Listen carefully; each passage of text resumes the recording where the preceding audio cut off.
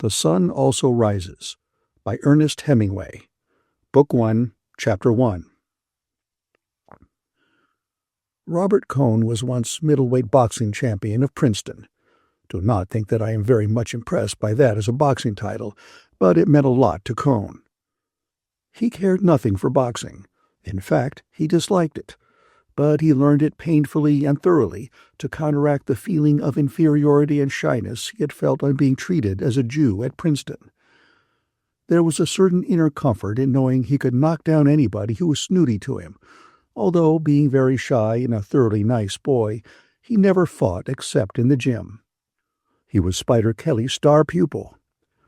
Spider Kelly taught all his young gentlemen to box like featherweights, no matter whether they weighed 105 or 205 pounds. But it seemed to fit Cohn. He was really very fast. He was so good that Spider promptly overmatched him and got his nose permanently flattened. This increased Cohn's distaste for boxing, but it gave him a certain satisfaction of some strange sort, and it certainly improved his nose. In his last year at Princeton, he read too much and took to wearing spectacles. I never met any one of his class who remembered him. They did not even remember that he was middleweight boxing champion. I mistrust all frank and simple people, especially when their stories hold together, and I always had a suspicion that perhaps Robert Cohn had never been middleweight boxing champion, and that perhaps a horse had stepped on his face, or that maybe his mother had been frightened or seen something, or that he had maybe bumped into something as a young child. But I finally had somebody verify the story from Spider Kelly.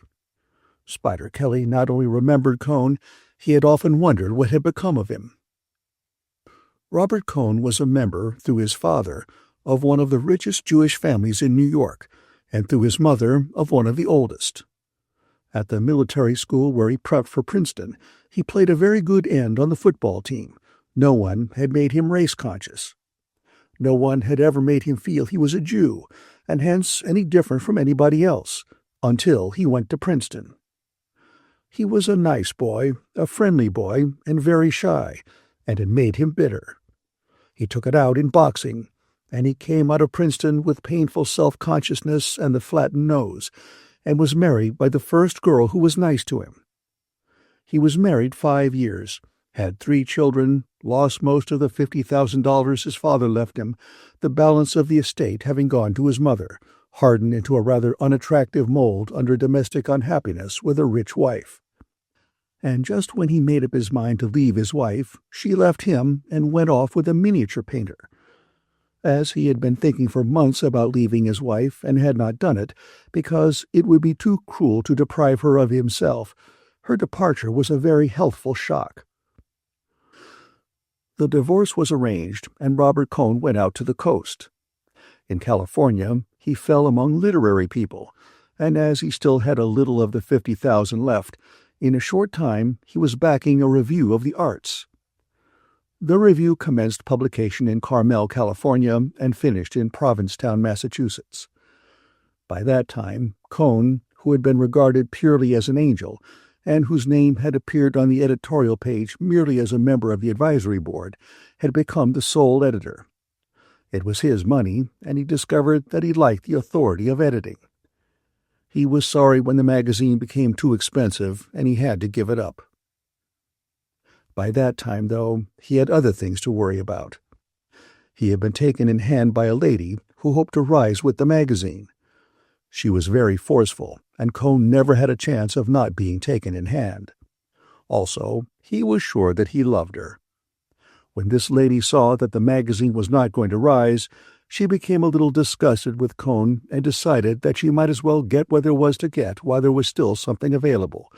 So she urged that they go to Europe, where Cohn could write. They came to Europe, where the lady had been educated, and stayed 3 years. During these 3 years, the first spent in travel, the last 2 in Paris, Robert Cohn had 2 friends, Braddox and myself. Braddox was his literary friend, I was his tennis friend. The lady who had him, her name was Frances, found toward the end of the second year that her looks were going, and her attitude toward Robert changed from one of careless possession and exploitation to the absolute determination that he should marry her. During this time, Robert's mother had settled an allowance on him, about $300 a month. During 2 years and a half, I do not believe that Robert Cohn looked at another woman. He was fairly happy, except that, like many people living in Europe, he would rather have been in America, and he discovered writing. He wrote a novel, and it was not really such a bad novel as the critics later called it, although it was a very poor novel. He read many books, played bridge, played tennis, and boxed at a local gymnasium. I first became aware of his lady's attitude toward him one night after the three of us had dined together. We had dined at Lavenue's, and afterward went to the Café de Versailles for coffee. We had several finets after the coffee, and I said I must be going. Cohn had been talking about the two of us going off somewhere on a weekend trip. He wanted to get out of town and get in a good walk. I suggested we fly to Strasbourg and walk up to Saint-Odile, or somewhere or other in Alsace. "I know a girl in Strasbourg who can show us the town," I said. Somebody kicked me under the table. I thought it was accidental and went on. "She's been there 2 years and knows everything there is to know about the town. She's a swell girl." I was kicked again under the table, and looking, saw Frances, Robert's lady, her chin lifting and her face hardening. "Hell," I said, "why go to Strasbourg? We could go up to Bruges or to the Ardennes." Cohn looked relieved. I was not kicked again. I said good night and went out. Cohn said he wanted to buy a paper and would walk to the corner with me. "For God's sake," he said, "why did you say that about that girl in Strasbourg for? Didn't you see Frances?"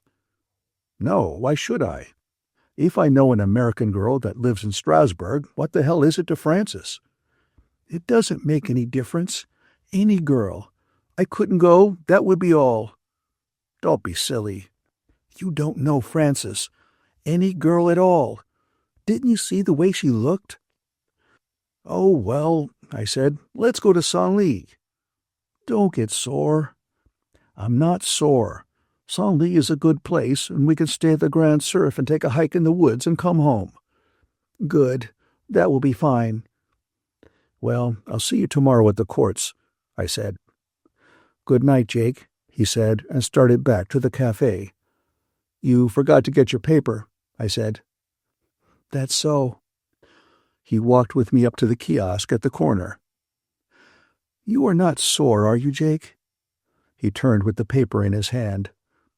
"No, why should I be?" "See you at tennis," he said. I watched him walk back to the café holding his paper. I rather liked him, and evidently she led him quite a life. Chapter 2. That winter, Robert Cohn went over to America with his novel, and it was accepted by a fairly good publisher. His going made an awful row, I heard, and I think that was where Frances lost him, because several women were nice to him in New York, and when he came back he was quite changed. He was more enthusiastic about America than ever, and he was not so simple, and he was not so nice. The publishers had praised his novel pretty highly, and it rather went to his head. Then several women had put themselves out to be nice to him, and his horizons had all shifted. For 4 years his horizon had been absolutely limited to his wife. For 3 years, or almost 3 years, he had never seen beyond Frances. I am sure he had never been in love in his life. He had married on the rebound from the rotten time he had in college, and Frances took him on the rebound from his discovery that he had not been everything to his first wife. He was not in love yet, but he realized that he was an attractive quantity to women, and that the fact of a woman caring for him and wanting to live with him was not simply a divine miracle. This changed him so that he was not so pleasant to have around. Also, playing for higher stakes than he could afford in some rather steep bridge games with his New York connections, he had held cards and won several $100s. It made him rather vain of his bridge game, and he talked several times of how a man could always make a living at bridge if he were ever forced to. Then there was another thing. He had been reading W.H. Hudson. That sounds like an innocent occupation, but Cohn had read and reread The Purple Land. The Purple Land is a very sinister book if read too late in life.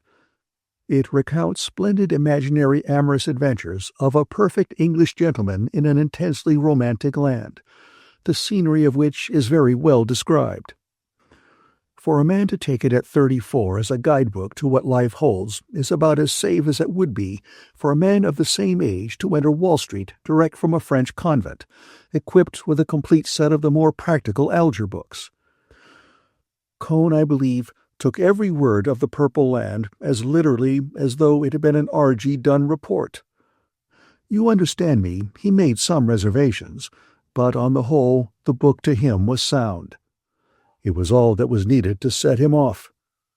I did not realize the extent to which it had set him off until one day he came into my office. "Hello, Robert," I said. "Did you come in to cheer me up?" "Would you like to go to South America, Jake?" he asked. "No." "Why not?" "I don't know. I never wanted to go. Too expensive. You can see all the South Americans you want in Paris anyway." "They're not the real South Americans." "They look awfully real to me." I had a boat train to catch with a week's mail stories and only half of them written. "Do you know any dirt?" I asked. "No." "None of your exalted connections getting divorces?" "No. Listen, Jake. If I handled both our expenses, would you go to South America with me?" "Why me?" "You can talk Spanish, and it would be more fun with two of us." "No," I said. "I like this town, and I go to Spain in the summertime." "All my life I've wanted to go on a trip like that," Cohn said. He sat down. "I'll be too old before I can ever do it." "Don't be a fool," I said. "You can go anywhere you want. You've got plenty of money." "I know, but I can't get started." "Cheer up," I said. "All countries look just like the moving pictures." But I felt sorry for him. He had it badly. "I can't stand it to think my life is going so fast and I'm not really living it." "Nobody ever lives their life all the way up except bullfighters." "I'm not interested in bullfighters. That's an abnormal life.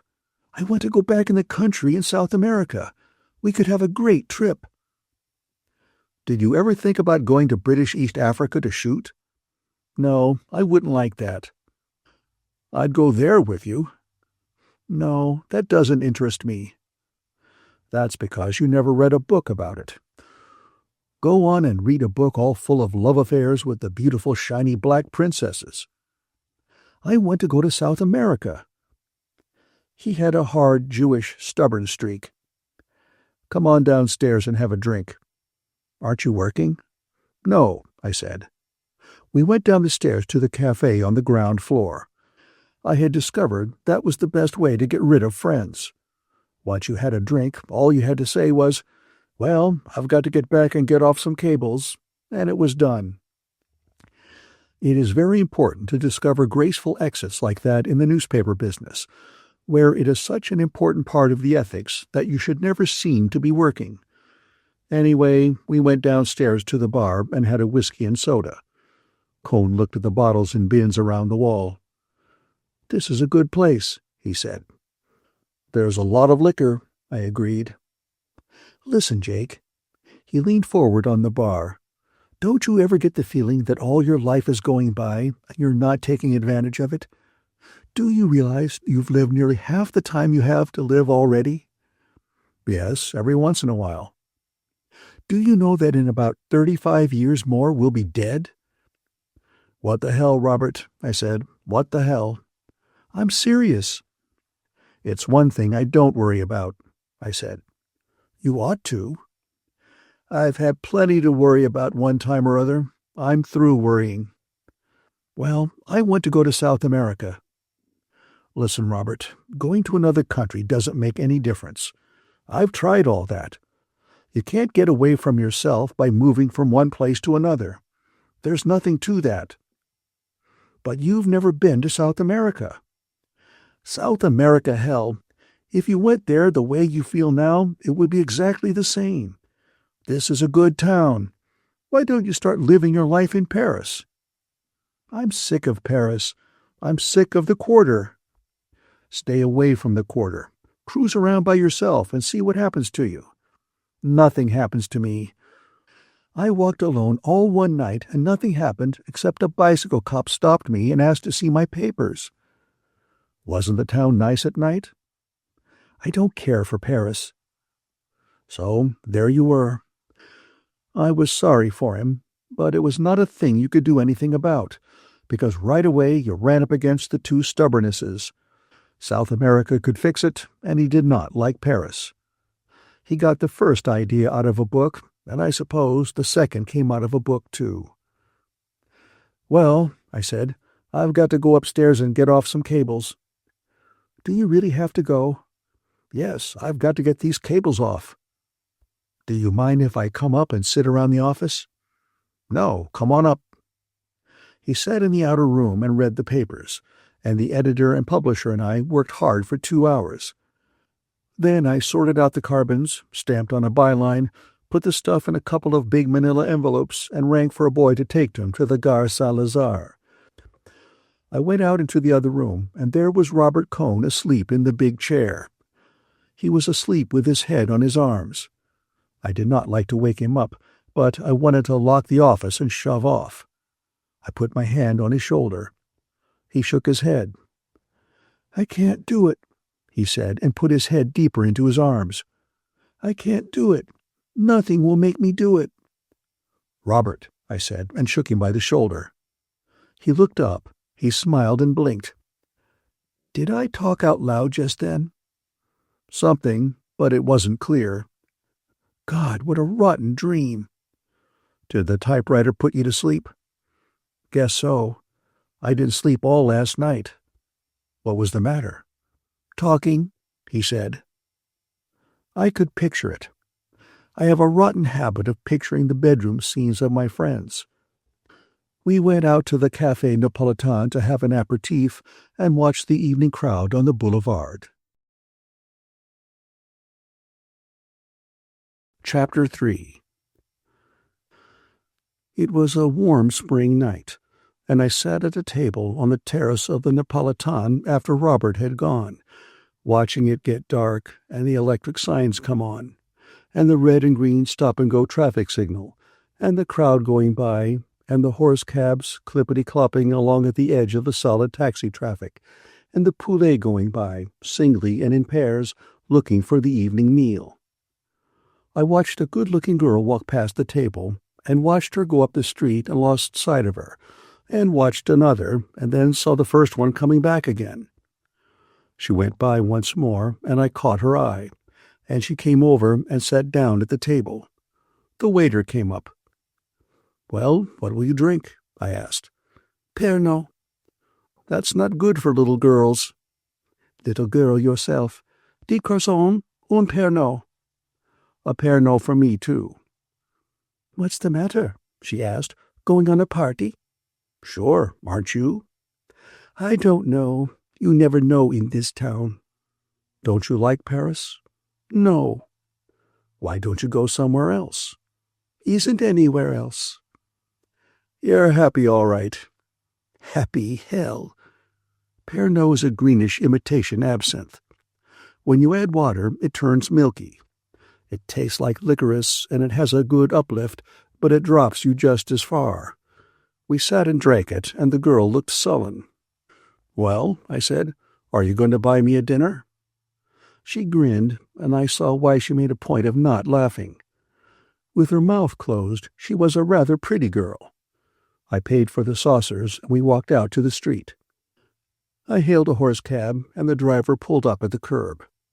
Settled back in the slow, smoothly rolling fiacre, we moved up the Avenue de l'Opéra, past the locked doors of the shops, their windows lighted, the avenue broad and shiny and almost deserted.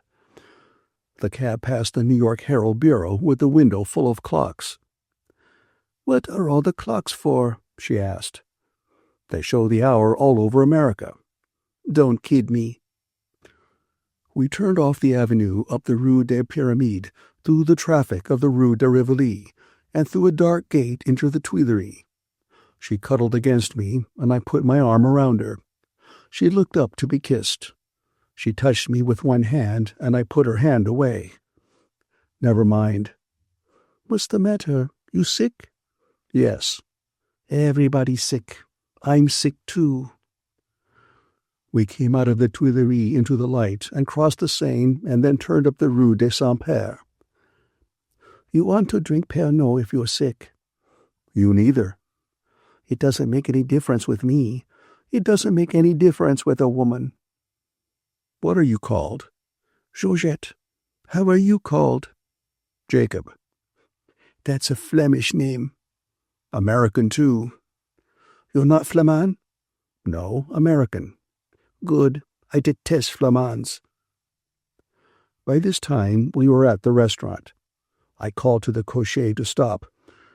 We got out, and Georgette did not like the looks of the place.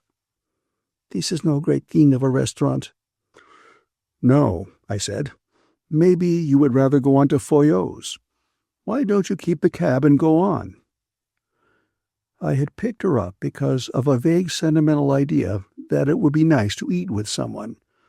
It was a long time since I had dined with a poulet, and I had forgotten how dull it could be. We went into the restaurant, past Madame Levine at the desk, and into a little room. Georgette cheered up a little under the food.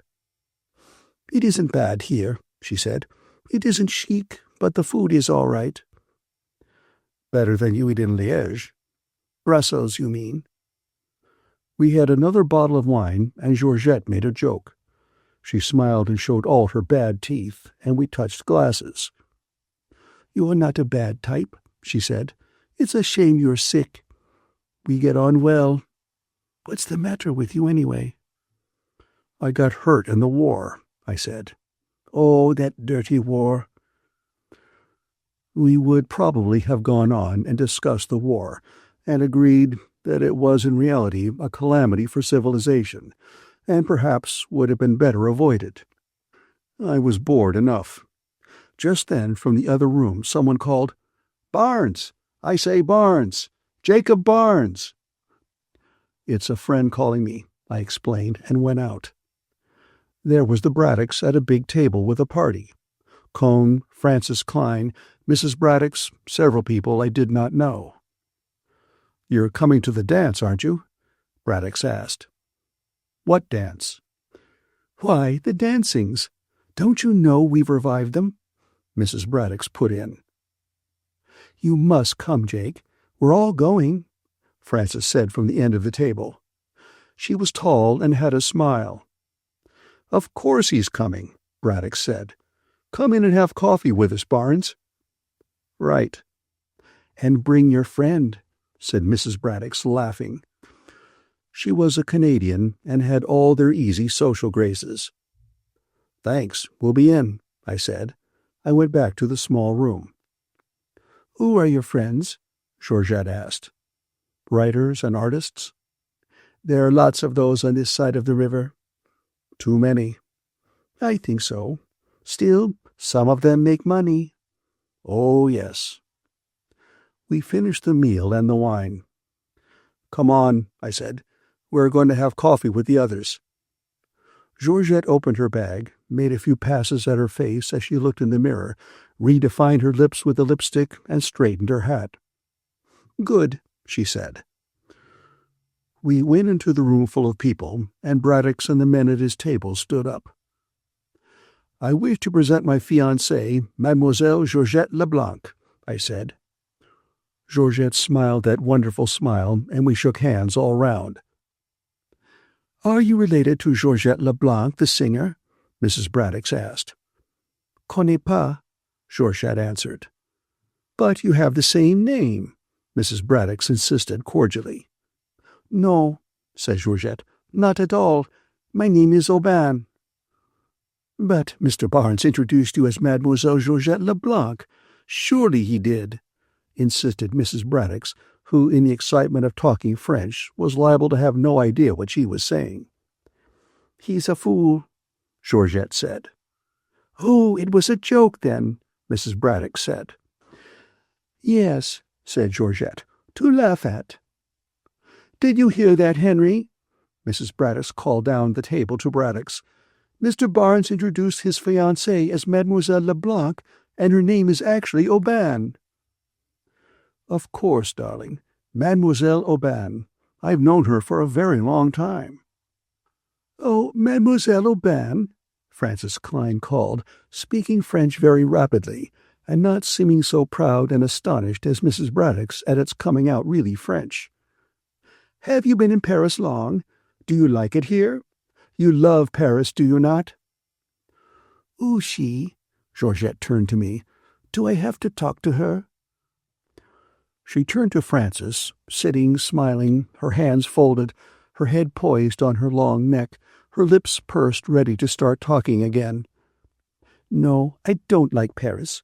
It's expensive and dirty." "Really? I find it so extraordinarily clean. One of the cleanest cities in all Europe." "I find it dirty."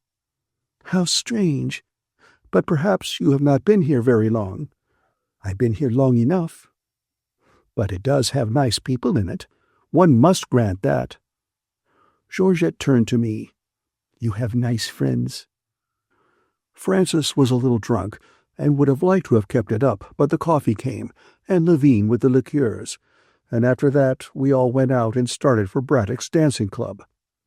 The dancing club was a bal musette in the Rue de la Montagne Sainte-Geneviève. 5 nights a week, the working people of the Pantheon quarter danced there. 1 night a week it was the dancing club. On Monday nights it was closed. When we arrived it was quite empty, except for a policeman sitting near the door, the wife of the proprietor back of the zinc bar, and the proprietor himself. The daughter of the house came downstairs as we went in. There were long benches, and tables ran across the room, and at the far end a dancing floor. "I wish people would come earlier," Braddock said. The daughter came up and wanted to know what we would drink. The proprietor got up on a high stool beside the dancing floor and began to play the accordion. He had a string of bells around one of his ankles and beat time with his foot as he played. Everyone danced. It was hot, and we came off the floor perspiring. "My God," Georgette said, "what a box to sweat in." "It's hot." "Hot, my God." "Take off your hat." "That's a good idea." Someone asked Georgette to dance, and I went over to the bar. It was really very hot, and the accordion music was pleasant in the hot night. I drank a beer, standing in the doorway and getting the cool breath of wind from the street. 2 taxis were coming down the steep street. They both stopped in front of the ball. A crowd of young men, some in jerseys and some in their shirt sleeves, got out. I could see their hands and newly washed, wavy hair in the light from the door. The policeman standing by the door looked at me and smiled. They came in. As they went in, under the light I saw white hands, wavy hair, white faces, grimacing, gesturing, talking. With them was Brett. She looked very lovely, and she was very much with them. One of them saw Georgette and said, "I do declare, there is an actual harlot. I'm going to dance with her, Let. You watch me." The tall, dark one, called Let, said, "Don't you be rash." The wavy blonde one answered, "Don't you worry, dear." And with them was Brett. I was very angry. Somehow they always made me angry. I know they are supposed to be amusing, and you should be tolerant, but I wanted to swing on one, anyone, anything to shatter that superior, simpering composure. Instead, I walked down the street and had a beer at the bar at the next ball. The beer was not good, and I had worse cognac to take the taste out of my mouth. When I came back to the ball, there was a crowd on the floor, and Georgette was dancing with the tall blonde youth, who danced big hippily, carrying his head on one side, his eyes lifted as he danced. As soon as the music stopped, another one of them asked her to dance. She had been taken up by them. I knew then that they would all dance with her. They are like that. I sat down at the table. Cohn was sitting there. Francis was dancing. Mrs. Braddock brought up somebody and introduced him as Robert Prentice. He was from New York by way of Chicago and was a rising new novelist. He had some sort of an English accent. I asked him to have a drink. "Thanks so much," he said. "I've just had one." "Have another." "Thanks, I will then." We got the daughter of the house over, and each had a fine hello. "You're from Kansas City, they tell me," he said. "Yes."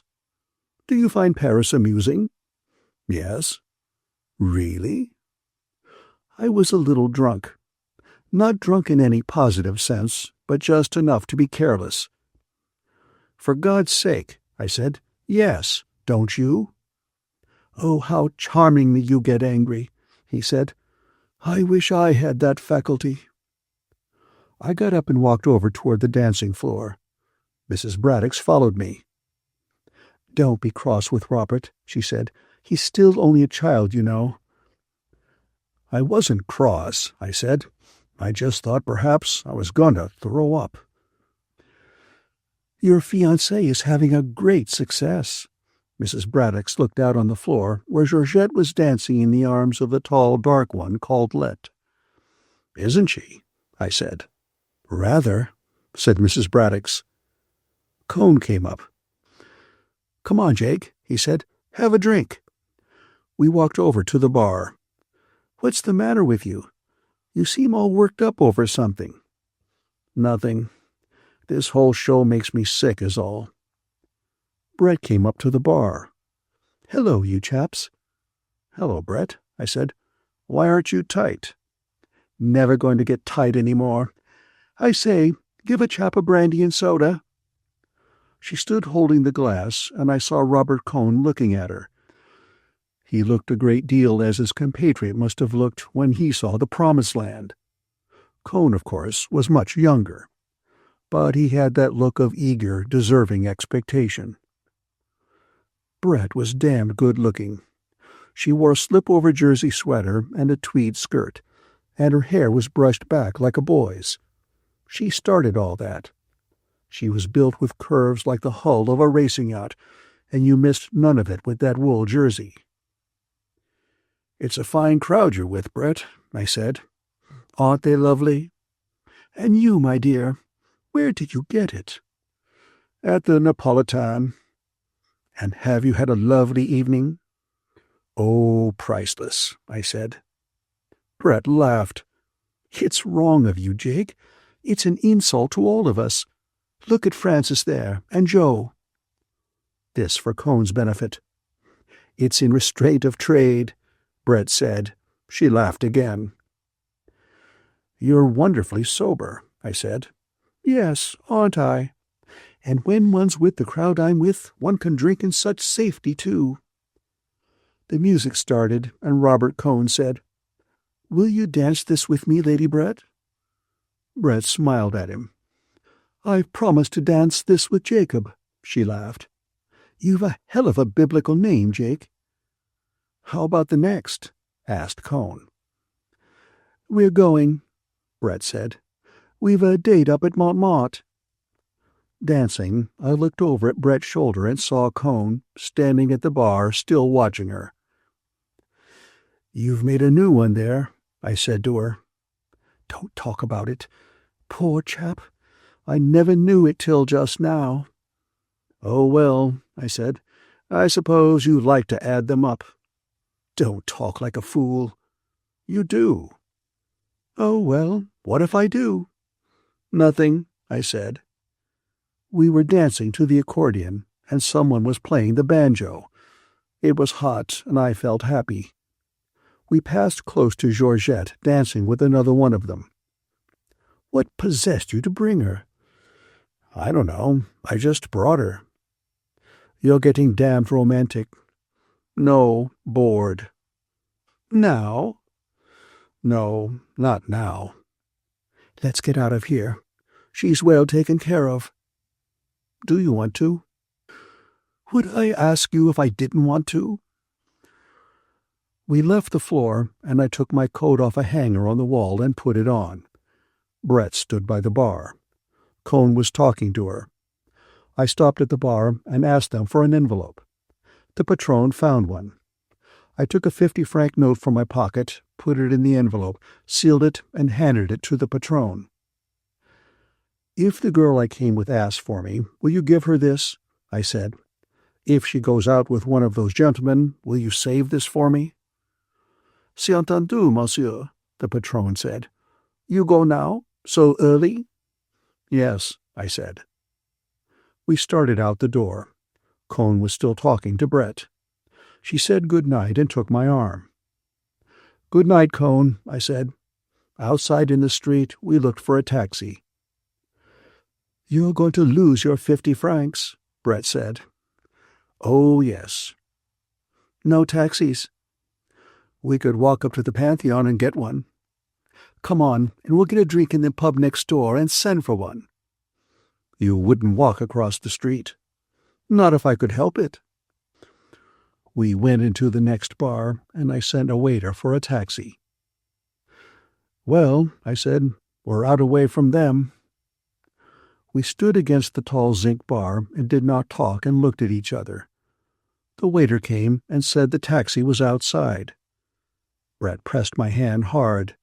I gave the waiter a franc and we went out. "Where should I tell him?" I asked. "Oh, tell him to drive around."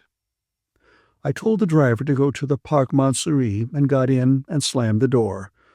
Brett was leaning back in the corner, her eyes closed. I got in and sat beside her. The cab started with a jerk. "Oh, darling, I've been so miserable," Brett said. Chapter 4. The taxi went up the hill, past the lighted square, then on into the dark, still climbing, then leveled out onto a dark street behind Saint-Étienne-du-Mont, went smoothly down the asphalt, past the trees and the standing bus at the Place de la Concorde, then turned onto the cobbles of the Rue Mouffetard. There were lighted bars and laid-open shops on each side of the street. We were sitting apart and we jolted close together going down the old street. Brett's hat was off.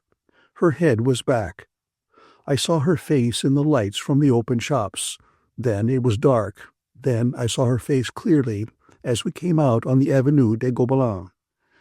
The street was torn up, and men were working on the car tracks by the light of acetylene flares. Brett's face was white, and the long line of her neck showed in the bright light of the flares. The street was dark again, and I kissed her. Our lips were tight together, and then she turned away and pressed against the corner of the seat, as far away as she could get. Her head was down. "Don't touch me," she said. "Please, don't touch me." "What's the matter?" "I can't stand it." "Oh, Brett." "You mustn't. You must know. I can't stand it, that's all. Oh, darling, please understand." "Don't you love me?" "Love you? I simply turn all to jelly when you touch me." "Isn't there anything we can do about it?" She was sitting up now. My arm was around her, and she was leaning back against me, and we were quite calm. She was looking into my eyes with that way she had of looking that made you wonder whether she really saw out of her own eyes. They would look on and on after everyone else's eyes in the world would have stopped looking. She looked as though there were nothing on earth she would not look at like that, and really she was afraid of so many things. "And there's not a damn thing we could do," I said. "I don't know," she said. "I don't want to go through that hell again. We'd better keep away from each other." "But, darling, I have to see you. It isn't all that you know." "No, but it always gets to be." "That's my fault. Don't we pay for all the things we do, though?" She had been looking into my eyes all the time. Her eyes had different depths. Sometimes they seemed perfectly flat. Now you could see all the way into them. "When I think of the hell I've put chaps through, I'm paying for it all now." "Don't talk like a fool," I said. "Besides, what happened to me is supposed to be funny. I never think about it." Oh, no, I'll lay you don't. Well, let's shut up about it. I laughed about it too myself once. She wasn't looking at me. A friend of my brother's came home that way from Mons. It seemed like a hell of a joke. Chaps never know anything, do they? No, I said. Nobody ever knows anything. I was pretty well through with the subject. At one time or another, I had probably considered it from most of its various angles, including the one that certain injuries or imperfections are a subject of merriment, while remaining quite serious for the person possessing them. It's funny, I said. It's very funny. And it's a lot of fun, too, to be in love. Do you think so? Her eyes looked flat again. I don't mean fun that way. In a way, it's an enjoyable feeling. No, she said. I think it's hell on earth. It's good to see each other. No, I don't think it is. Don't you want to? I have to. We were sitting now like two strangers. On the right was the Parc Montsouris, the restaurant where they have the pool of live trout, and where you can sit and look out over the park was closed and dark. The driver leaned his head around. "Where do you want to go?" I asked. Brett turned her head away. "Oh, go to the Select." "Café Select," I told the driver. "Boulevard Montparnasse." We drove straight down, turning around the Lion de Belfort that guards the passing Montrouge trams. Brett looked straight ahead. On the Boulevard Raspail, with the lights of Montparnasse in sight, Brett said, "Would you mind very much if I asked you to do something?" "Don't be silly." "Kiss me just once more before we get there." When the taxi stopped, I got out and paid. Brett came out putting on her hat. She gave me her hand as she stepped down. Her hand was shaky. "I say, do I look too much of a mess?" She pulled her man's felt hat down and started in for the bar. Inside, against the bar and at tables, were most of the crowd who had been at the dance. "Hello, you chaps," Brett said. "I'm going to have a drink." "Oh, Brett! Brett!" The little Greek portrait painter, who called himself a duke, and whom everybody called Zizi, pushed up to her. "I got something fine to tell you." "Hello, Zizi," Brett said. "I want you to meet a friend," Zizi said. A fat man came up. "Count Maplepopoulos, meet my friend Lady Ashley." "How do you do?" said Brett. "Well, does your ladyship have a good time here in Paris?" asked Count Maplepopoulos, who wore an elk's tooth on his watch chain. "Rather," said Brett. "Paris is a fine town, all right," said the Count, "but I guess you have pretty big doings yourself over in London." "Oh, yes," said Brett, "enormous." Braddock's called to me from a table. "Barnes," he said, "have a drink. That girl of yours got in a frightful row." "What about?" "Something the patron's daughter said. A corking row. She was rather splendid, you know. Showed her yellow card and demanded the patron's daughter's, too. I say it was a row." "What finally happened?" "Oh, someone took her home. Not a bad-looking girl. Wonderful command of the idiom. Do stay and have a drink." "No," I said. "I must shove off. Seen Cone?" "He went home with Francis," Mrs. Braddock put in. "Poor chap, he looks awfully down," Braddock said. "I dare say he is," said Mrs. Braddock's. "I have to shove off," I said. "Good night." I said good night to Brett at the bar. The Count was buying champagne. "Will you take a glass of wine with us, sir?" he asked. "No, thanks awfully. I have to go." "Really going?" Brett asked. "Yes," I said. "I've got a rotten headache." "I'll see you tomorrow?" "Come in at the office." "Hardly." "Well, where will I see you?" "Anywhere around 5 o'clock." "Make it the other side of town, then." "Good. I'll be at the Crillon at 5. "Try and be there," I said. "Don't worry. I've never let you down, have I?" "Heard from Mike?" "Letter today." "Good night, sir," said the Count. I went out onto the sidewalk and walked down toward the Boulevard Saint-Michel, past the tables of the Rotonde, still crowded, looked across the street at the Dome, its tables running out to the edge of the pavement. Someone waved at me from a table. I did not see who it was and went on. I wanted to get home. The Boulevard Montparnasse was deserted. Levine's was closed tight, and they were stacking the tables outside the Closerie des Lilas. I passed May's statue standing among the new-leaved chestnut trees in the arc light. There was a faded purple wreath leaning against the base. I stopped and read the inscription. From the Bonapartist groups, some date, I forget. He looked very fine, Marshal Ney, in his top boots, gesturing with his sword among the green new horse-chestnut leaves. My flat was just across the street, a little way down the Boulevard Saint-Michel. There was a light in the concierge's room, and I knocked on the door, and she gave me my mail. I wished her good night and went upstairs. There were 2 letters and some papers. I looked at them under the gaslight in the dining room. The letters were from the States. One was a bank statement. It showed a balance of $2,432.60. I got out my checkbook and deducted 4 checks drawn since the first of the month, and discovered I had a balance of $1,832.60. I wrote this on the back of the statement. The other letter was a wedding announcement. Mr. and Mrs. Aloysius Kirby announced the marriage of their daughter Catherine. I knew neither the girl nor the man she was marrying. They must be circularizing the town.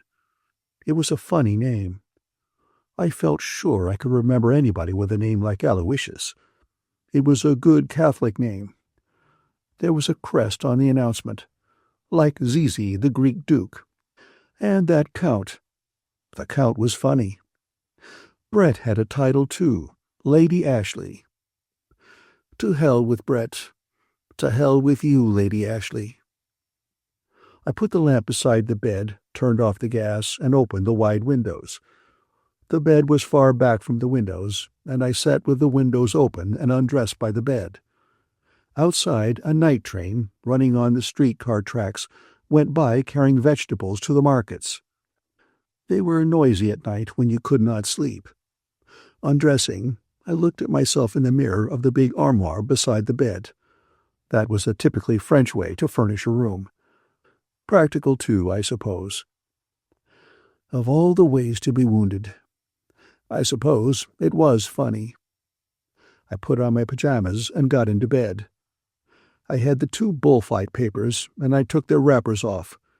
One was orange, the other yellow. They would both have the same news, so whichever I read first would spoil the other. L'Etoile was the better paper, so I started to read it. I read it all the way through, including the petit correspondence and the cornograms. I blew out the lamp. Perhaps I would be able to sleep. My head started to work.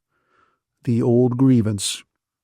Well, it was a rotten way to be wounded, and flying on a joke front like the Italian. In the Italian hospital, we were going to form a society. It had a funny name in Italian. I wondered what became of the others, the Italians. That was in the Ospedale Maggiore in Milano, Padiglione Ponte. The next building was the Padiglione Zonda. There was a statue of Ponte, or maybe it was Zonda. That was where the liaison colonel came to visit me. That was funny.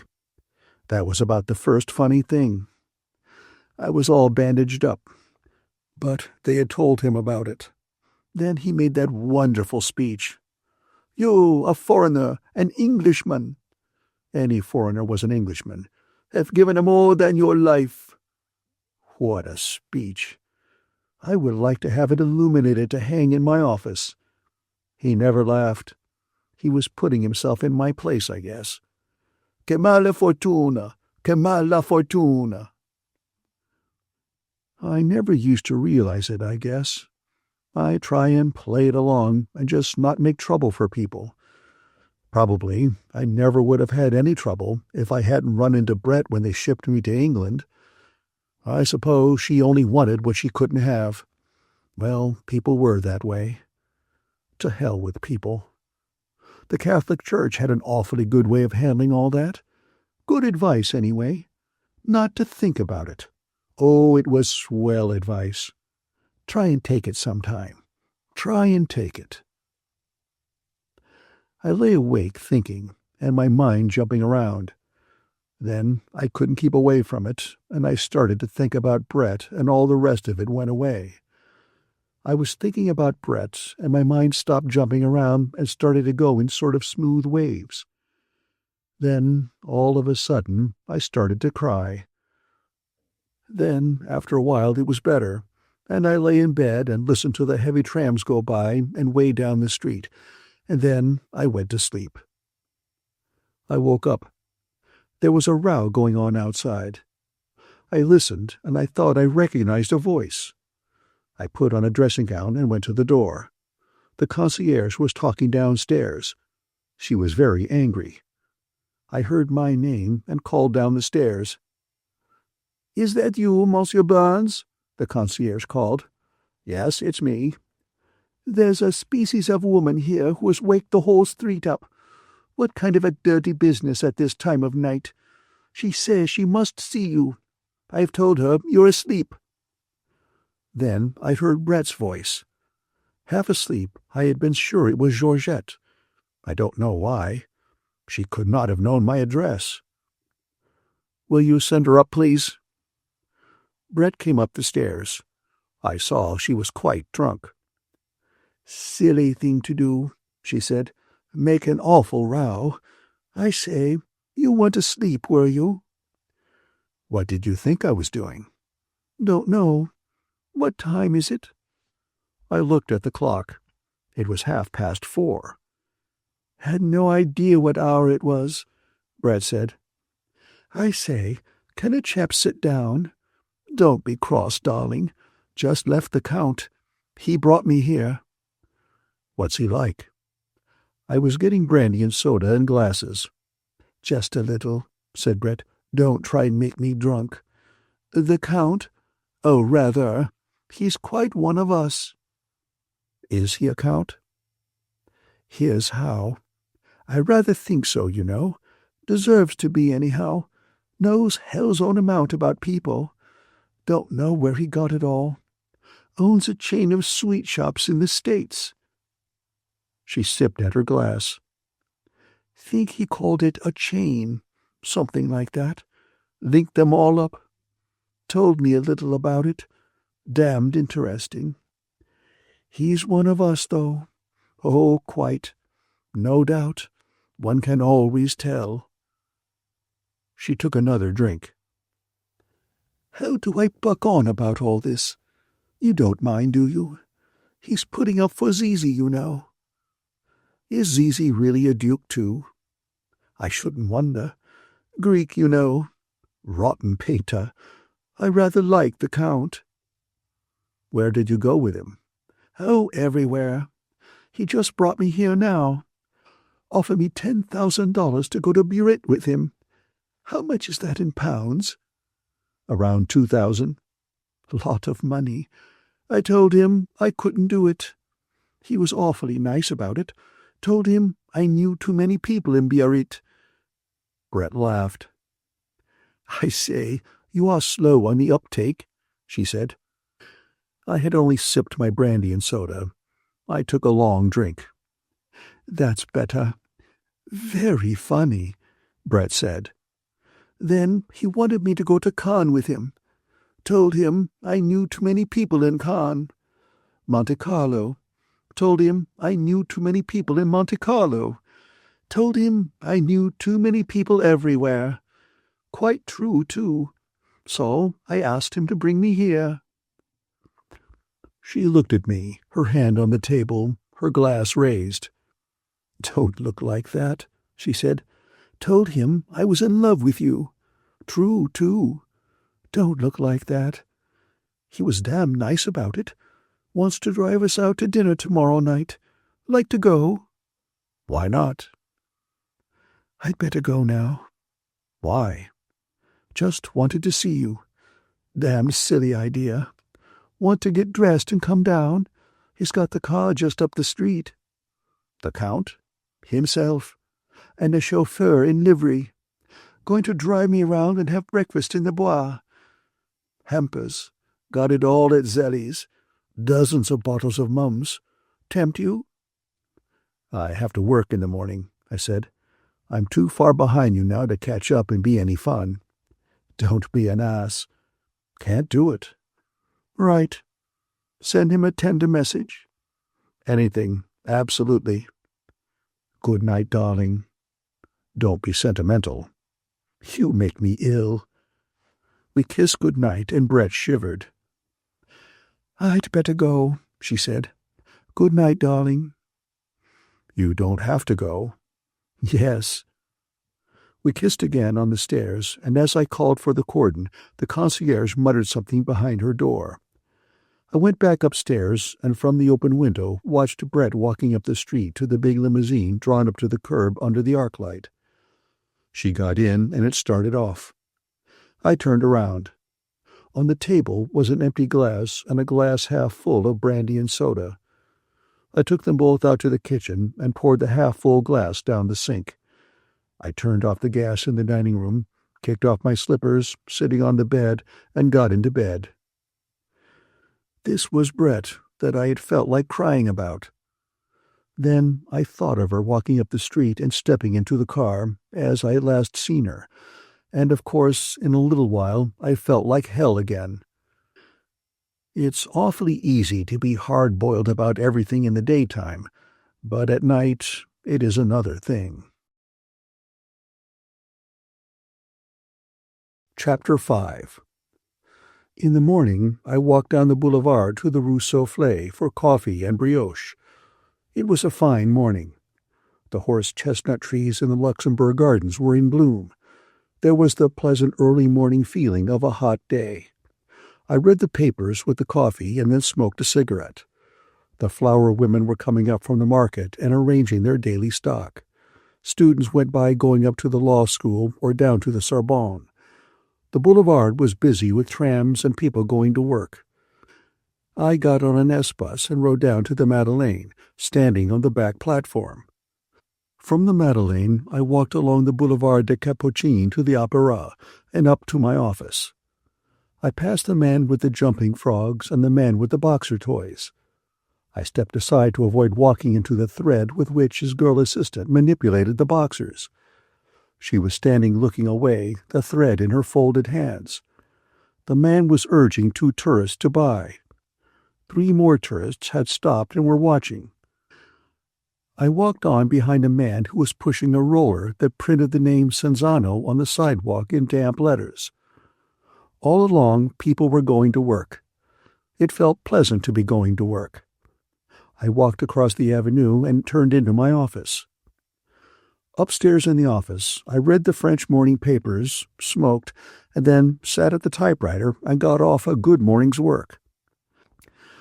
At 11 o'clock, I went over to the Quai d'Orsay in a taxi, and went in and sat with about a dozen correspondents, while the Foreign Office mouthpiece, a young Nouvelle Revue Francais diplomat in horn-rimmed spectacles, talked and answered questions for half an hour. The president of the council was in Lyon making a speech, or rather, he was on his way back. Several people asked questions to hear themselves talk, and there were a couple of questions asked by news service men who wanted to know the answers. There was no news. I shared a taxi back from the Quai d'Orsay with Woolsey and Crumb. "What do you do nights, Jake?" asked Crumb. "I never see you around." "Oh, I'm over in the quarter." "I'm coming over some night. The Dingo. That's the great place, isn't it?" "Yes, that or this new dive, the Select." "I've meant to get over," said Crumb. "You know how it is, though, with a wife and kids." "Playing any tennis?" Woolsey asked. "Well, no," said Crumb. "I can't say I've played any this year. I've tried to get away, but Sundays it's always rained and the courts are so damned crowded." "The Englishmen all have Saturday off," Woolsey said. "Lucky beggars," said Crumb. "Well, I'll tell you. Some day I'm not going to be working for an agency. Then I'll have plenty of time to get out in the country. That's the thing to do. Live out in the country and have a little car. I've been thinking some about getting a car next year. I banged on the glass. The chauffeur stopped. Here's my street, I said. Come in and have a drink. Thanks, old man, Crumb said. Woolsey shook his head. I've got to file that line he got off this morning. I put a 2-franc piece in Crumb's hand. You're crazy, Jake, he said. This is on me. It's all on the office anyway. Nope, I went to get it. I waved goodbye. Crumb put his head out. See you at the lunch on Wednesday.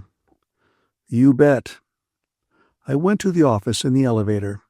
Robert Cohn was waiting for me. Hello, Jake, he said. Going out to lunch? Yes. Let me see if there's anything new. Where will we eat? Anywhere. I was looking over my desk. Where do you want to eat? How about Wetzel's? They've got good hors d'oeuvres. In the restaurant, we ordered hors d'oeuvres and beer. The sommelier brought the beer, tall, beaded on the outside of the steins, and cold. There were a dozen different dishes of hors d'oeuvres. Have any fun last night? I asked. No, I don't think so. How's the writing going? Rotten. I can't get this second book going. That happens to everybody. Oh, I'm sure of that. It gets me worried, though. Thought any more about going to South America? I mean that. Well, why don't you start off? Frances. Well, I said, take her with you.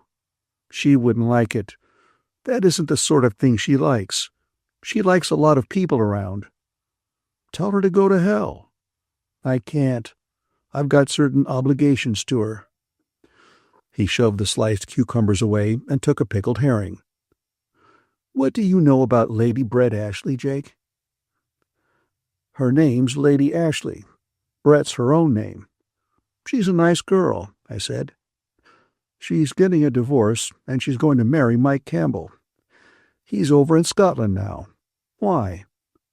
She's a remarkably attractive woman. Isn't she? There's a certain quality about her, a certain fineness. She seems to be absolutely fine and straight. She's very nice. I don't know how to describe the quality, Cohn said. I suppose it's breeding. You sound as though you liked her pretty well. I do.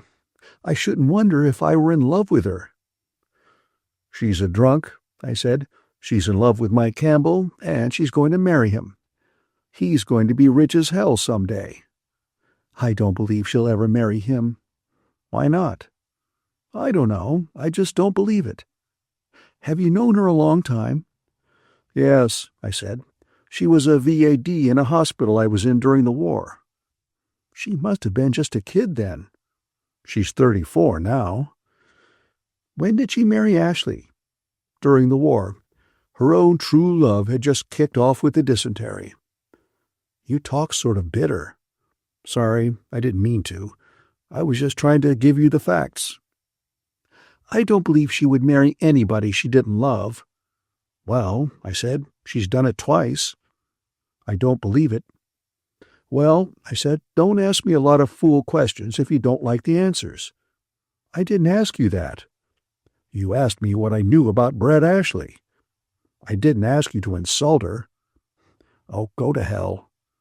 He stood up from the table, his face white, and stood there white and angry behind the little plates of hors d'oeuvres. Sit down, I said. Don't be a fool. You've got to take that back. Oh, cut out the prep school stuff. Take it back. Sure, anything. I never heard of Brett Ashley. How's that? No, not that. About me going to hell. Oh, don't go to hell, I said. Stick around. We're just starting lunch. Cohn smiled again and sat down. He seemed glad to sit down. What the hell would he have done if he hadn't sat down? You say such damned insulting things, Jake. I'm sorry. I've got a nasty tongue. I never mean it when I say nasty things. I know it. Cohn said. "You're really about the best friend I have, Jake." God help you, I thought. "Forget what I said out loud. I'm sorry." "It's all right. It's fine. I was just sore for a minute." "Good. Let's get something else to eat." After we finished the lunch, we walked up to the Café de la Paix and had coffee. I could feel Cohn wanting to bring up bread again, but I held him off it.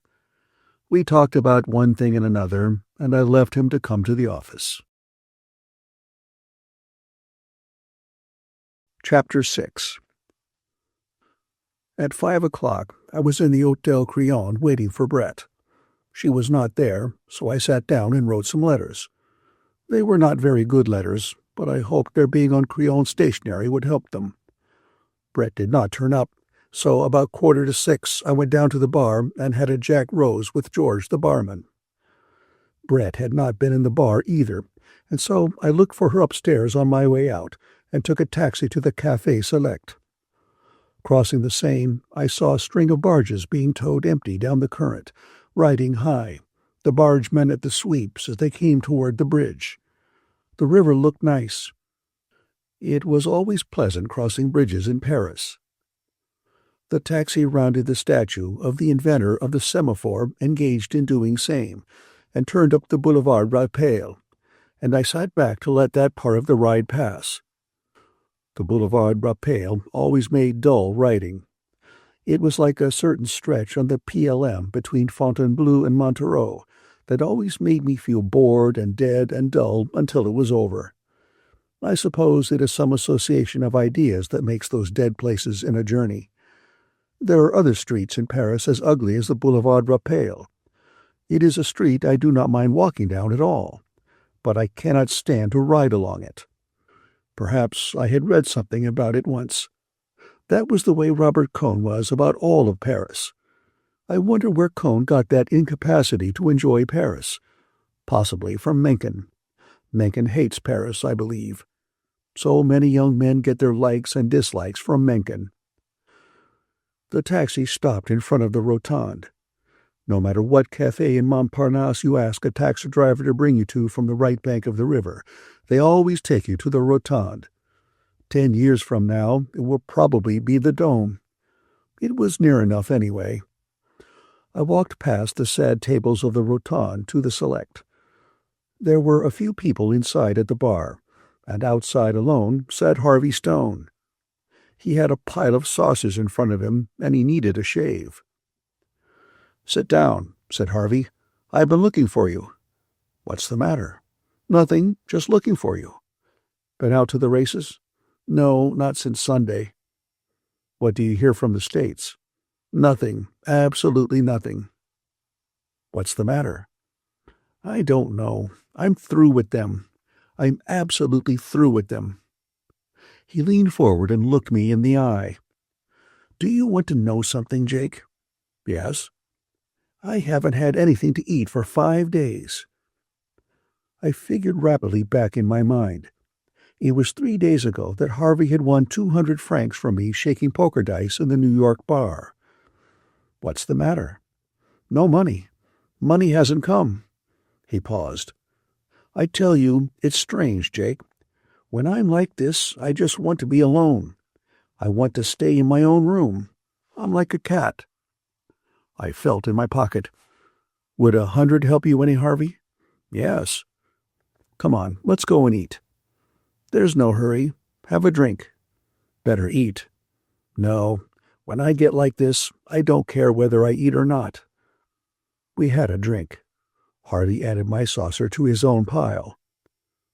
"Do you know Mencken, Harvey?" "Yes, why?" "What's he like?" "He's all right. He says some pretty funny things. Last time I had dinner with him, we talked about Hoffenheimer. 'The trouble is,' he said, 'he's a garter snapper.'" "That's not bad." "That's not bad." "He's through now," Harvey went on. "He's written about all the things he knows, and now he's on all the things he doesn't know." "I guess he's all right," I said. "I just can't read him." "Oh, nobody reads him now," Harvey said. except the people that used to read the Alexander Hamilton Institute." "Well," I said, "that was a good thing, too." "Sure," said Harvey. So we sat and thought deeply for a while. "Have another port?" "All right," said Harvey. "There comes Cone," I said. Robert Cone was crossing the street. "That moron," said Harvey. Cone came up to our table. "Hello, you bums," he said. "Hello, Robert," Harvey said. "I was just telling Jake here that you're a moron." "What do you mean?" "Tell us right off. Don't think. What would you rather do if you could do anything you wanted?" Cone started to consider. "Don't think. Bring it right out." "I don't know," Cone said. "What's it all about, anyway?" "I mean, what would you rather do?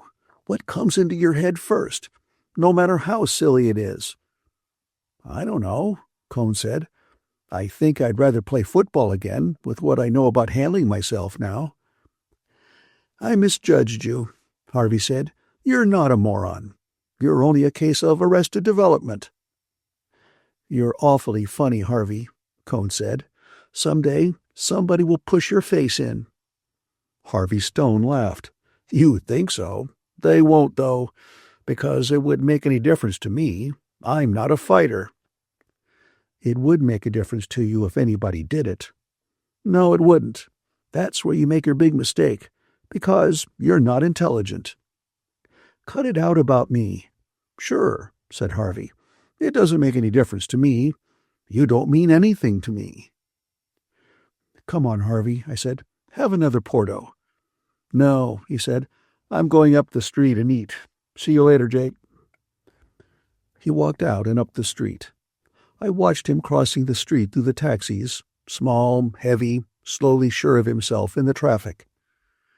"He always gets me sore," Cone said. "I can't stand him." "I like him," I said. "I'm fond of him." "You don't want to get sore at him." "I know it," Cone said. "He just gets on my nerves." "Write this afternoon?" "No, I couldn't get it going. It's harder to do than my first book. I'm having a hard time handling it." The sort of healthy conceit that he had when he returned from America early in the spring was gone. Then he had been sure of his work, only with these personal longings for adventure. Now the sureness was gone. Somehow, I feel I have not shown Robert Cone clearly.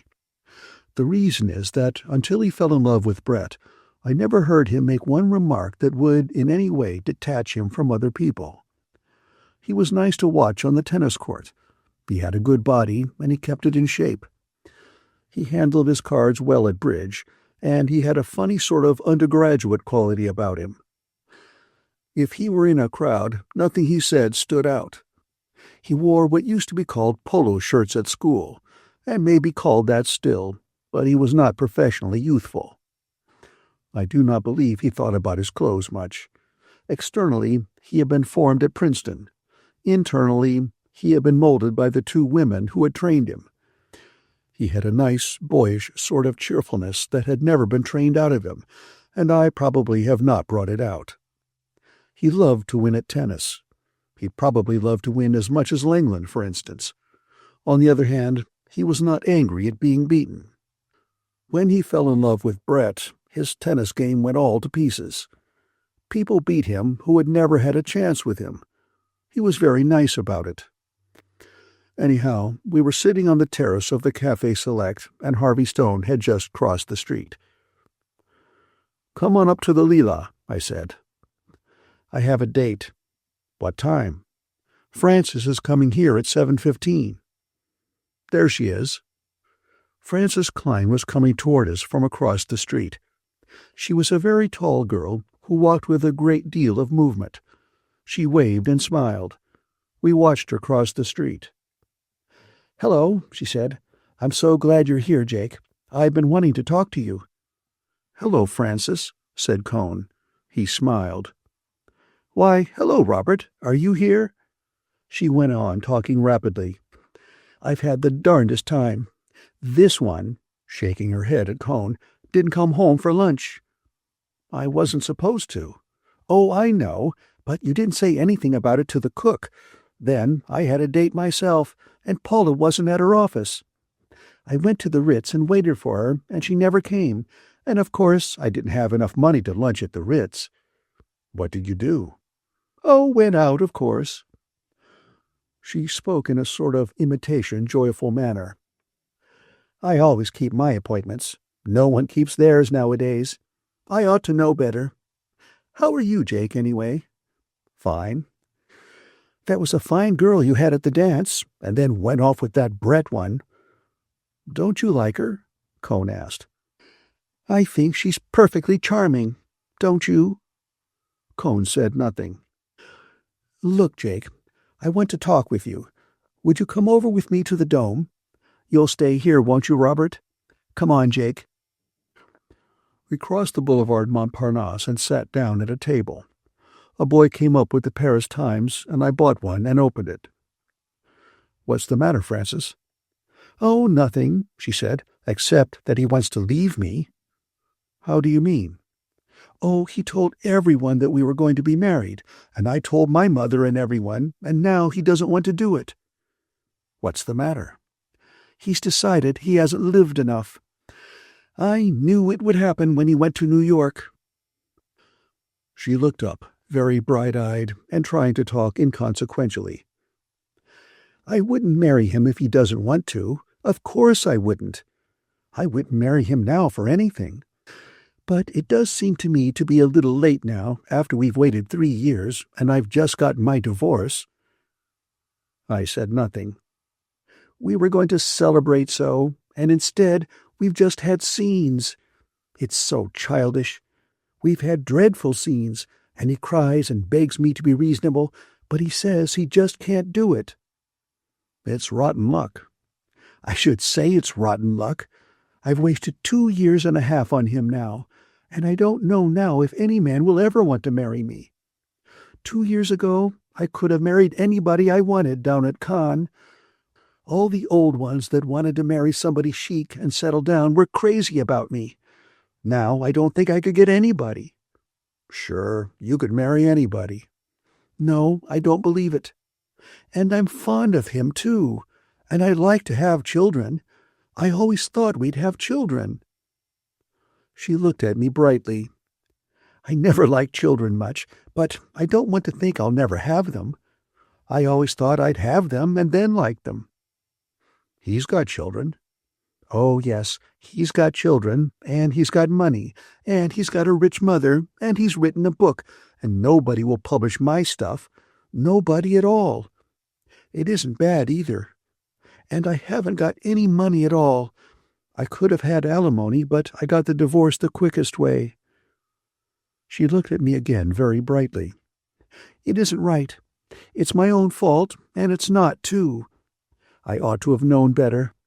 And when I tell him, he just cries and says he can't marry. Why can't he marry? I'd be a good wife.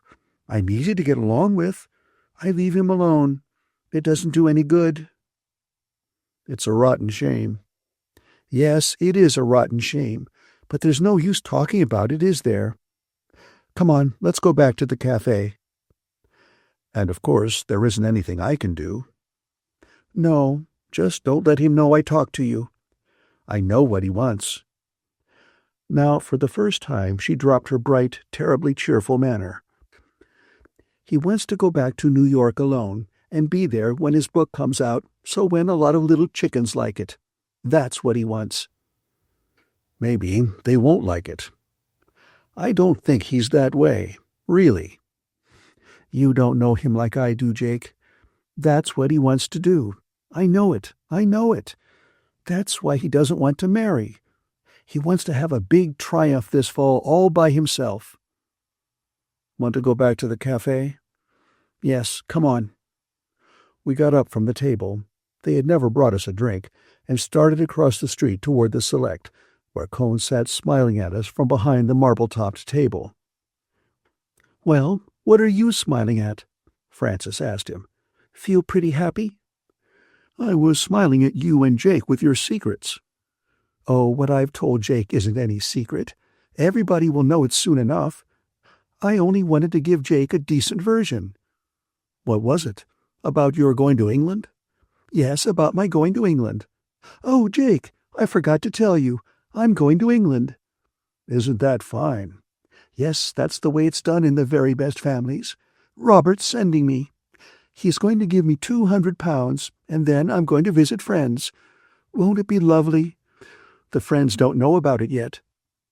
She turned to Cone and smiled at him. He was not smiling now. You were only going to give me £100, weren't you, Robert? But I made him give me 200. He's really very generous. Aren't you, Robert? I do not know how people could say such terrible things to Robert Cone. There are people to whom you could not say insulting things. They give you a feeling that the world would be destroyed, would actually be destroyed before your eyes if you said certain things. But here was Cone taking it all. Here it was, all going on right before me, and I did not even feel an impulse to try and stop it. And this was friendly joking to what went on later. How can you say such things, Francis? Cone interrupted. Listen to him. I'm going to England. I'm going to visit friends. Ever visit friends that didn't want you? Oh, they'll have to take me all right. How do you do, my dear? Such a long time since we've seen you.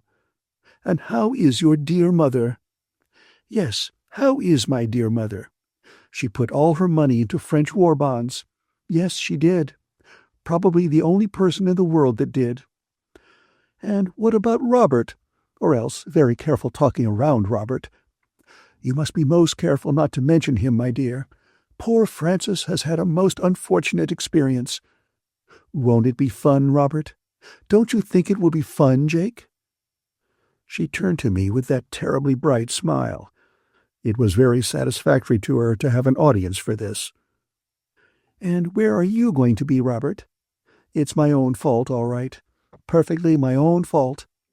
When I made you get rid of your little secretary on the magazine, I ought to have known you'd get rid of me the same way. Jake doesn't know about that. Should I tell him? Shut up, Francis, for God's sake. Yes, I'll tell him.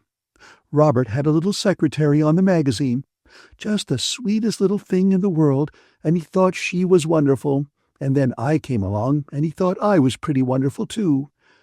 So I made him get rid of her, and he had brought her to Provincetown from Carmel when he moved the magazine, and he didn't even pay her fare back to the coast. All to please me. He thought I was pretty fine then. Didn't you, Robert? You mustn't misunderstand, Jake. It was absolutely platonic with the secretary. Not even platonic. Nothing at all, really. It was just that she was so nice. And he did that just to please me. Well, I suppose that we that live by the sword shall perish by the sword. Isn't that literary, though? You want to remember that for your next book, Robert. You know, Robert is going to get material for a new book. Aren't you, Robert? That's why he's leaving me. He's decided I don't film well. You see, he was so busy all the time that we were living together writing on this book that he doesn't remember anything about us. So now he's going out and get some new material. Well, I hope he gets something frightfully interesting. Listen, Robert dear, let me tell you something. You won't mind, will you? Don't have scenes with your young ladies. Try not to, because you can't have scenes without crying, and then you pity yourself so much you can't remember what the other person said. You'll never be able to remember any conversations that way. Just try and be calm.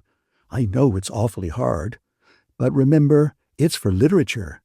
We all ought to make sacrifices for literature. Look at me. I'm going to England without a protest, all for literature. We must all help young writers. Don't you think so, Jake? But you're not a young writer, are you, Robert? You're 34. Still, I suppose that is young for a great writer. Look at Hardy. Look at Anatole France. He just died a little while ago. Robert doesn't think he's any good, though. Some of his French friends told him. He doesn't read French very well himself. He wasn't a good writer like you are, was he, Robert? Do you think he ever had to go and look for material? What do you suppose he said to his mistresses when he wouldn't marry them? I wonder if he cried too. Oh, I've just thought of something." She put her gloved hand up to her lips. "I know the real reason why Robert won't marry me, Jake. It's just come to me. They've sent it to me in a vision in the Café Select. Isn't it mystic? Some day they'll put a tablet up, like at Lord's. Do you want to hear, Robert? I'll tell you. It's so simple. I wonder why I never thought about it. Why, you see, Robert's always wanted to have a mistress, and if he doesn't marry me, why, then he's had one. She was his mistress for over 2 years. See how it is? And if he marries me, like he's always promised he would, that would be the end of all the romance. Don't you think that's bright of me to figure that out? It's true, too. Look at him and see if it's not. Where are you going, Jake?" "I've got to go in and see Harvey Stone a minute." Cone looked up as I went in. His face was white. Why did he sit there? Why did he keep on taking it like that? As I stood against the bar looking out, I could see them through the window. Frances was talking on to him, smiling brightly, looking into his face each time she asked, "Isn't it so, Robert?" Or maybe she did not ask that now. Perhaps she said something else. I told the barman I did not want anything to drink and went out through the side door. As I went out the door, I looked back through the 2 thicknesses of glass and saw them sitting there. She was still talking to him. I went down a side street to the Boulevard Rapal. A taxi came along, and I got in and gave the driver the address of my flat. Chapter 7. As I started up the stairs, the concierge knocked on the glass of the door of her lodge, and as I stopped, she came out. She had some letters and a telegram. "Here is a post, and there is a lady here to see you." "Did she leave a card?" "No, she was with a gentleman. It was the one who was here last night. In the end, I find she is very nice." "Was she with a friend of mine?" "I don't know. He was never here before. He was very large, very, very large. She was very nice, very, very nice. Last night she was, perhaps, a little—" She put her head on one hand and rocked it up and down. "I speak perfectly frankly, Monsieur Barnes. Last night I found her not so genteel. Last night I formed another idea of her. But listen to what I tell you. She is très, très genteel. She is of very good family. It is a thing you can see." "They did not leave any word?" "Yes, they said they will be back in an hour." "Send them up when they come." "Yes, Monsieur Barnes. And that lady, there is someone. An eccentric, perhaps, but quelqu'un. The concierge, before she became a concierge, had owned a drink-selling concession at the Paris racecourses. Her life-work lay in the Pelouse, but she kept an eye on the people of the Passage, and she took great pride in telling me which of my guests were well brought up, which were of good family, who were sportsmen, a French word pronounced with the accent on the men. The only trouble was that people who did not fall into any of those 3 categories were very liable to be told there was no one home chez Barnes. One of my friends, an extremely underfed-looking painter, who was obviously to Madame Duzenel neither well brought up, of good family, nor a sportsman, wrote me a letter asking if I could get him a pass to get by the concierge, so he could come up and see me occasionally in the evenings. I went up to the flat wondering what Brett had done to the concierge. The wire was a cable from Bill Gorton, saying he was arriving on the France. I put the mail on the table, went back to the bedroom, undressed and had a shower. I was rubbing down when I heard the doorbell pull. I put on a bathrobe and slippers and went to the door. It was Brett. Back of her was the Count. He was holding a great bunch of roses. "Hello, darling," said Brett. "Aren't you going to let us in?" "Come on, I was just bathing." "Aren't you the fortunate man, bathing?" "Only a shower. Sit down, Count Mephipopolis. What will you drink?" "I don't know whether you like flowers, sir, but I took the liberty of just bringing these roses." "Here, give them to me." Brett took them. "Get me some water in this, Jake." I filled the big earthenware jug with water in the kitchen, and Brett put the roses in it and placed them in the center of the dining-room table. "I say, we have had a day." "You don't remember anything about a date with me at the Crillon?" "No. Did we have one? I must have been blind." "You were quite drunk, my dear," said the Count. "Wasn't I, though? And the Count's been a brick, absolutely." "You've got hell's own drag with the concierge now." "I ought to have. Gave her 200 francs. "Don't be a damn fool." "His," she said, and nodded at the Count. "I thought we ought to give her a little something for last night. It was very late." "He's wonderful," Brett said. "He remembers everything that's happened." "So do you, my dear." "Fancy," said Brett. "Who'd want to? I say, Jake, do we get a drink?" "You get it while I go and dress. You know where it is." "Rather." While I dressed, I heard Brett put down glasses and then a siphon, and then heard them talking. I dressed slowly, sitting on the bed. I felt tired and pretty rotten. Brett came in the room, a glass in her hand, and sat on the bed. "What's the matter, darling? Do you feel rocky?" She kissed me coolly on the forehead. "Oh, Brett, I love you so much." "Darling," she said. Then, "Do you want me to send him away?" "No, he's nice." "I'll send him away." "No, don't." "Yes, I'll send him away." "You can't just like that." "Can't I, though? You stay here. He's mad about me, I tell you." She was gone out of the room. I lay face down on the bed. I was having a bad time. I heard them talking, but I did not listen.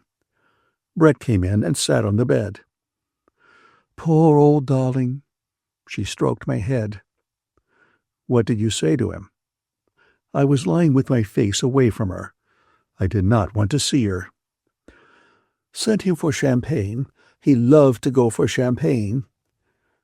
Then later, "Do you feel better, darling? Is the head any better?" "It's better." "Lie quiet. He's gone to the other side of town." "Couldn't we live together, Brett? Couldn't we just live together?" "I don't think so. I just trompe you with everybody. You couldn't stand it." "I stand it now." "That would be different. It's my fault, Jake. It's the way I'm made." "Couldn't we go off in the country for a while?" "It wouldn't be any good.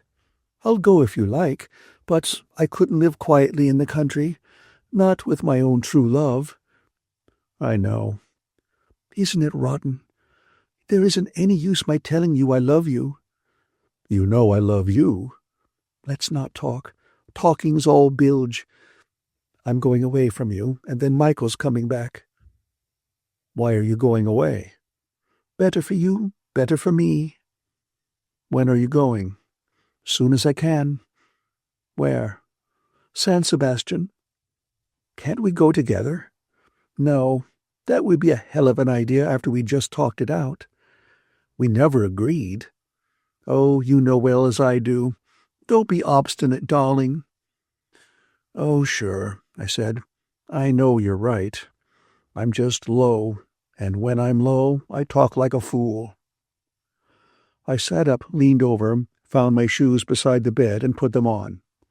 I stood up. "Don't look like that, darling." "How do you want me to look?" "Oh, don't be a fool. I'm going away tomorrow." "Tomorrow?" "Yes, didn't I say so? I am." "Let's have a drink, then. The Count will be back." "Yes, he should be back. You know he's extraordinary about buying champagne. It means any amount to him." We went to the dining room. I took up the brandy bottle and poured Brett a drink and one for myself. There was a ring at the bell-pull. I went to the door, and there was the Count. Behind him was the chauffeur carrying a basket of champagne. "Where should I have him put it, sir?" asked the Count. "In the kitchen," Brett said. "Put it in there, Henry. The Count motioned. "Now, go down and get the ice." He stood looking after the basket inside the kitchen door. "I think you'll find that's a very good wine," he said. "I know we don't get much of a chance to judge good wine in the States now, but I got this from a friend of mine that's in the business." "Oh, you always have someone in the trade," Brett said. "This fellow raises the grapes. He's got thousands of acres of them." "What's his name?" asked Brett. "Veuve Clicquot?" "No," said the Count. "Mums. He's a baron." "Isn't it wonderful?" said Brett.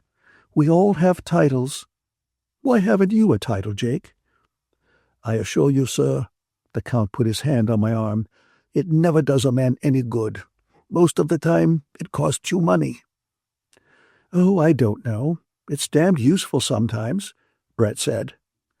"I've never known it to do me any good." "You haven't used it properly. I've had hell's own amount of credit on mine." "Do sit down, Count," I said. "Let me take that stick." The Count was looking at Brett across the table under the gaslight. She was smoking a cigarette and flicking the ashes on the rug. She saw me notice it. "I say, Jake, I don't want to ruin your rugs. Can't you give a chap an ashtray?"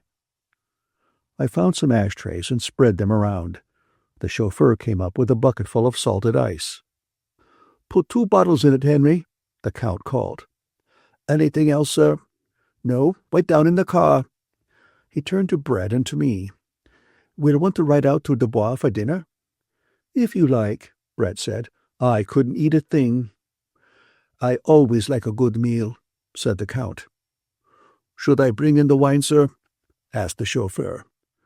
"Yes, bring it in, Henry," said the Count. He took out a heavy pigskin cigar case and offered it to me. "Like to try a real American cigar?" "Thanks," I said. "I'll finish the cigarette." He cut off the end of his cigar with a gold cutter he wore on one end of his watch chain. "I like a cigar to really draw," said the Count. "Half the cigars you smoke don't draw." He lit the cigar, puffed at it, looking across the table at Brett. "And when you're divorced, Lady Ashley, then you won't have a title." "No, what a pity." "No," said the Count, "you don't need a title. You got class all over you." "Thanks, awfully decent of you." "I'm not joking you." The Count blew a cloud of smoke. "You got the most class of anybody I ever seen. You got it, that's all." "Nice of you," said Brett.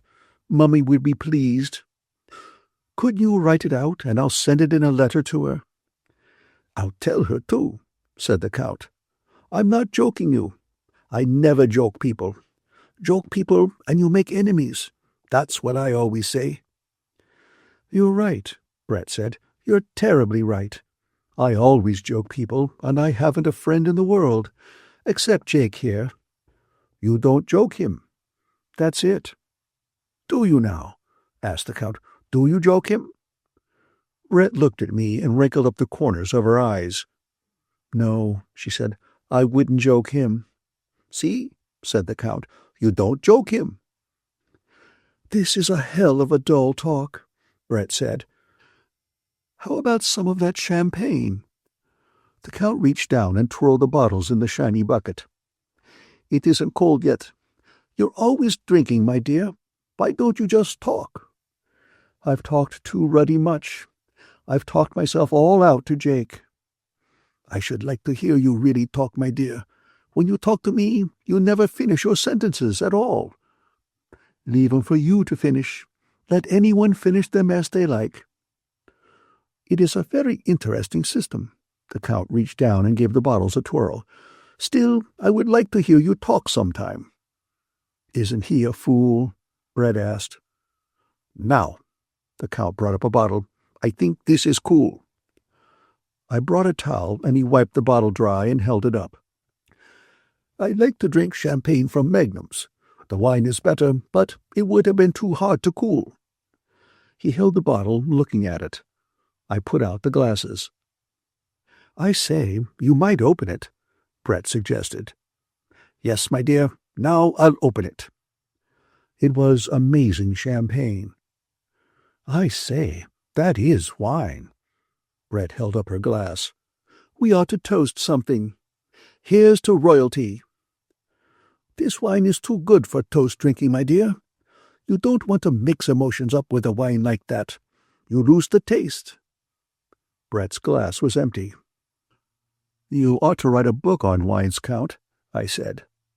Mr. Barnes, answered the Count, all I want out of wines is to enjoy them. Let's enjoy a little more of this. Brett pushed her glass forward. The Count poured very carefully. There, my dear. Now you enjoy that slowly, and then you can get drunk. Drunk? Drunk? My dear, you are charming when you are drunk. Listen to the man. Mr. Barnes, the Count poured my glass full.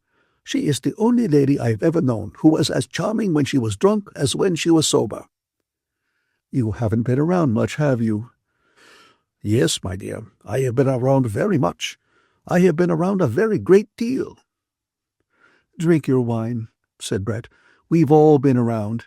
I dare say Jake here has seen as much as you have. My dear, I am sure Mr. Barnes has seen a lot. Don't think I don't think so, sir. I have seen a lot, too. Of course you have, my dear, Brett said. I was only ragging. I have been in 7 wars and 4 revolutions, the Count said. Soldiering? Brett asked. Sometimes, my dear, and I have got arrow wounds. Have you ever seen arrow wounds? Let's have a look at them. The Count stood up, unbuttoned his vest, and opened his shirt. He pulled up the undershirt onto his chest and stood, his chest black and big stomach muscles bulging under the light. You see them? Below the line where his ribs stopped were 2 raised white welts. See on the back where they come out? Above the small of the back were the same 2 scars raised as thick as a finger.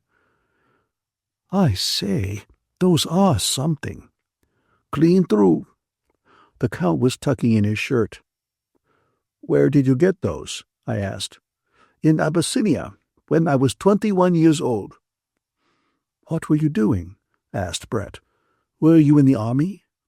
I was on a business trip, my dear. I told you he was one of us, didn't I? Brett turned to me. I love you, Count. You're a darling. You make me very happy, my dear, but it isn't true. Don't be an ass.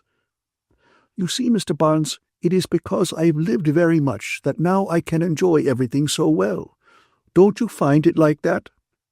Yes, absolutely. I know, said the Count. That is the secret. You must get to know the values. Doesn't anything ever happen to your values? Brett asked. No, not any more. Never fall in love? Always, said the Count. I am always in love. What does that do to your values? That, too, has got a place in my values. You haven't any values. You're dead, that's all. No, my dear, you're not right. I'm not dead at all. We drank 3 bottles of the champagne, and the Count left the basket in my kitchen. We dined at a restaurant in the Bois. It was a good dinner. Food had an excellent place in the Count's values. So did wine. The Count was in fine form during the meal. So was Brett. It was a good party. Where would you like to go? Asked the Count after dinner. We were the only people left in the restaurant. The 2 waiters were standing over against the door. They wanted to go home. We might go up on the hill, Brett said. Haven't we a splendid party? The Count was beaming. He was very happy. You are very nice people, he said. He was smoking a cigar again. Why don't you get married, you two? We want to lead our own lives, I said. We have our careers, Brett said. Come on, let's get out of this. Have another brandy, the Count said. Get it on the hill. No, have it here where it is quiet. You and your quiet, said Brett. What is it men feel about quiet? We like it, said the Count. Like you like noise, my dear. All right, said Brett. Let's have one. Sommelier, the Count called. Yes, sir. What is the oldest brandy you have? 1811, sir. Bring us a bottle. I say, don't be ostentatious. Call him off, Jake. Listen, my dear. I get more value for my money in old brandy than in any other antiquities. Got many antiquities? I got a house full. Finally, we went up to Montmartre. Inside Zelly's, it was crowded, smoky, and noisy.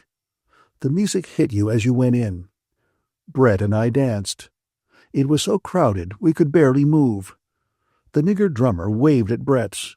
We were caught in the jam, dancing in one place in front of him. "How are you?" "Great." "That's good." He was all teeth and lips. "He's a great friend of mine," Brett said. "Damn good drummer." The music stopped and we started toward the table where the Count sat. Then the music started again and we danced. I looked at the Count. He was sitting at the table smoking a cigar. The music stopped again. "Let's go over." Brett started toward the table. The music started, and again we danced, tight in the crowd. "You are a rotten dancer, Jake. Michael's the best dancer I know." "He's splendid. He's got his points." "I like him," I said. "I'm damned fond of him." "I'm going to marry him," Brett said. "Funny, I haven't thought about him for a week." "Don't you write him?" "Not I. Never write letters." "I'll bet he writes to you." "Rather. Damned good letters, too." "When are you going to get married?" "How do I know? As soon as we can get the divorce. Michael's trying to get his mother to put up for it." "Could I help you?" "Don't be an ass. Michael's people have loads of money." The music stopped. We walked over to the table. The Count stood up. "Very nice," he said. "You looked very, very nice." "Don't you dance, Count?" I asked. "No, I'm too old." "Oh, come off it," Brett said. "My dear, I would do it if I would enjoy it. I enjoy to watch you dance." "Splendid," Brett said. "I'll dance again for you sometime." "I say, what about your little friend Zizi?" "Let me tell you, I support that boy, but I don't want to have him around." "He is rather hard." "You know, I think that boy's got a future, but personally, I don't want him around." "Jake's rather the same way." "He gives me the willies." "Well," the Count shrugged his shoulders, "about his future you can't ever tell. Anyhow, his father was a great friend of my father." "Come on, let's dance," Brett said. We danced. It was crowded and close. "Oh, darling," Brett said, "I'm so miserable." I had that feeling of going through something that has all happened before. "You were happy a minute ago." The drummer shouted, "You can't two-time." "It's all gone." "What's the matter?" "I don't know. I just feel terribly." The drummer chanted, then turned to his sticks. "Want to go?" I had the feeling as in a nightmare of it all being something repeated, something I had been through and that now I must go through again. The drummer sang softly. "Let's go," said Brett. "You don't mind?" The drummer shouted and grinned at Brett. "All right," I said. We got out from the crowd. Brett went to the dressing room. "Brett wants to go," I said to the Count. He nodded. "Does she? That's fine. You take the car. I'm going to stay here for a while, Mr. Barnes." We shook hands. "It was a wonderful time," I said. "I wish you would let me get this." I took a note out of my pocket. "Mr. Barnes, don't be ridiculous," the Count said. Brett came over with her wrap on. She kissed the Count and put her hand on his shoulder to keep him from standing up. As we went out the door, I looked back, and there were 3 girls at his table. We got into the big car. Brett gave the chauffeur the address of her hotel. "No, don't come up." She said at the hotel. She had rung, and the door was unlatched. "Really?" "No, please." "Good night, Brett," I said. I'm sorry you feel rotten." "Good night, Jake. Good night, darling. I won't see you again." We kissed standing at the door.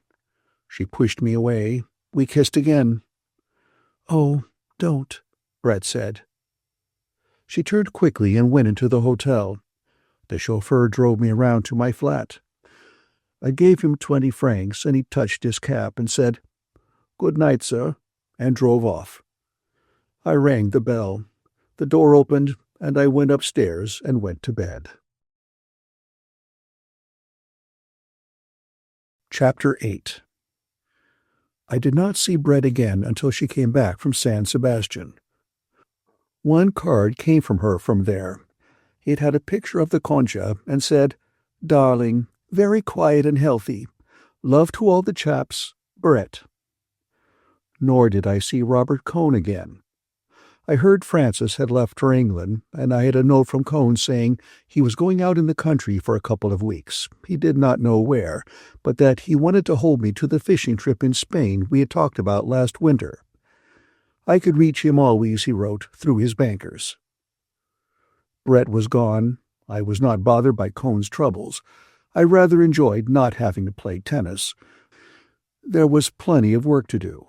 I went often to the races, dined with friends, and put in some extra time at the office, getting things ahead so I could leave it in charge of my secretary when Bill Gorton and I should shove off to Spain the end of June.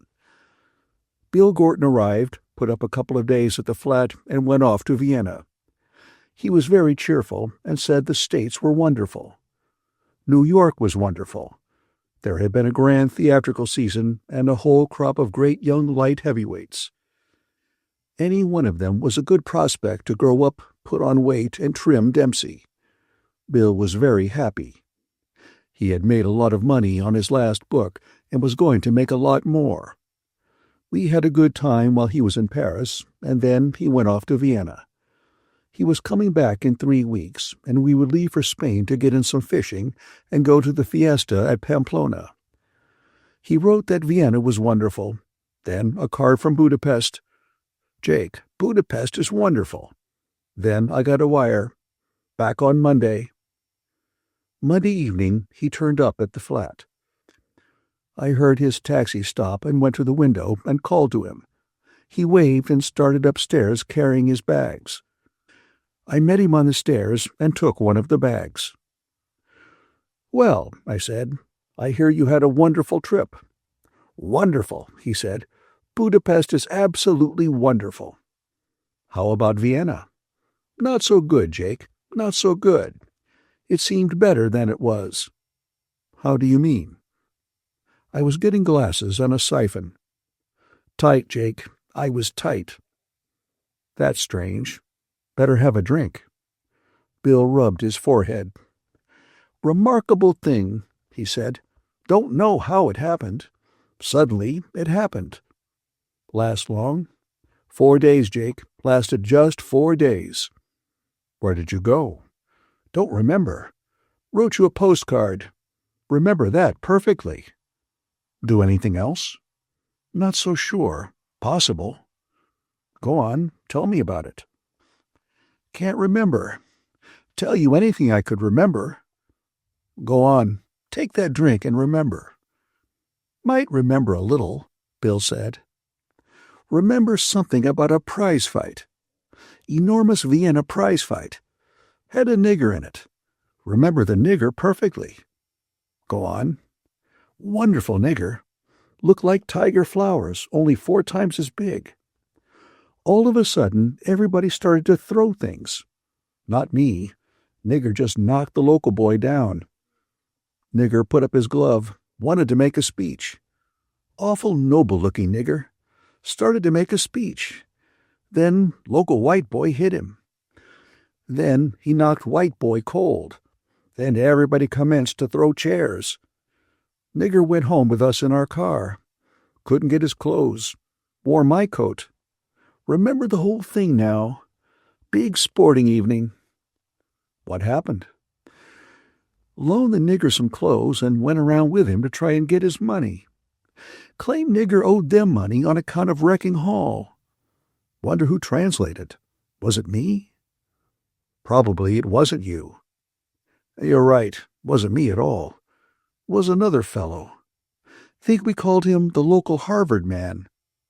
Remember him now, studying music. How'd you come out? Not so good, Jake.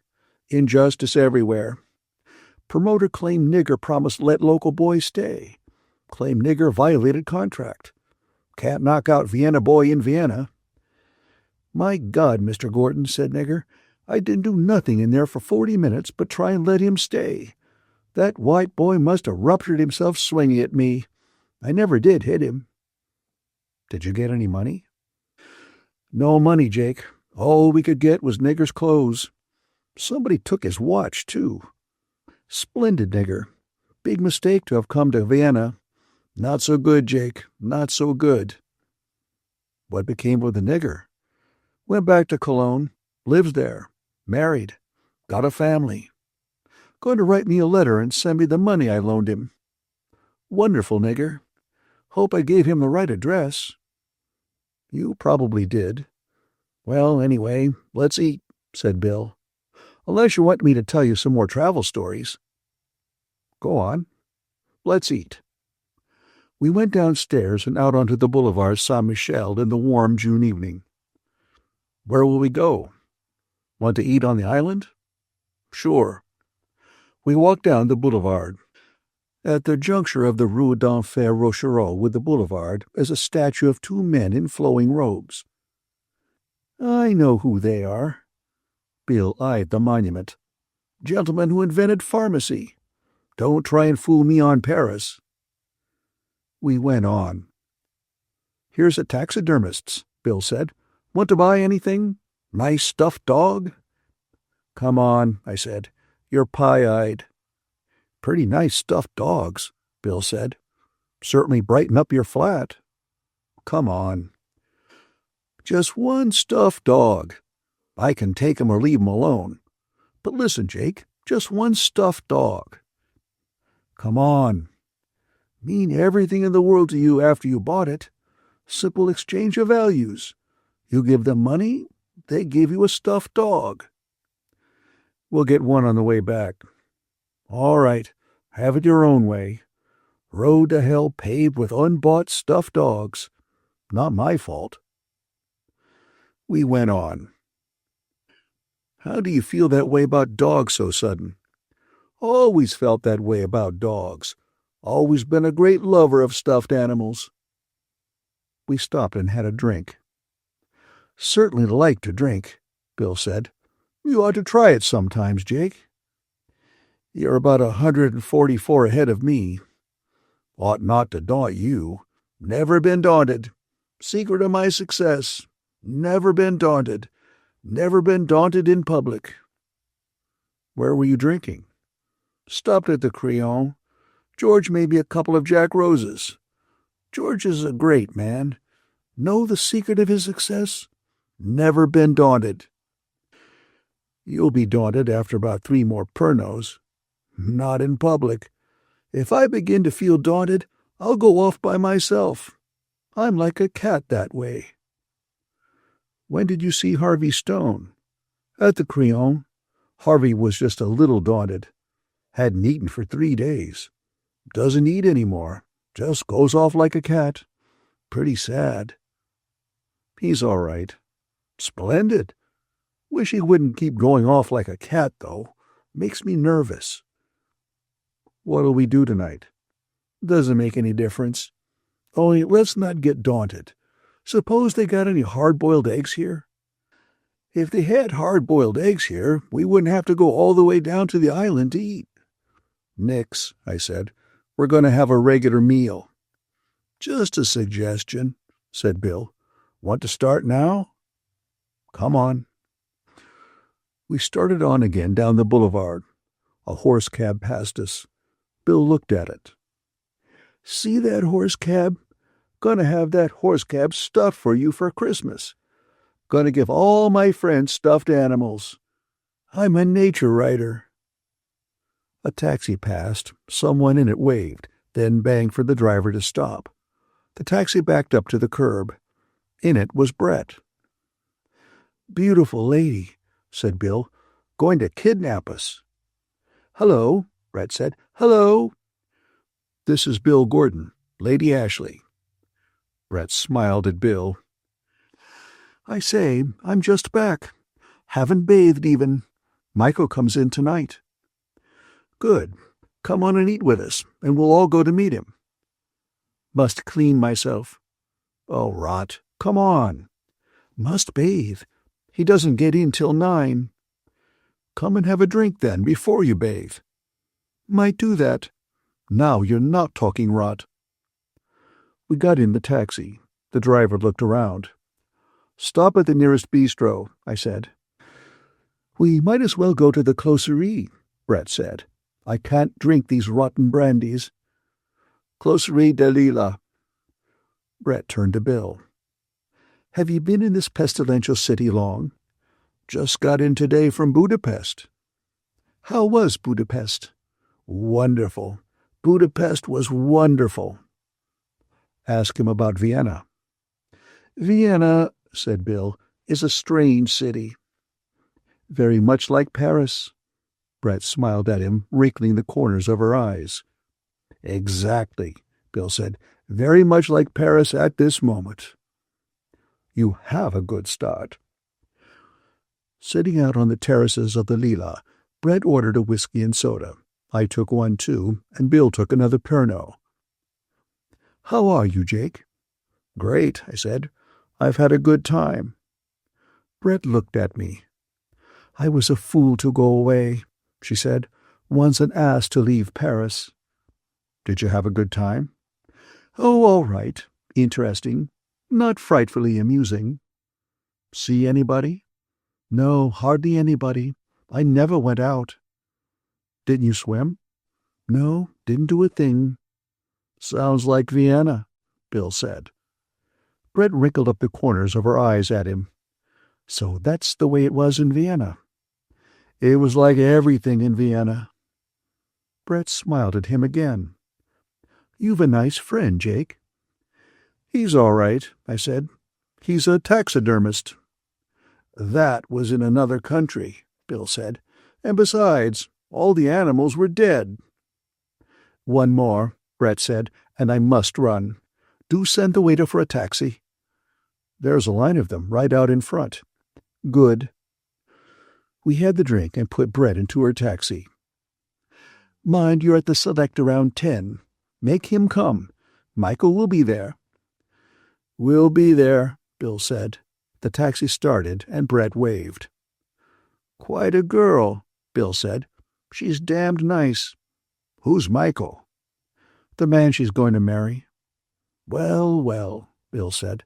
"That's always just the stage I meet anybody." "What'll I send them?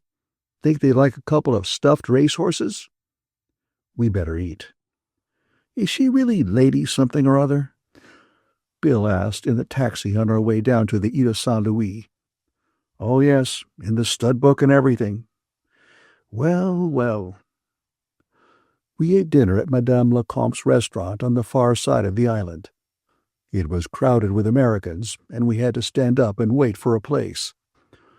Someone had put it in the American Women's Club list as a quaint restaurant on the Paris quays as yet untouched by Americans, so we had to wait 45 minutes for a table. Bill had eaten at the restaurant in 1918 and right after the armistice, and Madame Lecomte made a great fuss over seeing him. "Doesn't get us a table, though," Bill said. "Grand woman, though." We had a good meal, a roast chicken, new green beans, mashed potatoes, a salad, and some apple pie and cheese. "You've got the world here, all right," Bill said to Madame Lecomte. She raised her hand. "Oh, my God." "You'll be rich." "I hope so." After the coffee and a fiend, we got the bill, chalked up the same as ever on a slate that was doubtless one of the quaint features, paid it, shook hands, and went out. "You never come here any more, Monsieur Barnes," Madame Lecomte said. "Too many compatriots." "Come at lunchtime. It's not crowded then." "Good. I'll be down soon." We walked along under the trees that grew out over the river on the Quai d'Orléans side of the island. Across the river were the broken walls of old houses that were being torn down. "They're going to cut a street through." "They would," Bill said. We walked on and circled the island. The river was dark, and a bateau mouche went by, all bright with lights, going fast and quiet up and out of sight under the bridge.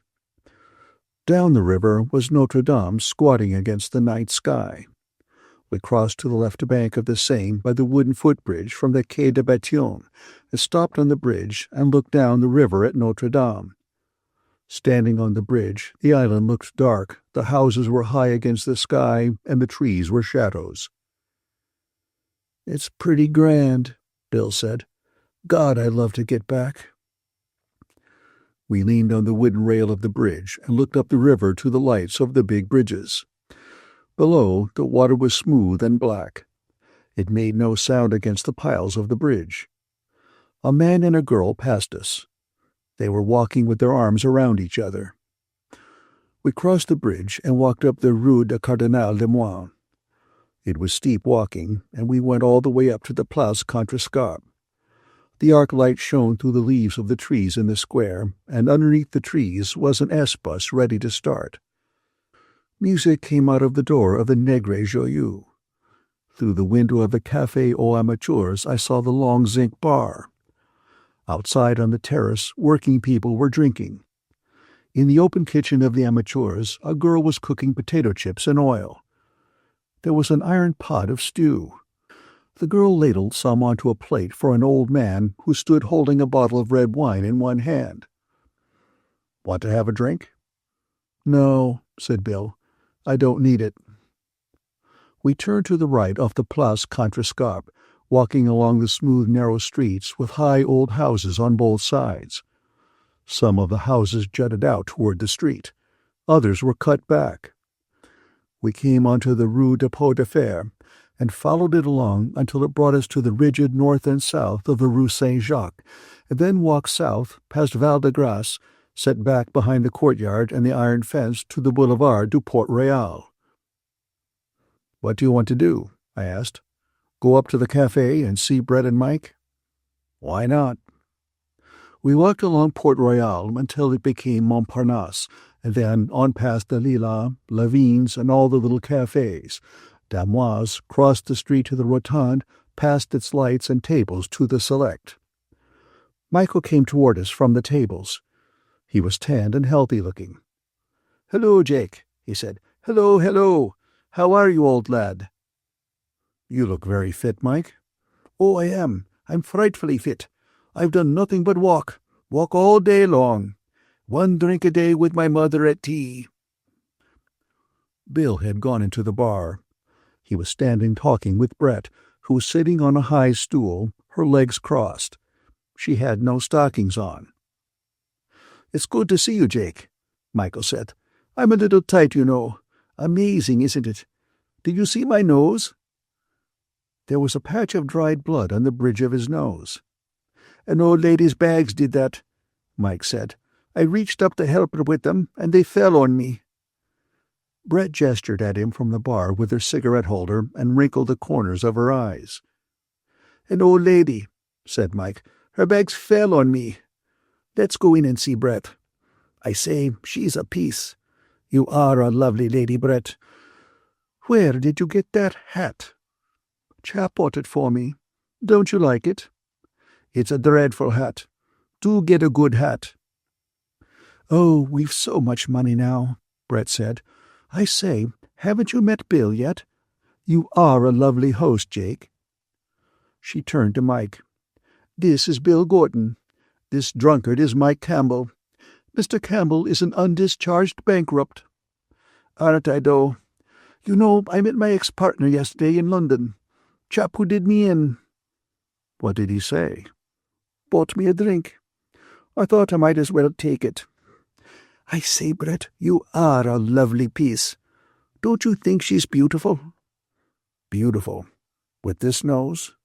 "It's a lovely nose. Go on, point it at me. Isn't she a lovely piece?" Couldn't we have kept the man in Scotland? I say, Brett, let's turn in early. Don't be indecent, Michael. Remember, there are ladies at this bar. Isn't she a lovely piece? Don't you think so, Jake? There's a fight tonight, Bill said. Like to go? Fight, said Mike. Who's fighting? Ledoux and somebody. He's very good, Ledoux, Mike said. I'd like to see it, rather. He was making an effort to pull himself together. But I can't go. I had a date with this thing here. I say, Brett, do get a new hat.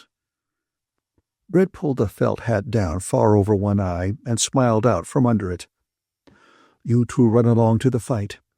I'll have to take Mr. Campbell home directly. I'm not tight, Mike said. Perhaps a little. I say, Brett, you are a lovely piece. Go on to the fight, Brett said. Mr. Campbell's getting difficult. What are these outbursts of affection, Michael? I say, you are a lovely piece. We said good night. I'm sorry I can't go, Mike said. Brett laughed. I looked back from the door. Mike had one hand on the bar and was leaning toward Brett, talking. Brett was looking at him quite coolly, but the corners of her eyes were smiling. Outside on the pavement, I said, Do you want to go to the fight? Sure, said Bill, if we don't have to walk. Mike was pretty excited about his girlfriend, I said in the taxi. Well, said Bill, you can't blame him such a hell of a lot. Chapter 9. The Ledoux Kid Francis fight was the night of the 20th of June. It was a good fight. The morning after the fight, I had a letter from Robert Cohn, written from Hendaye. He was having a very quiet time, he said, bathing, playing some golf, and much bridge. Hendaye had a splendid beach, but he was anxious to start on the fishing trip. When would I be down? If I would buy him a double-tapered line, he would pay me when I came down. That same morning I wrote Cohn from the office that Bill and I would leave Paris on the 25th unless I wired him otherwise, and would meet him at Bayonne, where we would get a bus over the mountains to Pamplona. That same evening, about 7 o'clock, I stopped in at the Select to see Michael and Brett. They were not there, and I went over to the Dingo. They were inside sitting at the bar. "Hello, darling." Brett put out her hand. "Hello, Jake," Mike said. "I understand I was tight last night." "Weren't you, though?" Brett said. "Disgraceful business." "Look," said Mike, "when do you go down to Spain? Would you mind if I came down with you?" "It would be grand." "You wouldn't mind, really? I've been at Pamplona, you know, but that's mad to go. You're sure we wouldn't just be a bloody nuisance?" "Don't talk like a fool." "I'm a little tight, you know. I wouldn't ask you like this if I weren't. You're sure you don't mind?" "Oh, shut up, Michael," Brett said. "How can the man say he'd mind now? I'll ask him later." "But you don't mind, do you?" "Don't ask that again unless you want to make me sore. Bill and I go down on the morning of the 25th. "By the way, where is Bill?" Brett asked. "He's out at Chantilly dining with some people." "He's a good chap." "Splendid chap," said Mike. "He is, you know." "You don't remember him," Brett said. "I do. Remember him perfectly. Look, Jake, we'll come down the night of the 25th. Brett can't get up in the morning." "Indeed not." "If our money comes and you're sure you don't mind." "It will come, all right. I'll see to that." "Tell me what tackle to send for." "Get 2 or 3 rods with reels and lines and some flies." "I won't fish," Brett put in. "Get 2 rods, then, and Bill won't have to buy one." "Right," said Mike. "I'll send the wire to the keeper." "Won't it be splendid?" Brett said. "Spain. We will have fun." "The 25th. When is that?" "Saturday." "We will have to get ready." "I say," said Mike, "I'm going to the barber's." "I must bathe," said Brett. "Walk up to the hotel with me, Jake. Be a good chap." "We have got the loveliest hotel," Mike said. "I think it's a brothel." We left our bags here at the Dingo when we got in, and they asked us at this hotel if we wanted a room for the afternoon only. Seemed frightfully pleased we were going to stay all night. "I believe it's a brothel," Mike said, "and I should know." "Oh, shut it and go get your hair cut." Mike went out. Brett and I sat on at the bar. "Have another?" "Might." "I needed that," Brett said. We walked up the Rue de l'Homme. "I haven't seen you since I've been back," Brett said. "No." "How are you, Jake?" "Fine." Brett looked at me. "I say," she said, "is Robert Cohn going on this trip?" "Yes, why?" "Don't you think it will be a bit rough on him?" "Why should it?" "Who did you think I went down to San Sebastian with?" "Congratulations," I said. We walked along. "What did you say that for?" "I don't know. What would you like me to say?" We walked along and turned a corner. "He behaved rather well, too. He gets a little dull." "Does he?" "I rather thought it would be good for him." "You might take up social service." "Don't be nasty." "I won't." "Didn't you really know?" "No," I said. "I guess I didn't think about it." "Do you think it will be too rough on him?" "That's up to him," I said. "Tell him you're coming. He can always not come." "I'll write him and give him a chance to pull out of it." I did not see Brett again until the night of the 24th of June. "Did you hear from Cohn?" "Rather. He's keen about it." "My God." "I thought it was rather odd myself." "Says he can't wait to see me." "Does he think you're coming alone?" "No. I told him we were all coming down together, Michael and all." "He's wonderful." "Isn't he?" They expected their money the next day. We arranged to meet at Pamplona. They would go directly to San Sebastian and take the train from there.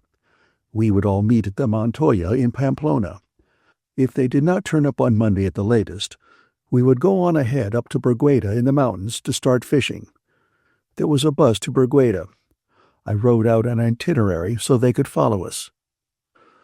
Bill and I took the morning train from the Gare d'Orsay. It was a lovely day, not too hot, and the country was beautiful from the start. We went back into the diner and had breakfast. Leaving the dining car, I asked the conductor for tickets for the next service. "Nothing until the 5th. "What's this?" There were never more than 2 servings of lunch on that train, and always plenty of places for both of them.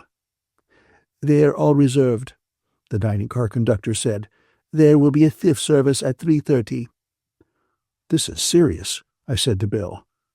"Give him 10 francs. "Here," I said. "We want to eat in the 1st service." The conductor put the 10 francs in his pocket. "Thank you," he said.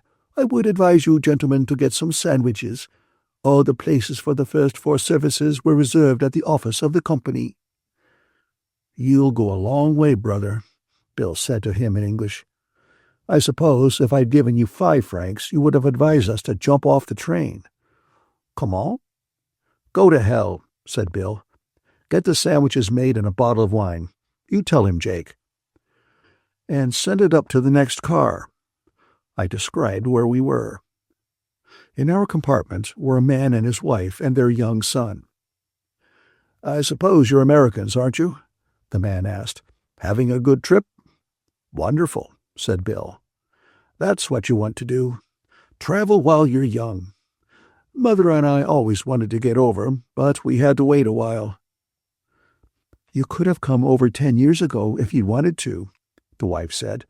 "What you always said was, see America first. I will say we've seen a good deal, take it one way and another." "Say, there's plenty of Americans on this train," the husband said. "They've got 7 cars of them from Dayton, Ohio." They've been on pilgrimage to Rome, and now they're going down to Biarritz and Lourdes. So, that's what they are. Pilgrims. Goddamn Puritans, Bill said. What part of the States you boys from?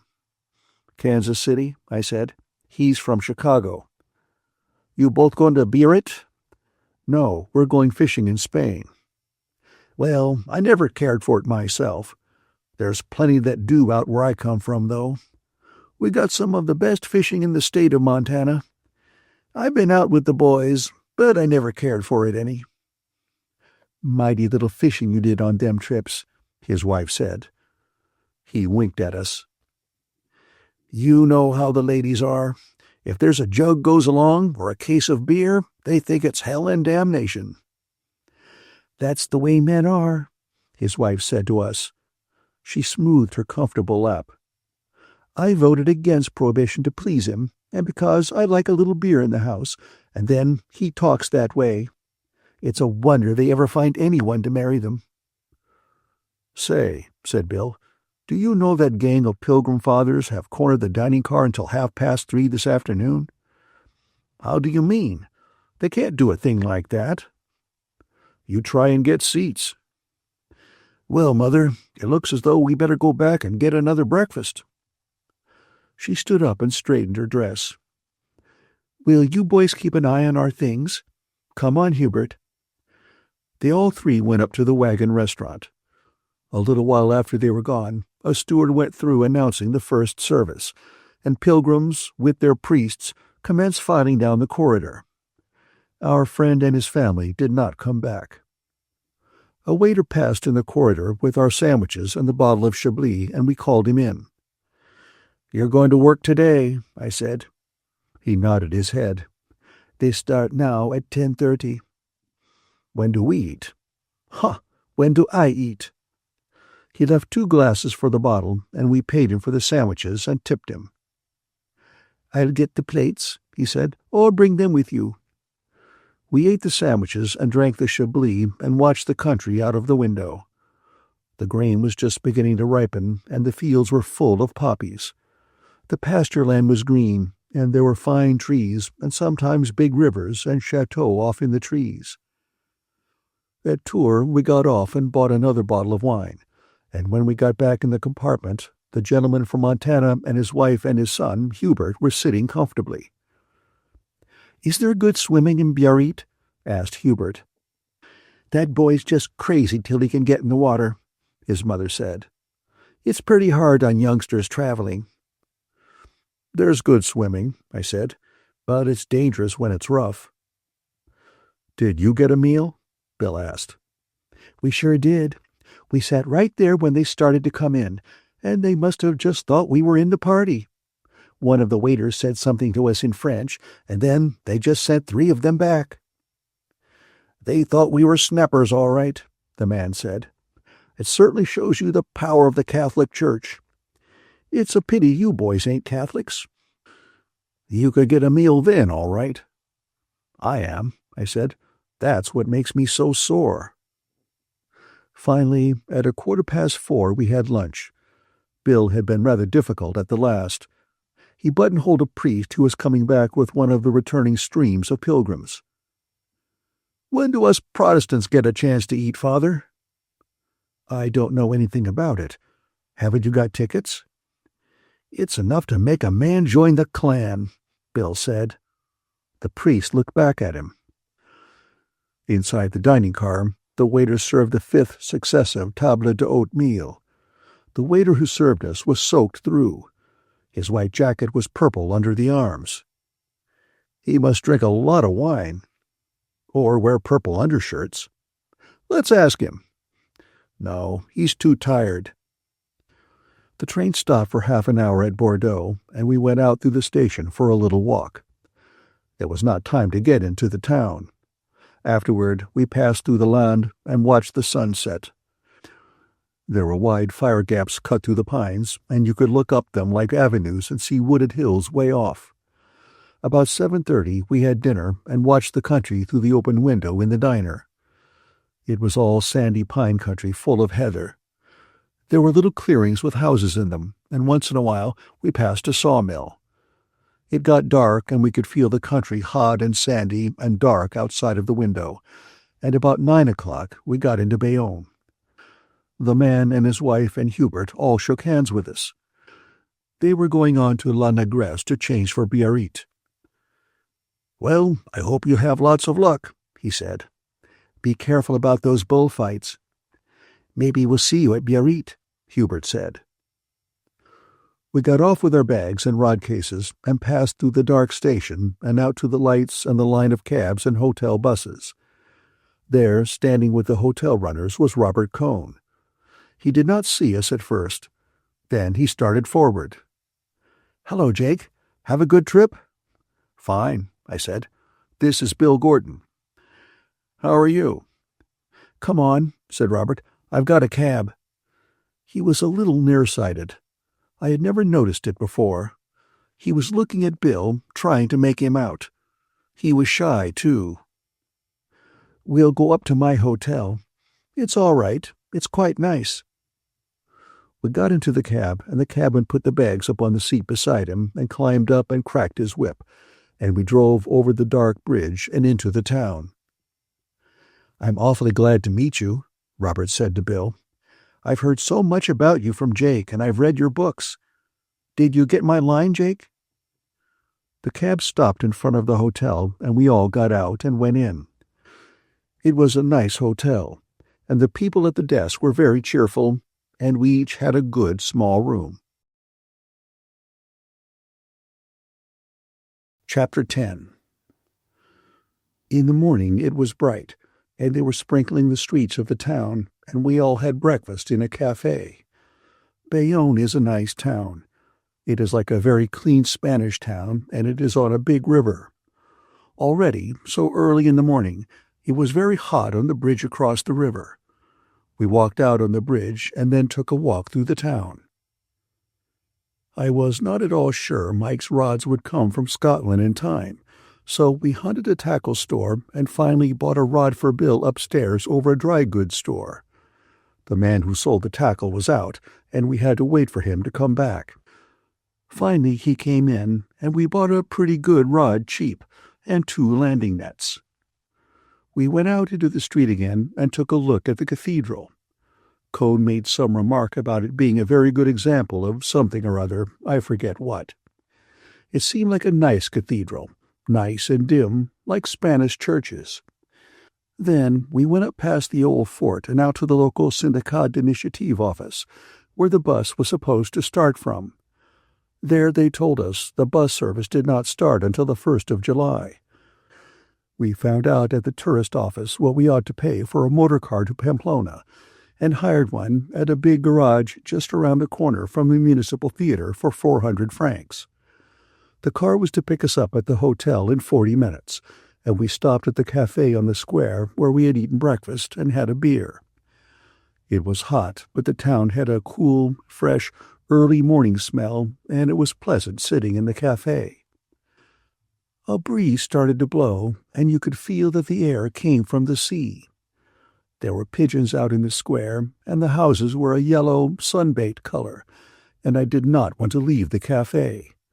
But we had to go to the hotel to get our bags packed and pay the bill. We paid for the beers.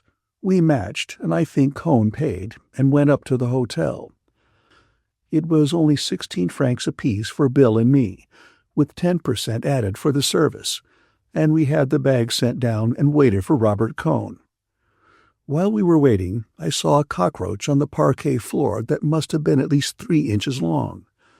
I pointed him out to Bill and then put my shoe on him. We agreed he must have just come in from the garden. It was really an awfully clean hotel. Cohn came down finally, and we all went out to the car. It was a big closed car with a driver in a white duster with blue collar and cuffs, and we had him put the back of the car down. He piled in the bags, and we started off up the street and out of the town.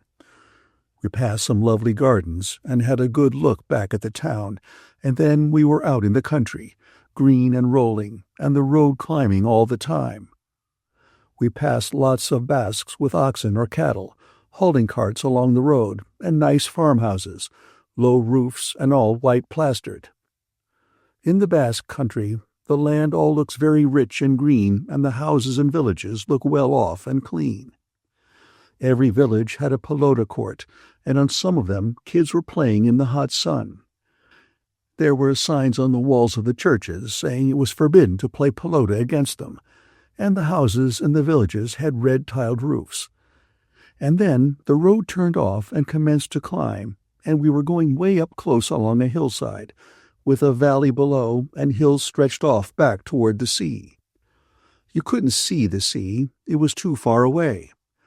You could see only hills and more hills, and you knew where the sea was. We crossed the Spanish frontier. There was a little stream and a bridge, and Spanish carabineers, with patent leather Bonaparte hats and short guns on their backs on one side, and on the other, fat Frenchmen in kepis and mustaches. They only opened one bag and took the passports in and looked at them. There was a general store and inn on each side of the line. The chauffeur had to go in and fill out some papers about the car, and we got out and went over to the stream to see if there were any trout. Bill tried to talk some Spanish to one of the carabineers, but it did not go very well. Robert Cohn asked, pointing with his finger, if there were any trout in the stream, and the carabineer said yes, but not many. I asked him if he ever fished, and he said no, that he didn't care for it. Just then an old man with long sunburned hair and beard, and clothes that looked as though they were made of gunny sacking, came striding up to the bridge. He was carrying a long staff, and he had a kid slung on his back, tied by the 4 legs, the head hanging down. The carabineer waved him back with his sword. The man turned without saying anything and started back up the white road into Spain. "What's the matter with the old one?" I asked. "He hasn't got any passport." I offered the guard a cigarette. He took it and thanked me. "What will he do?" I asked. The guard spat in the dust. "Oh, he'll just wade across the stream." "Do you have much smuggling?" "Oh," he said, "they go through." The chauffeur came out, folding up the papers and putting them in the inside pocket of his coat. We all got in the car, and it started up the white dusty road into Spain. For a while the country was much as it had been. Then, climbing all the time, we crossed the top of a col, the road winding back and forth on itself, and then it was really Spain. There were long brown mountains, and a few pines and far-off forests of beech trees on some of the mountainsides. The road went along the summit of the col, and then dropped down, and the driver had to honk and slow up and turn out to avoid running into 2 donkeys that were sleeping in the road. We came down out of the mountains and through an oak forest, and there were white cattle grazing in the forest. Down below there were grassy plains and clear streams, and then we crossed a stream and went through a gloomy little village and started to climb again. We climbed up and crossed another high col and turned along it, and the road ran down to the right, and we saw a whole new range of mountains off to the south, all brown and baked-looking and furrowed in strange shapes. After a while we came out of the mountains, and there were trees along both sides of the road, and a stream and ripe fields of grain, and the road went on, very white and straight ahead, and then lifted to a little rise, and off to the left was a hill with an old castle, with buildings close around it, and a field of grain going right up to the walls and shifting in the wind. I was up in front with the driver, and I turned around. Robert Cohn was asleep, but Bill looked and nodded his head. Then we crossed a wide plain, and there was a big river off on the right, shining in the sun from between the line of trees. And away off you could see the plateau of Pamplona rising out of the plain, and the walls of the city, and the great brown cathedral, and the broken skyline of the other churches. In back of the plateau were the mountains, and every way you looked there were other mountains, and ahead the road stretched out white across the plain, going toward Pamplona. We came into the town on the other side of the plateau, the road slanting up steeply and dustily with shade trees on both sides, and then leveling out through the new part of town they were building up outside the old walls. We passed the bull ring, high and white and concrete-looking in the sun, and then came into the big square by a side street and stopped in front of the Hotel Montoya. The driver helped us down with the bags. There was a crowd of kids watching the car, and the square was hot, and the trees were green, and the flags hung on their staffs, and it was good to get out of the sun and under the shade of the arcade that runs all the way around the square. Montoya was glad to see us and shook hands and gave us good rooms looking out on the square, and then we washed and cleaned up and went downstairs in the dining room for lunch. The driver stayed for lunch too, and afterward we paid him and he started back to Bayonne. There are 2 dining rooms in the Montoya. One is upstairs on the 2nd floor and looks out on the square. The other is down 1 floor below the level of the square and has a door that opens on the back street that the bulls pass along when they run through the streets early in the morning on their way to the ring. It is always cool in the downstairs dining room, and we had a very good lunch. The first meal in Spain was always a shock with the hors d'oeuvres, an egg course, 2 meat courses, vegetable, salad, and dessert, and fruit. You have to drink plenty of wine to get it all down. Robert Cohn tried to say he did not want any of the second meat course, but we would not interpret for him, and so the waitress brought him something else as a replacement, a plate of cold meats, I think. Cohn had been rather nervous ever since we met at Bayonne.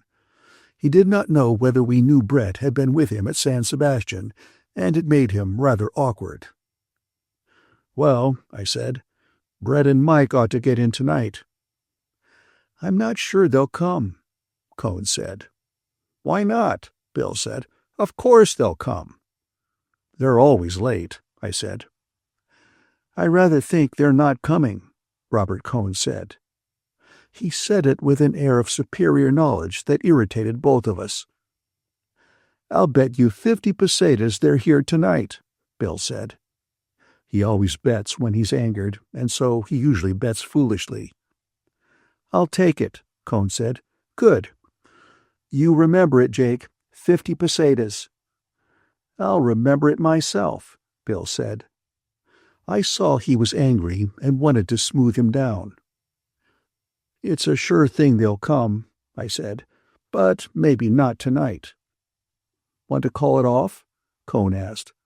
"No, why should I? Make it 100 if you like." "All right, I'll take that." "That's enough," I said, "or you'll have to make a book and give me some of it." "I'm satisfied," Cohn said. He smiled. "You'll probably win it back at bridge anyway." "You haven't got it yet," Bill said.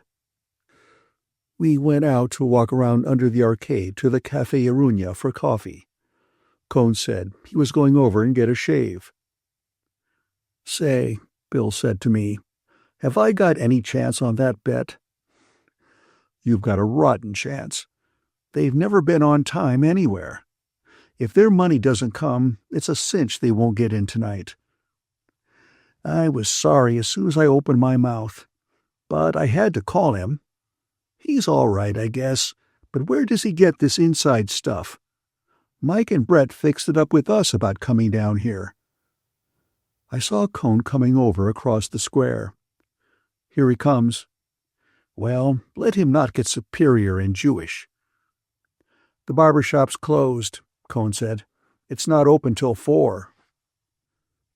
We had coffee at the Iruña, sitting in comfortable wicker chairs looking out from the cool of the arcade at the big square. After a while, Bill went to write some letters, and Cohn went over to the barber shop. It was still closed, so he decided to go up to the hotel and get a bath, and I sat out in front of the café and then went for a walk in the town. It was very hot, but I kept on the shady side of the streets, and went through the market and had a good time seeing the town again. I went to the Ayuntamiento and found the old gentleman who subscribes for the bullfight tickets for me every year, and he had gotten the money I sent him from Paris and renewed my subscriptions, so that was all set. He was the archivist, and all the archives of the town were in his office. That has nothing to do with the story. Anyway, his office had a green baize door and a big wooden door, and when I went out, I left him sitting among the archives that covered all the walls. And I shut both the doors, and as I went out of the building into the street, the porter stopped me to brush off my coat. "You must have been in a motor car," he said. The back of the collar and the upper part of the shoulders were gray with dust. "From Bayonne." "Well, well," he said, "I knew you were in a motor car from the way the dust was." So I gave him 2 copper coins. At the end of the street, I saw the cathedral and walked up toward it. The first time I ever saw it, I thought the facade was ugly, but I liked it now. I went inside. It was dim and dark, and the pillars went high up, and there were people praying, and it smelt of incense, and there were some wonderful big windows. I knelt and started to pray, and prayed for everybody I thought of. Brett and Mike and Bill and Robert Cohn and myself, and all the bullfighters, separately for the ones I liked and lumping all the rest. Then I prayed for myself again. And while I was praying for myself, I found I was getting sleepy, so I prayed that the bullfights would be good, and that it would be a fine fiesta, and that we would get some fishing. I wondered if there was anything else I might pray for, and I thought I would like to have some money, so I prayed that I would make a lot of money. And then I started to think how I would make it, and thinking of making money reminded me of the Count, and I started wondering about where he was and regretting I hadn't seen him since that night in Montmartre, and about something funny Brett told me about him. And as all the time I was kneeling with my forehead on the wood in front of me and was thinking of myself as praying, I was a little ashamed and regretted that I was such a rotten Catholic, but realized there was nothing I could do about it, at least for a while, and maybe never, but that anyway it was a grand religion, and I only wished I felt religious, and maybe I would the next time. And then I was out in the hot sun on the steps of the cathedral, and the forefingers and thumb of my right hand were still damp, and I felt them dry in the sun. The sunlight was hot and hard, and I crossed over beside some buildings and walked back along side streets to the hotel. At dinner that night, we found that Robert Cohn had taken a bath, had had a shave and a haircut and a shampoo, and something put on his hair afterward to make it stay down. He was nervous, and I did not try to help him any. The train was due in at 9 o'clock from San Sebastian, and if Brett and Mike were coming, they would be on it. At 20 minutes to 9, we were not half through dinner. Robert Cohn got up from the table and said he would go to the station. I said I would go with him, just to devil him. Bill said he would be damned if he would leave his dinner. I said we would be right back. We walked to the station. I was enjoying Cohn's nervousness. I hoped Brett would be on the train. At the station, the train was late, and we sat on a baggage truck and waited outside in the dark. I have never seen a man in civil life as nervous as Robert Cohn, nor as eager. I was enjoying it. It was lousy to enjoy it, but I felt lousy. Cohn had a wonderful quality of bringing out the worst in anybody. After a while, we heard the train whistle way off below on the other side of the plateau, and then we saw the headlight coming up the hill.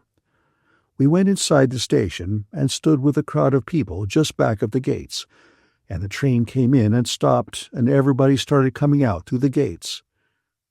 They were not in the crowd. We waited till everybody had gone through and out of the station and gotten into buses or taken cabs or were walking with their friends or relatives through the dark into the town. "I knew they wouldn't come," Robert said. We were going back to the hotel. "I thought they might," I said. Bill was eating fruit when we came in and finishing a bottle of wine. "Didn't come, eh?" "No." "Do you mind if I give you that 100 pesetas in the morning, Cohn?" Bill asked. "I haven't changed any money here yet." "Oh, forget about it," Robert Cohn said. "Let's bet on something else. Can you bet on bullfights?"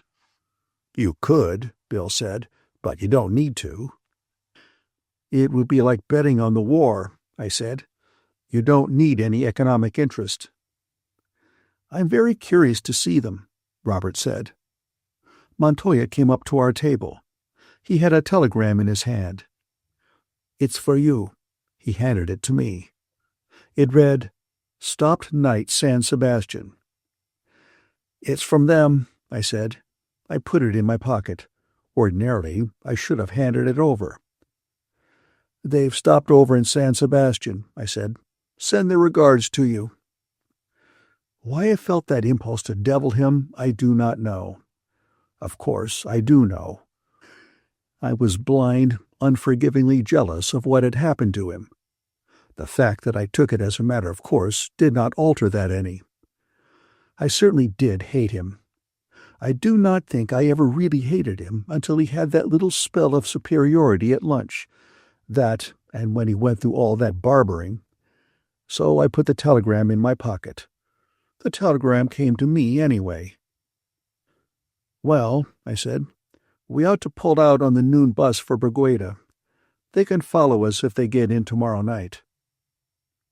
There were only 2 trains up from San Sebastian, an early morning train and the one we had just met. That sounds like a good idea, Cohn said. The sooner we get on the stream, the better. It's all one to me when we start, Bill said. The sooner the better. We sat in the Arunia for a while and had coffee, and then took a little walk out to the bull ring and across the field and under the trees at the edge of the cliff and looked down at the river in the dark, and I turned in early. Bill and Cohn stayed out in the café quite late, I believe, because I was asleep when they came in. In the morning, I bought 3 tickets for the bus to Bergueda. It was scheduled to leave at 2 o'clock. There was nothing earlier. I was sitting over at the Arunia reading the papers when I saw Robert Cohn coming across the square. He came up to the table and sat down in one of the wicker chairs. "This is a comfortable café," he said. "Did you have a good night, Jake?" "I slept like a log." "I didn't sleep very well. Bill and I were out late, too." "Where were you?" "Here. And after it shut, we went over to that other café. The old man there speaks German and English." "The Café Suizo." "That's it. He seems like a nice old fellow. I think it's a better café than this one." "It's not so good in the daytime," I said. "Too hot. By the way, I got the bus tickets." "I'm not going up today. You and Bill go on ahead." "I've got your ticket." "Give it to me. I'll get the money back." "It's 5 pesetas." Robert Cohn took out a silver 5 peseta piece and gave it to me. "I ought to stay," he said. "You see, I'm afraid there's some sort of misunderstanding." "Why?" I said. "They may not come here for 3 or 4 days now if they start on parties at San Sebastian." "That's just it," said Robert. "I'm afraid they expected to meet me at San Sebastian, and that's why they stopped over." "What makes you think that?" "Well, I wrote suggesting it to Brett." "Why in hell didn't you stay there and meet them then?" I started to say, but I stopped. I thought that idea would come to him by itself, but I do not believe it ever did. He was being confidential now, and it was giving him pleasure to be able to talk with the understanding that I knew there was something between him and Brett. "Well, Bill and I will go up right after lunch," I said. "I wish I could go. We've been looking forward to this fishing all winter." He was being sentimental about it. "But I ought to stay. I really ought. As soon as they come, I'll bring them right up." "Let's find Bill." I went to go over to the barber shop. "See you at lunch." I found Bill up in his room. He was shaving. "Oh, yes, he told me all about it last night," Bill said. "He's a great little confider. He said he had a date with Brett at San Sebastian." "The lying bastard." "Oh, no," said Bill. "Don't get sore. Don't get sore at this stage of the trip. How did you ever happen to know this fellow anyway?" "Don't rub it in." Bill looked around, half-shaved, and then went on talking into the mirror while he lathered his face. "Didn't you send him with a letter to me in New York last winter? Thank God I'm a traveling man. Haven't you got some more Jewish friends you could bring along?" He rubbed his chin with his thumb, looked at it, then started scraping again. "You've got some fine ones yourself." "Oh, yes, I've got some darbs, but not alongside of this Robert Cohn. The funny thing is, he's nice, too. I like him, but he's just so awful." "He can be damn nice." "I know it. That's the terrible part." I laughed. "Yes, go on and laugh," said Bill. "You weren't out with him last night until 2 o'clock. Was he very bad?" "Awful. What's all this about him and Bread, anyway? Did she ever have anything to do with him?" He raised his chin up and pulled it from side to side. "Sure. She went down to San Sebastian with him." "What a damn fool thing to do. Why did she do that?" "She wanted to get out of town, and she can't go anywhere alone. She said she thought it would be good for him." "What bloody fool things people do. Why didn't she go off with some of her own people? Or you?" He slurred that over. "Or me. Why not me?" He looked at his face carefully in the glass, put a big dab of lather on each cheekbone. "It's an honest face. It's a face any woman would be safe with." She'd never seen it. She should have. All women should see it. It's a face that ought to be thrown on every screen in the country. Every woman ought to be given a copy of this face as she leaves the altar. Mothers should tell their daughters about this face. My son," he pointed the razor at me, "go west with this face and grow up with the country." He ducked down to the bowl, rinsed his face with cold water, put on some alcohol, and then looked at himself carefully in the glass, pulling down his long upper lip.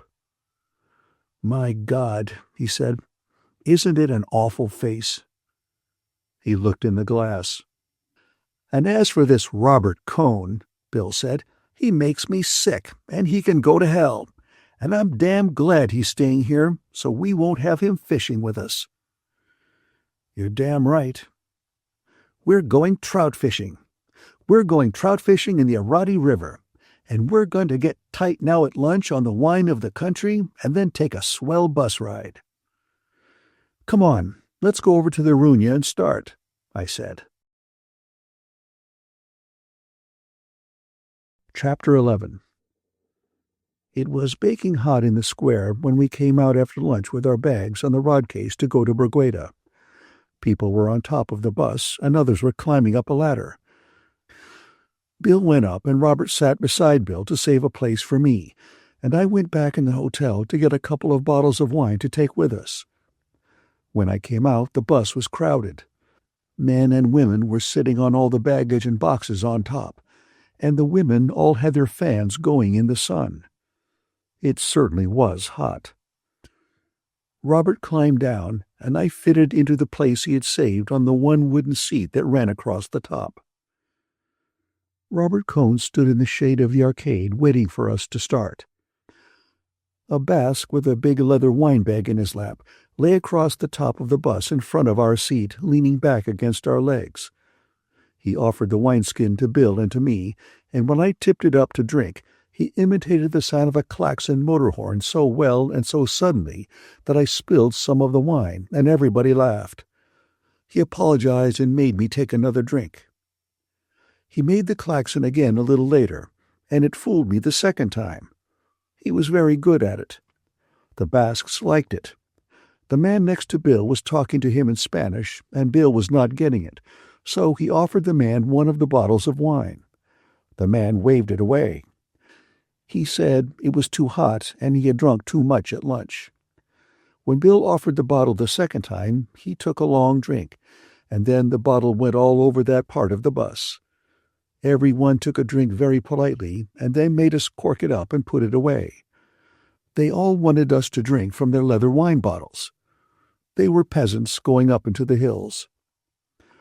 Finally, after a couple more false klaxons, the bus started, and Robert Cohn waved goodbye to us, and all the Basques waved goodbye to him. As soon as we started out on the road outside of town, it was cool. It felt nice riding high up and close under the trees.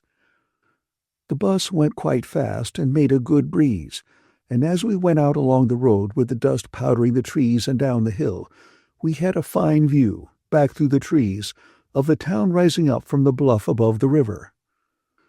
The Basque lying against my knees pointed out the view with the neck of the wine bottle and winked at us.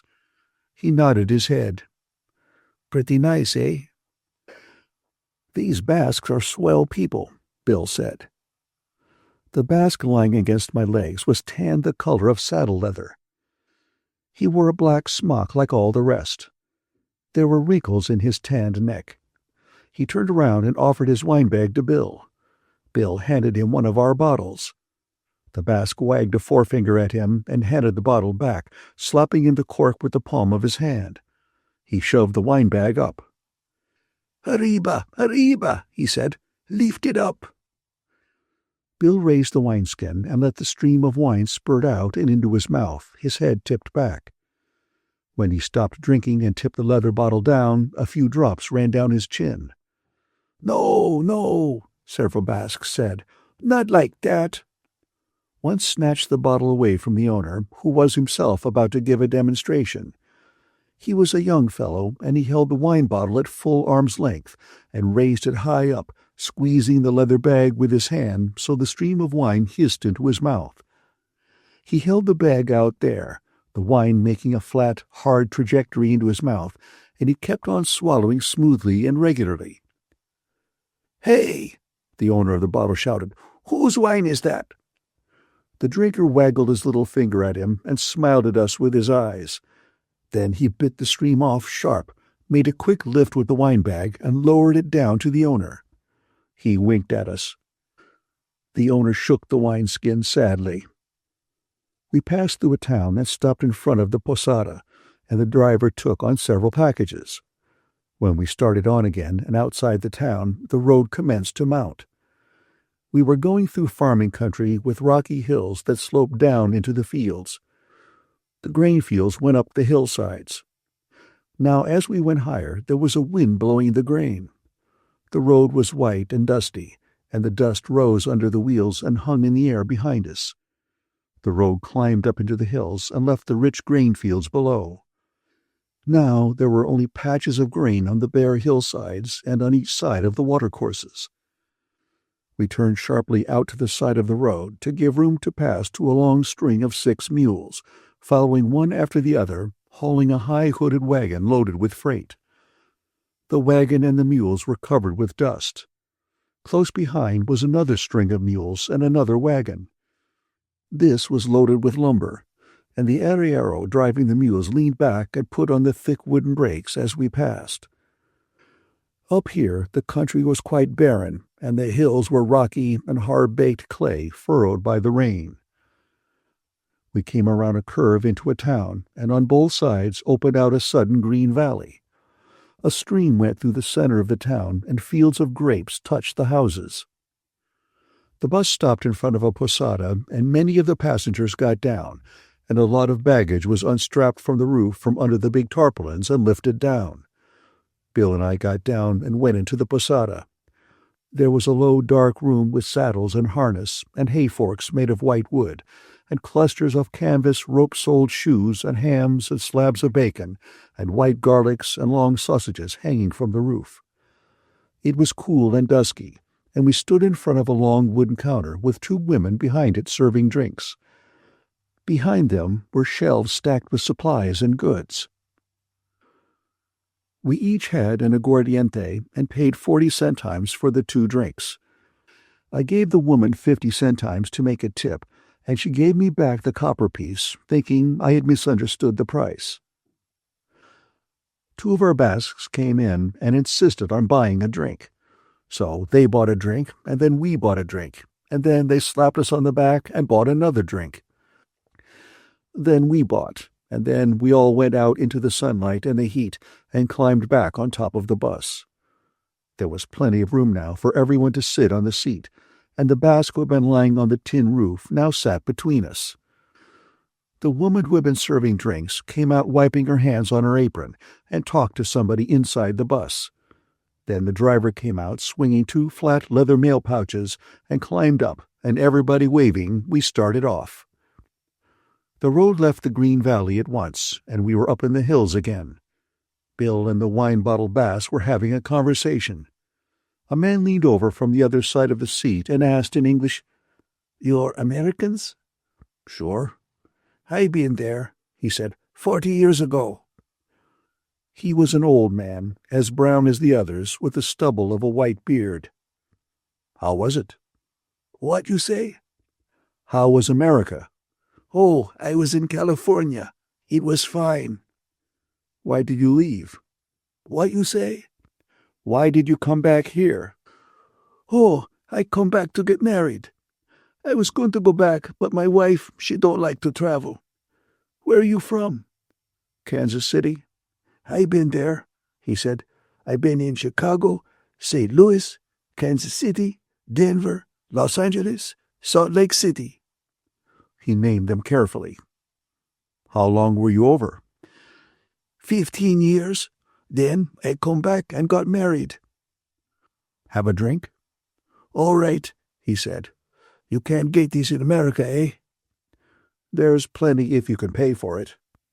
"What you come over here for?" "We're going to the fiesta at Pamplona." "You like the bullfights?" "Sure, don't you?" "Yes," he said. "I guess I like them." Then, after a little, "Where you go now?" "Up to Bergueda to fish." "Well," he said, "I hope you catch something." He shook hands and turned around to the back seat again. The other Basques had been impressed. He sat back comfortably and smiled at me when I turned around to look at the country. But the effort of talking American seemed to have tired him. He did not say anything after that. The bus climbed steadily up the road. The country was barren and rocks stuck up through the clay. There was no grass beside the road. Looking back, we could see the country spread out below. Far back, the fields were squares of green and brown on the hillsides. Making the horizon were the brown mountains. They were strangely shaped. As we climbed higher, the horizon kept changing.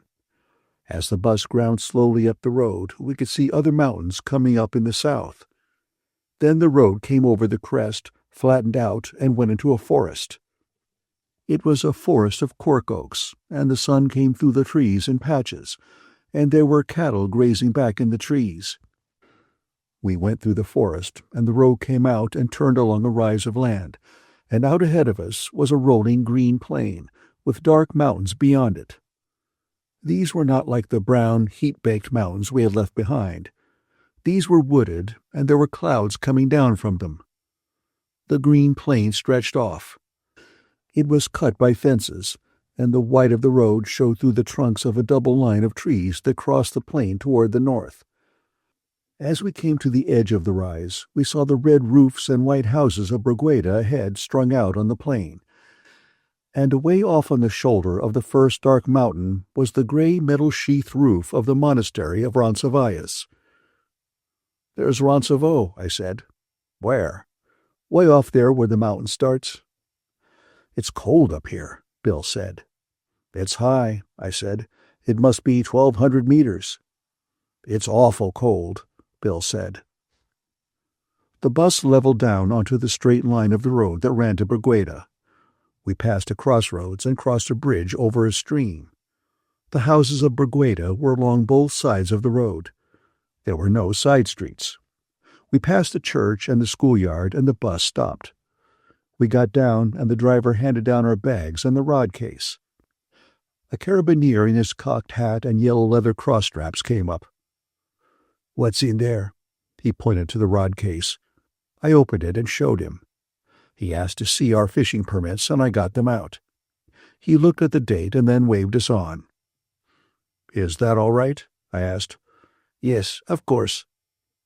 We went up the street, past the whitewashed stone houses, families sitting in their doorways watching us, to the inn. The fat woman who ran the inn came out from the kitchen and shook hands with us. She took off her spectacles, wiped them, and put them on again. It was cold in the inn, and the wind was starting to blow outside. The woman sent a girl upstairs with us to show the room. There were 2 beds, a washstand, a clothes chest, and a big framed steel engraving of Nuestra Senora de Roncesvalles. The wind was blowing against the shutters. The room was on the north side of the inn. We washed, put on sweaters, and came downstairs into the dining room. It had a stone floor, low ceiling, and was oak-paneled. The shutters were up, and it was so cold you could see your breath. "My God," said Bill, "it can't be this cold tomorrow. I'm not going to wait a stream in this weather." There was an upright piano in the far corner of the room beyond the wooden tables, and Bill went over and started to play. "I got to keep warm," he said. I went out to find the woman and asked her how much the room and board was. She put her hands on her apron and looked away from me. 12 pesetas. "Why, we only paid that in Pamplona." She did not say anything, just took off her glasses and wiped them on her apron. "That's too much," I said. "We didn't pay more than that at a big hotel." "We've put in a bathroom." "Haven't you got anything cheaper?" "Not in the summer. Now is the big season." We were the only people in the inn. Well, I thought, it's only a few days. "Is the wine included?" "Oh, yes." "Well," I said, "it's all right." I went back to Bill. He blew his breath at me to show how cold it was and went on playing. I sat at one of the tables and looked at the pictures on the wall. There was one panel of rabbits, dead, one of pheasants, also dead, and one panel of dead ducks. The panels were all dark and smoky-looking. There was a cupboard full of liquor bottles. I looked at them all. Bill was still playing. "How about a hot rum punch?" he said. "This isn't going to keep me warm permanently." I went out and told the woman what a rum punch was and how to make it. In a few minutes, a girl brought a stone pitcher steaming into the room. Bill came over from the piano, and we drank the hot punch and listened to the wind. "There isn't too much rum in that." I went over to the cupboard and brought the rum bottle and poured a half-tumblerful into the pitcher. "Direct action," said Bill. "It beats legislation." The girl came in and laid the table for supper. "It blows like hell up here," Bill said. The girl brought in a big bowl of hot vegetable soup and the wine. We had fried trout afterward, and some sort of a stew, and a big bowl full of wild strawberries. We did not lose money on the wine, and the girl was shy but nice about bringing it. The old woman looked in once and counted the empty bottles. After supper, we went upstairs and smoked and read in bed to keep warm. Once in the night, I woke and heard the wind blowing. It felt good to be warm and in bed. Chapter 12. When I woke in the morning, I went to the window and looked out. It had cleared, and there were no clouds on the mountains. Outside under the window were some carts and an old diligence. The wood of the roof cracked and split by the weather. It must have been left from the days before the motor buses. A goat hopped up on one of the carts and then to the roof of the diligence. He jerked his head at the other goats below, and when I waved at him, he bounded down. Bill was still sleeping, so I dressed, put on my shoes outside in the hall, and went downstairs. No one was stirring downstairs, so I unbolted the door and went out. It was cool outside in the early morning, and the sun had not yet dried the dew that had come when the wind died down. I hunted around in the shed behind the inn and found a sort of mattock and went down toward the stream to try and dig some worms for bait. The stream was clear and shallow, but it did not look trouty. On the grassy bank, where it was damp, I drove the mattock into the earth and loosened a chunk of sod. There were worms underneath. They slid out of sight as I lifted the sod, and I dug carefully and got a good many. Digging at the edge of the damp ground, I filled 2 empty tobacco tins with worms and sifted dirt onto them. The goats watched me dig. When I went back into the inn, the woman was down in the kitchen, and I asked her to get coffee for us and that we wanted a lunch. Bill was awake and sitting on the edge of the bed. "I saw you out of the window," he said. "Didn't want to interrupt you. What were you doing? Burying your money?" "You lazy bum. Been working for the common good? Splendid. I want you to do that every morning." "Come on," I said. "Get up." "What? Get up? I never get up." He climbed into bed and pulled the sheet up to his chin. "Try and argue me into getting up." I went on looking for the tackle and putting it all together in the tackle bag. "Aren't you interested?" Bill asked. "I'm going down and eat." "Eat? Why didn't you say eat? I thought you just wanted me to get up for fun. Eat?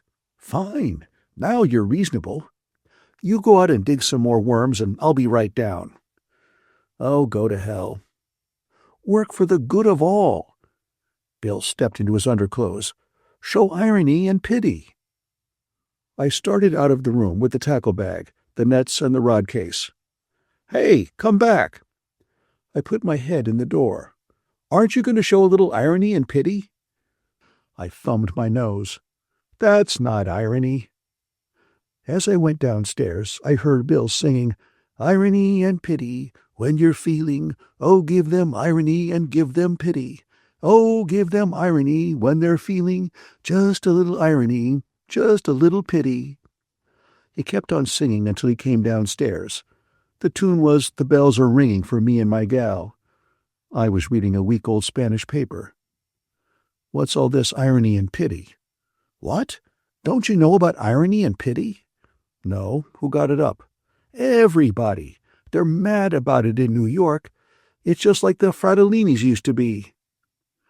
The girl came in with the coffee and buttered toast. Or rather, it was bread toasted and buttered. "Ask her if she's got any jam," Bill said. "Be ironical with her." "Have you got any jam?"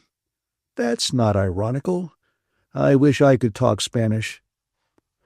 The coffee was good, and we drank it out of big bowls.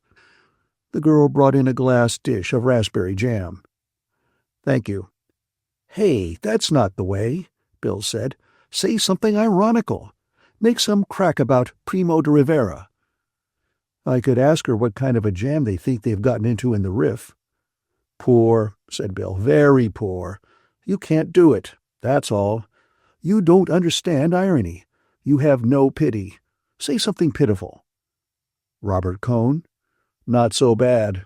That's better. Now why is Cohn pitiful? Be ironic." He took a big gulp of coffee. "Oh, hell," I said. "It's too early in the morning." "There you go. And you claim you want to be a writer, too. You're only a newspaper man, an expatriated newspaper man. You ought to be ironical the minute you get out of bed. You ought to wake up with your mouth full of pity." "Go on," I said. "Who did you get this stuff from?" "Everybody. Don't you read? Don't you ever see anybody? You know what you are? You're an expatriate. Why don't you live in New York? Then you'd know these things. What do you want me to do? Come over here and tell you every year?" "Take some more coffee," I said. "Good. Coffee is good for you. It's the caffeine in it. Caffeine, we are here. Caffeine puts a man on her horse and a woman in his grave. You know what's the trouble with you? You're an expatriate. One of the worst type. Haven't you heard that? Nobody that ever left their own country ever wrote anything worth printing, not even in the newspapers." He drank the coffee. "You're an expatriate. You've lost touch with the soil. You get precious. Fake European standards have ruined you. You drink yourself to death. You become obsessed by sex. You spend all your time talking, not working. You're an expatriate, see? You hang around cafés." "That sounds like a swell life," I said. "When do I work?" "You don't work. One group claims women support you. Another group claims you're impotent." "No," I said. "I just had an accident." "Never mind that," Bill said. "That's the sort of thing that can't be spoken of. That's what you ought to work up into a mystery, like Henry's bicycle." He had been going splendidly, but he stopped. I was afraid he thought he had hurt me with that crack about being impotent. I wanted to start him again. "It wasn't a bicycle," I said. "He was riding horseback." "I heard it was a tricycle." "Well," I said, "a plane's sort of like a tricycle. The joystick works the same way." "But you don't pedal it." "No," I said, "I guess you don't pedal it." "Let's lay off that," Bill said. "All right, I was just standing up for the tricycle." "I think he's a good rider, too," Bill said. "And you're a hell of a good guy. Anybody ever tell you you were a good guy?" "I'm not a good guy." "Listen, you're a hell of a good guy, and I'm fonder of you than anybody on earth. I couldn't tell you that in New York. It'd mean I was a faggot. That was what the Civil War was about. Abraham Lincoln was a faggot. He was in love with General Grant. So was Jefferson Davis. Lincoln just freed the slaves on a bet. The Dred Scott case was framed by the Anti-Saloon League. Sex explains it all. The Colonel's lady and Judy O'Grady are lesbians under their skin." He stopped. "Want to hear some more?" "Shoot," I said. "I don't know any more. Tell you some more at lunch." "Old Bill," I said. "You bum." We packed the lunch and 2 bottles of wine in the rucksack, and Bill put it on. I carried the rod case and the landing net slung over my back. We started up the road and then went across a meadow and found a path that crossed the fields and went toward the woods on the slope of the first hill. We walked across the fields on the sandy path. The fields were rolling and grassy, and the grass was short from the sheep grazing. The cattle were up in the hills. We heard their bells in the woods. The path crossed a stream on a footlog. The log was surfaced off, and there was a sapling bent across for a rail. In the flat pool beside the stream, tadpoles spotted the sand. We went up a steep bank and across the rolling fields. Looking back, we saw Brigueta, white houses and red roofs, and the white road with a truck going along it and the dust rising. Beyond the fields, we crossed another faster-flowing stream. A sandy road led down to the ford and beyond into the woods. The path crossed the stream on another footlog below the ford and joined the road, and we went into the woods. It was a beech wood, and the trees were very old. Their roots bulked above the ground, and the branches were twisted. We walked on the road between the thick trunks of the old beeches, and the sunlight came through the leaves in light patches on the grass. The trees were big and the foliage was thick, but it was not gloomy. There was no undergrowth, only the smooth grass, very green and fresh, and the big gray trees well spaced as though it were a park. "This is country," Bill said. The road went up a hill, and we got into thick woods, and the road kept on climbing. Sometimes it dipped down, but rose again steeply. All the time we heard the cattle in the woods. Finally, the road came out on the top of the hills. We were on the top of the height of land that was the highest part of the range of wooded hills we had seen from Brigueta. There were wild strawberries growing on the sunny side of the ridge in a little clearing in the trees. Ahead, the road came out of the forest and went along the shoulder of the ridge of hills. The hills ahead were not wooded, and there were great fields of yellow gorse. Way off, we saw the steep bluffs, dark with trees and jutting with gray stone, that marked the course of the Irati River. "We have to follow this road along the ridge, cross these hills, go through the woods on the far hills, and come down to the Irati Valley," I pointed out to Bill. "That's a hell of a hike." "It's too far to go and fish and come back the same day comfortably." "Comfortably? That's a nice word. We'll have to go like hell to get there and back and have any fishing at all." It was a long walk, and the country was very fine, but we were tired when we came down the steep road that led out of the wooded hills into the valley of the Rio de la Fabrica. The road came out from the shadow of the woods into the hot sun. Ahead was a river valley. Beyond the river was a steep hill. There was a field of buckwheat on the hill. We saw a white house under some trees on the hillside. It was very hot, and we stopped under some trees beside a dam that crossed the river. Bill put the pack against one of the trees, and we joined up the rods, put on the reels, tied on leaders, and got ready to fish. "You're sure this thing has trout in it?" Bill asked. "It's full of them." "I'm going to fish a fly. You got any McGinty's?"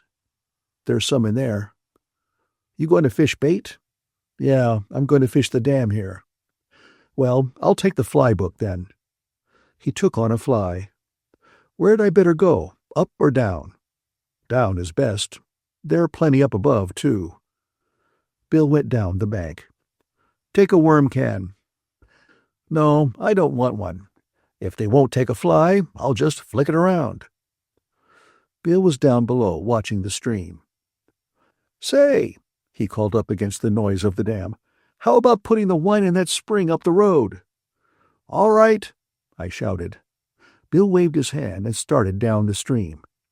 I found the 2 wine bottles in the pack and carried them up the road to where the water of a spring flowed out of an iron pipe. There was a board over the spring, and I lifted it, and knocking the corks firmly into the bottles, lowered them down into the water. It was so cold my hand and wrist felt numbed. I put back the slab of wood and hoped nobody would find the wine. I got my rod that was leaning against the tree, took the bait can and landing net, and walked out onto the dam. It was built to provide a head of water for driving logs. The gate was up, and I sat on one of the squared timbers and watched the smooth apron of water before the river tumbled into the falls. In the white water at the foot of the dam, it was deep. As I baited up, a trout shot up out of the white water into the falls and was carried down. Before I could finish baiting, another trout jumped at the falls, making the same lovely arc and disappearing into the water that was thundering down. I put on a good-sized sinker and dropped into the white water close to the edge of the timbers of the dam. I did not feel the first trout strike. When I started to pull up, I felt that I had one and brought him, fighting and bending the rod almost double, out of the boiling water at the foot of the falls, and swung him up and onto the dam. He was a good trout, and I banged his head against the timber so that he quivered out straight, and then slipped him into my bag. While I had him on, several trout had jumped at the falls. As soon as I baited up and dropped in again, I hooked another and brought him in the same way. In a little while, I had 6. They were all about the same size. I laid them out side by side, all their heads pointing the same way, and looked at them. They were beautifully colored and firm and hard from the cold water. It was a hot day, so I slit them all and shucked out the insides, gills and all, and tossed them over across the river. I took the trout ashore, washed them in the cold, smoothly heavy water above the dam, and then picked some ferns and packed them all in the bag. 3 trout on a layer of ferns, then another layer of ferns, then 3 more trout, and then covered them with ferns. They looked nice in the ferns, and now the bag was bulky, and I put it in the shade of the tree. It was very hot on the dam, so I put my worm can in the shade with the bag, and got a book out of the pack and settled down under the tree to read until Bill should come up for lunch. It was a little past noon, and there was not much shade, but I sat against the trunk of 2 of the trees that grew together and read. The book was something by A.E.W. Mason, and I was reading a wonderful story about a man who'd been frozen in the Alps and then fallen into a glacier and disappeared, and his bride was going to wait 24 years exactly for his body to come out on the moraine, while her true love waited too, and they were still waiting when Bill came up. "Get any?" he asked. He had his rod and his bag and his net all in one hand, and he was sweating. I hadn't heard him come up because of the noise from the dam. "6. What did you get?" Bill sat down, opened up his bag, laid out a big trout on the grass. He took out 3 more, each one a little bigger than the last, and laid them side by side in the shade from the tree. His face was sweaty and happy. "How are yours?" "Smaller." "Let's see them." "They're packed." "How big are they really?" "They're all about the size of your smallest." "You're not holding out on me." "I wish I were." "Get them all on worms?" "Yes." "You lazy bum." Bill put the trout in the bag and started for the river, swinging the open bag. He was wet from the waist down, and I knew he must have been wading the stream. I walked up the road and got out the 2 bottles of wine. They were cold. Moisture beaded on the bottles as I walked back to the trees. I spread the lunch on a newspaper and uncorked one of the bottles and leaned the other against a tree. Bill came up drying his hands, his bag plump with ferns. "Let's see that bottle," he said. He pulled the cork and tipped the bottle and drank. "Phew, that makes my eyes ache." "Let's try it." The wine was icy cold and tasted faintly rusty. "That's not such filthy wine," Bill said. "The cold helps it," I said. We unwrapped the little parcels of lunch. "Chicken. There's hard-boiled eggs. Find any salt?" "First the egg," said Bill, "then the chicken. Even Brian could see that." "He's dead. I read it in the paper yesterday." "No, not really." "Yes, Brian's dead." Bill laid down the egg he was peeling. "Gentlemen," he said, and unwrapped a drumstick from a piece of newspaper, "I reverse the order. For Brian's sake. As a tribute to the great commoner. First the chicken, then the egg." "Wonder what day God created the chicken." "Oh," said Bill, sucking on the drumstick, "how should we know? We should not question. Our stay on earth is not for long. Let us rejoice and believe and give thanks." "Eat an egg." Bill gestured with the drumstick in one hand and the bottle of wine in the other. "Let us rejoice in our blessings. Let us utilize the fowls of the air. Let us utilize the product of the vine. Will you utilize a little, brother?" "After you, brother." Bill took a long drink. "Utilize a little, brother." He handed me the bottle. "Let us not doubt, brother. Let us not pry into the holy mysteries of the hencoop with simian fingers. Let us accept on faith and simply say, I want you to join with me in saying, what shall we say, brother?" He pointed the drumstick at me and went on. "Let me tell you, we will say, and I for one am proud to say, and I want you to say with me on your knees, brother, let no man be ashamed to kneel here in the great out-of-doors. Remember, the woods were God's first temples. Let us kneel and say, don't eat that, lady, that's Mencken." "Here," I said, "utilize a little of this." We uncorked the other bottle. "What's the matter?" I said. "Didn't you like Brian?" "I loved Brian," said Bill. "We were like brothers." "Where did you know him?" "He and Mencken and I all went to Holy Cross together." "And Frankie Fritch." "It's a lie. Frankie Fritch went to Fordham." "Well," I said, "I went to Loyola with Bishop Manning." "It's a lie," Bill said. "I went to Loyola with Bishop Manning myself." "You're cockeyed," I said. "On wine?" "Why not?" "It's the humidity," Bill said. "They ought to take this damned humidity away." "Have another shot." "Is this all we've got?" "Only the 2 bottles." "Do you know what you are?" Bill looked at the bottle affectionately. "No," I said. "You're in the pay of the Anti-Saloon League." "I went to Notre Dame with Wayne B. Wheeler." "It's a lie," Bill said. "I went to Austin Business College with Wayne B. Wheeler. He was class president." "Well," I said, "the saloon must go." "You're right there, old classmate," Bill said. "The saloon must go, and I will take it with me." "You're cockeyed." "On wine?" "On wine." "Well, maybe I am." "Want to take a nap?" "All right." We lay with our heads in the shade and looked up into the trees. "You asleep?" "No," Bill said. "I was thinking." I shut my eyes. It felt good lying on the ground. "Say," Bill said, "what about this Brett business?" "What about it?" "Were you ever in love with her?" "Sure." "For how long?" "Off and on for a hell of a long time." "Oh, hell," Bill said. "I'm sorry, fella." "It's all right," I said. "I don't give a damn anymore." "Really?" "Really.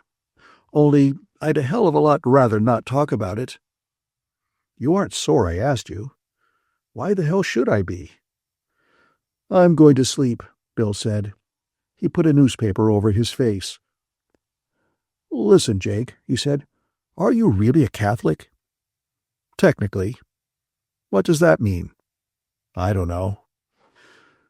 "All right, I'll go to sleep now," he said. "Don't keep me awake by talking so much." I went to sleep too. When I woke up, Bill was packing the rucksack. It was late in the afternoon, and the shadow from the trees was long and went out over the dam. I was stiff from sleeping on the ground. "What did you do? Wake up?" Bill asked. "Why didn't you spend the night?" I stretched and rubbed my eyes. "I had a lovely dream," Bill said. "I don't remember what it was about, but it was a lovely dream." "I don't think I dreamt." "You ought to dream," Bill said. "All our biggest businessmen have been dreamers. Look at Ford. Look at President Coolidge. Look at Rockefeller. Look at Joe Davidson." I disjointed my rod and bills and packed them in the rod case. I put the reels in the tackle bag. Bill had packed the rucksack, and we put one of the trout bags in. I carried the other. "Well," said Bill, "have we got everything?" "The worms." "Your worms. Put them in there." He had the pack on his back, and I put the worm cans in one of the outside flap pockets. "You got everything now?" I looked around on the grass at the foot of the elm trees. "Yes." We started up the road into the woods. It was a long walk home to Bergueda, and it was dark when we came down across the fields to the road, and along the road between the houses of the town, their windows lighted, to the inn. We stayed 5 days at Bergueda and had good fishing. The nights were cold and the days were hot, and there was always a breeze even in the heat of the day. It was hot enough so that it felt good to wade in a cold stream, and the sun dried you when you came out and sat on the bank. We found a stream with a pool deep enough to swim in. In the evenings we played three-handed bridge with an Englishman named Harris, who had walked over from the Saint-Jean-Pied-de-Port and was stopping at the inn for the fishing. He was very pleasant and went with us twice to the Arati River. There was no word from Robert Cohn, nor from Brett and Mike. Chapter 13. One morning I went down to breakfast, and the Englishman, Harris, was already at the table. He was reading the newspaper through spectacles. He looked up and smiled. "Good morning," he said. "Letter for you. I stopped at the post, and they gave it me with mine." The letter was at my place at the table, leaning against a coffee cup. Harris was reading the paper again. I opened the letter. It had been forwarded from Pamplona. It was dated San Sebastian, Sunday. "Dear Jake, we got here Friday. Brett passed out on the train, so brought her here for 3 days' rest with old friends of ours. We go to Montoya Hotel Pamplona Tuesday, arriving at I don't know what hour. Will you send a note by the bus to tell us what to do to rejoin you all on Wednesday? All our love, and sorry to be late, but Brett was really done in and will be quite all right by Tues, and is practically so now. I know her so well and try to look after her, but it's not so easy. Love to all the chaps, Michael." "What day of the week is it?" I asked Harris. "Wednesday, I think. Yes, quite. Wednesday. Wonderful how one loses track of the days up here in the mountains." "Yes, we've been here nearly a week." "I hope you're not thinking of leaving." "Yes, we're going on the afternoon bus, I'm afraid." "What a rotten business. I had hoped we'd all have another go at the Arati together." "We have to go into Pamplona. We're meeting people there." "What rotten luck for me. We've had a jolly time here at Bergueda." "Come on into Pamplona. We can play some bridge there, and there's going to be a damned fine fiesta." "I'd like to. Awfully nice of you to ask me. I'd best stop on here, though. I've not much more time to fish." "You want those big ones in the Arati?" "I say I do, you know. They're enormous trout there." "I'd like to try them once more." "Do. Stop over another day. Be a good chap." "We really have to get into town," I said. "What a pity." After breakfast, Bill and I were sitting warming in the sun on a bench out in front of the inn and talking it over. I saw a girl coming up the road from the center of the town. She stopped in front of us and took a telegram out of the leather wallet that hung against her skirt. "Por ustedes?" I looked at it. The address was Barnes, Bergueda. "Yes, it's for us." She brought out a book for me to sign, and I gave her a couple of coppers. The telegram was in Spanish. "Vengo jueves con." I handed it to Bill. "What does the word con mean?" he asked. "What a lousy telegram," I said. "He could send 10 words for the same price. I come Thursday. That gives you a lot of dope, doesn't it?" "It gives you all the dope that's of interest to Cone." "We're going in anyway," I said. "There's no use trying to move Brett and Mike out here and back before the fiesta. Should we answer it?" "We might as well," said Bill. "There's no need for us to be snooty." We walked up to the post office and asked for a telegraph blank. "What will we say?" Bill asked. "Arriving tonight. That's enough." We paid for the message and walked back to the inn. Harris was there, and the 3 of us walked up to Roncesvalles. We went through the monastery. "It's a remarkable place," Harris said when we came out. "But, you know, I'm not much in those sort of places." "Me either," Bill said. "It's a remarkable place, though," Harris said. "I would not have seen it. I've been intending coming up each day." "It isn't the same as fishing, though, is it?" Bill asked. He liked Harris. "I say not." We were standing in front of the old chapel of the monastery. "Isn't that a pub across the way?" Harris asked. "Or do my eyes deceive me?" "It has the look of a pub," Bill said. "It looks to me like a pub," I said. "I say," said Harris, "let's utilize it." He had taken up utilizing from Bill. We had a bottle of wine apiece. Harris would not let us pay. He talked Spanish quite well, and the innkeeper would not take our money. "I say, you don't know what it's meant to me to have you chaps up here." "We've had a grand time, Harris." Harris was a little tight. "I say, really, you don't know how much it means. I've not had much fun since the war." "We'll fish together again sometime. Don't you forget it, Harris." "We must. We have had such a jolly good time." "How about another bottle around?" "Jolly good idea," said Harris. "This is mine," said Bill, "or we don't drink it." "I wish you'd let me pay for it. It does give me pleasure, you know." "This is going to give me pleasure," Bill said. The innkeeper brought in the 4th bottle. We had kept the same glasses. Harris lifted his glass. "I say, you know, this does utilize well." Bill slapped him on the back. "Good old Harris." "I say, you know, my name isn't really Harris. It's Wilson Harris. All one name. With a hyphen, you know." "Good old Wilson Harris," Bill said. "We call you Harris because we're so fond of you." "I say, Barnes, you don't know what this all means to me." "Come on and utilize another glass," I said. "Barnes, really, Barnes, you can't know. That's all." "Drink up, Harris." We walked back down the road from Roncesvalles with Harris between us. We had lunch at the inn, and Harris went with us to the bus. He gave us his card, with his address in London, and his club and his business address, and as we got on the bus, he handed us each an envelope. I opened mine, and there were a dozen flies in it. Harris had tied them himself. He tied all his own flies. "I say, Harris," I began. No, he said. He was climbing down from the bus. "They're not first-rate flies at all.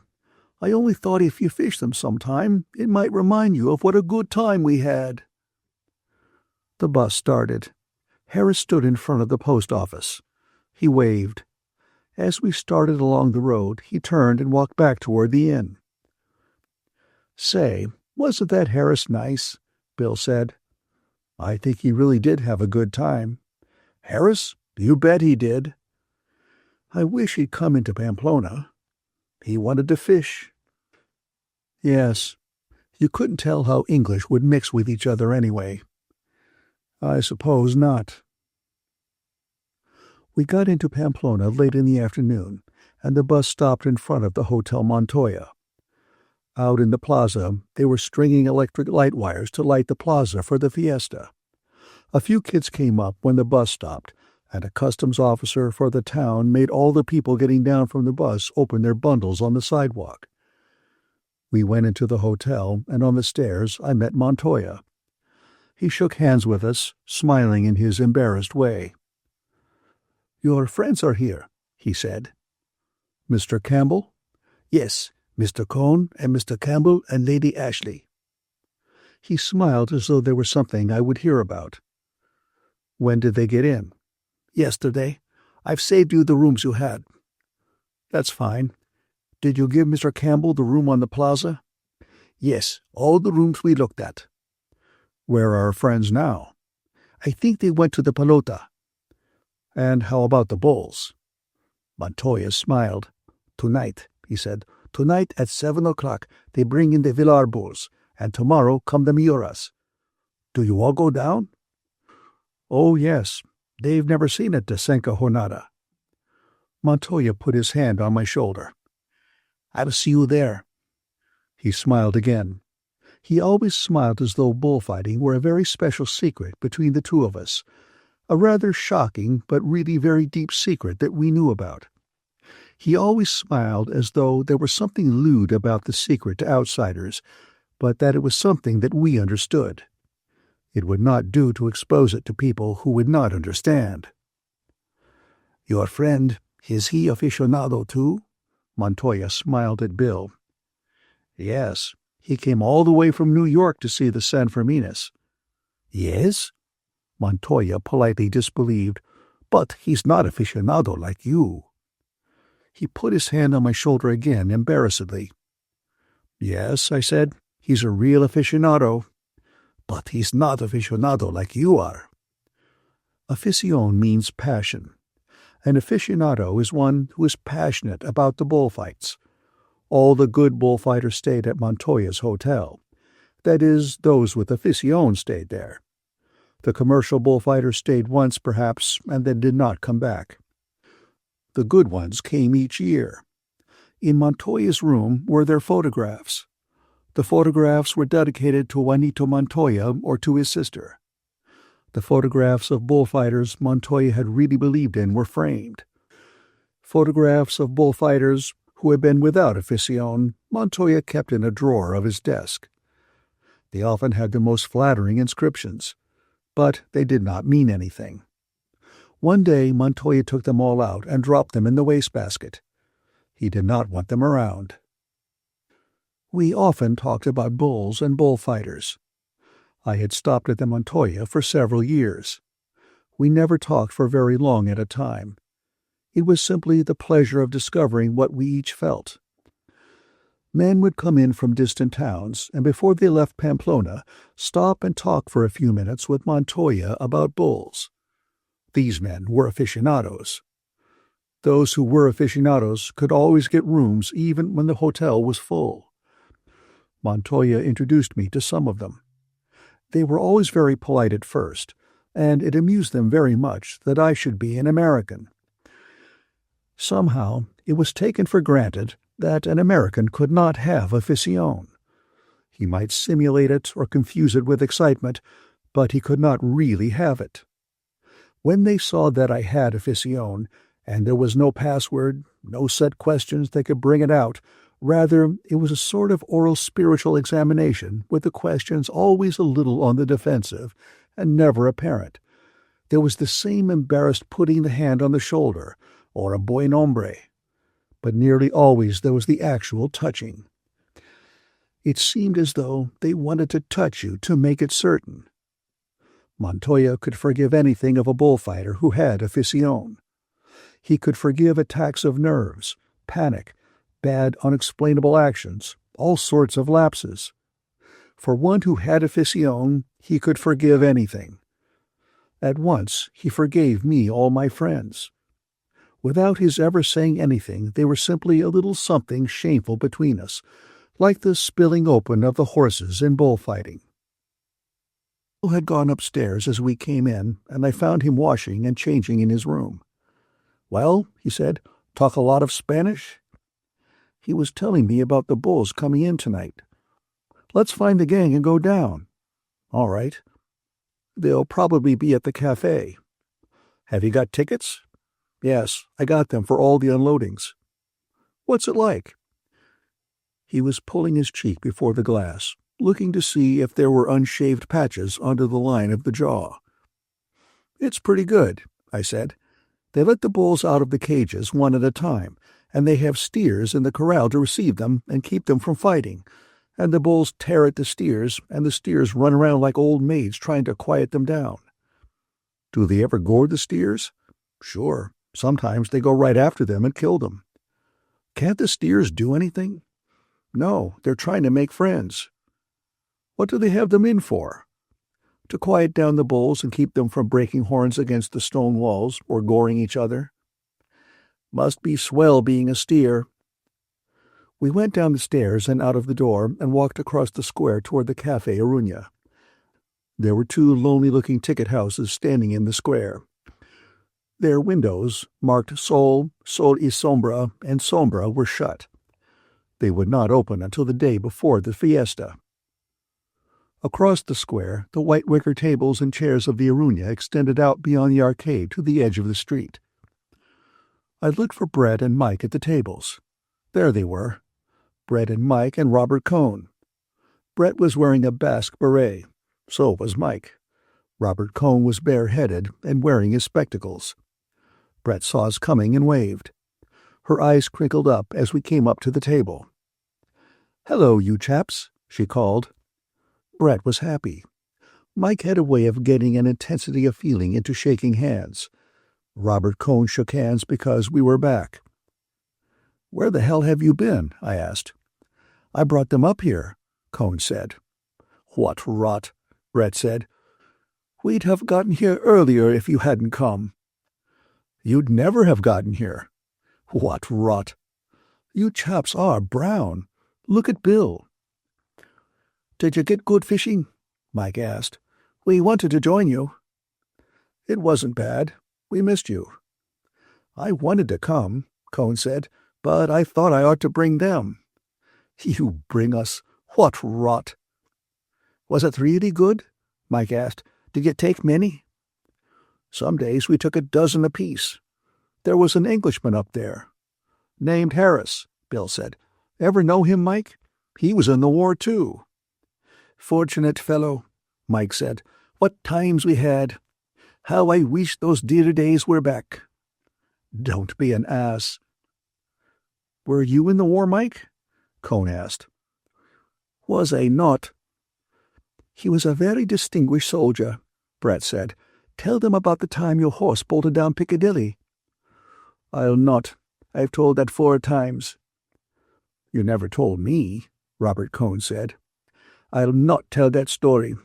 It reflects discredit on me." "Tell them about your medals." "I'll not. That story reflects great discredit on me." "What story's that?" "Brett will tell you. She tells all the stories that reflect discredit on me." "Go on, tell it, Brett." "Should I?" "I'll tell it myself." "What medals have you got, Mike?" "I haven't got any medals." "You must have some." "I suppose I've the usual medals, but I never sent in for them. One time there was this whopping big dinner, and the Prince of Wales was to be there, and the card said medals will be worn. So naturally I had no medals, and I stopped at my tailor's, and he was impressed by the invitation, and I thought, that's a good piece of business, and I said to him, 'You've got to fix me up with some medals.' He said, 'What medals, sir?' And I said, 'Oh, any medals. Just give me a few medals.' So he said, 'What medals have you, sir?' And I said, How should I know? Did he think I spent all my time reading the bloody Gazette? Just give me a good lot. Pick them out yourself. So he got me some medals, miniature medals, and handed me the box, and I put it in my pocket and forgot it. Well, I went to the dinner, and it was the night they'd shot Henry Wilson, so the prince didn't come, and the king didn't come, and no one wore any medals, and all these coves were busy taking off their medals, and I had mine in my pocket. He stopped for us to laugh. Is that all? That's all. Perhaps I didn't tell it right. You didn't, said Brett, but no matter. We were all laughing. Ah, yes, said Mike. I know now. It was a damn dull dinner, and I couldn't stick it, so I left. Later on in the evening, I found the box in my pocket. What's this? I said. Medals? Bloody military medals? So I cut them all off their backing. They put them on a strip and gave them all around. Gave one to each girl, form of souvenir. They thought I was hell's own shakes of a soldier. Give away medals in a nightclub. Dashing fellow. Tell the rest, Brett said. Don't you think that was funny? Mike asked. We were all laughing. It was. I swear it was. At any rate, my tailor wrote me and wanted the medals back. Sent a man around. Kept on writing for months. Seems some chap had left them to be cleaned. Frightfully military cove. Set hell's own store by them. Mike paused. Rotten luck for the tailor, he said. You don't mean it, Bill said. I should think it would have been grand for the tailor. Frightfully good tailor. Never believe it to see me now, Mike said. I used to pay him £100 a year just to keep him quiet, so he wouldn't send me any bills. Frightful blow to him when I went bankrupt. It was right after the medals. Gave his letters rather a bitter tone. How did you go bankrupt? Bill asked. 2 ways, Mike said. Gradually and then suddenly. What brought it on? Friends, said Mike. I had a lot of friends. False friends. Then I had creditors too. Probably had more creditors than anybody in England. Tell them about in the court, Brett said. I don't remember, Mike said. I was just a little tight. Tight, Brett exclaimed. You were blind. Extraordinary thing, Mike said. Met my former partner the other day. Offered to buy me a drink. Tell them about your learned counsel, Brett said. I will not, Mike said. My learned counsel was blind too. I say, this is a gloomy subject. Are we going down to see the bulls unloaded or not? Let's go down. We called a waiter, paid, and started to walk through the town. I started off walking with Brett, but Robert Cohn came up and joined her on the other side. The 3 of us walked along, past the Ayuntamiento with the banners hung from the balcony, down past the market and down past the steep street that led to the bridge across the Arga. There were many people walking to go and see the bulls, and carriages drove down the hill and across the bridge, the drivers, the horses, and the whips rising above the walking people in the street.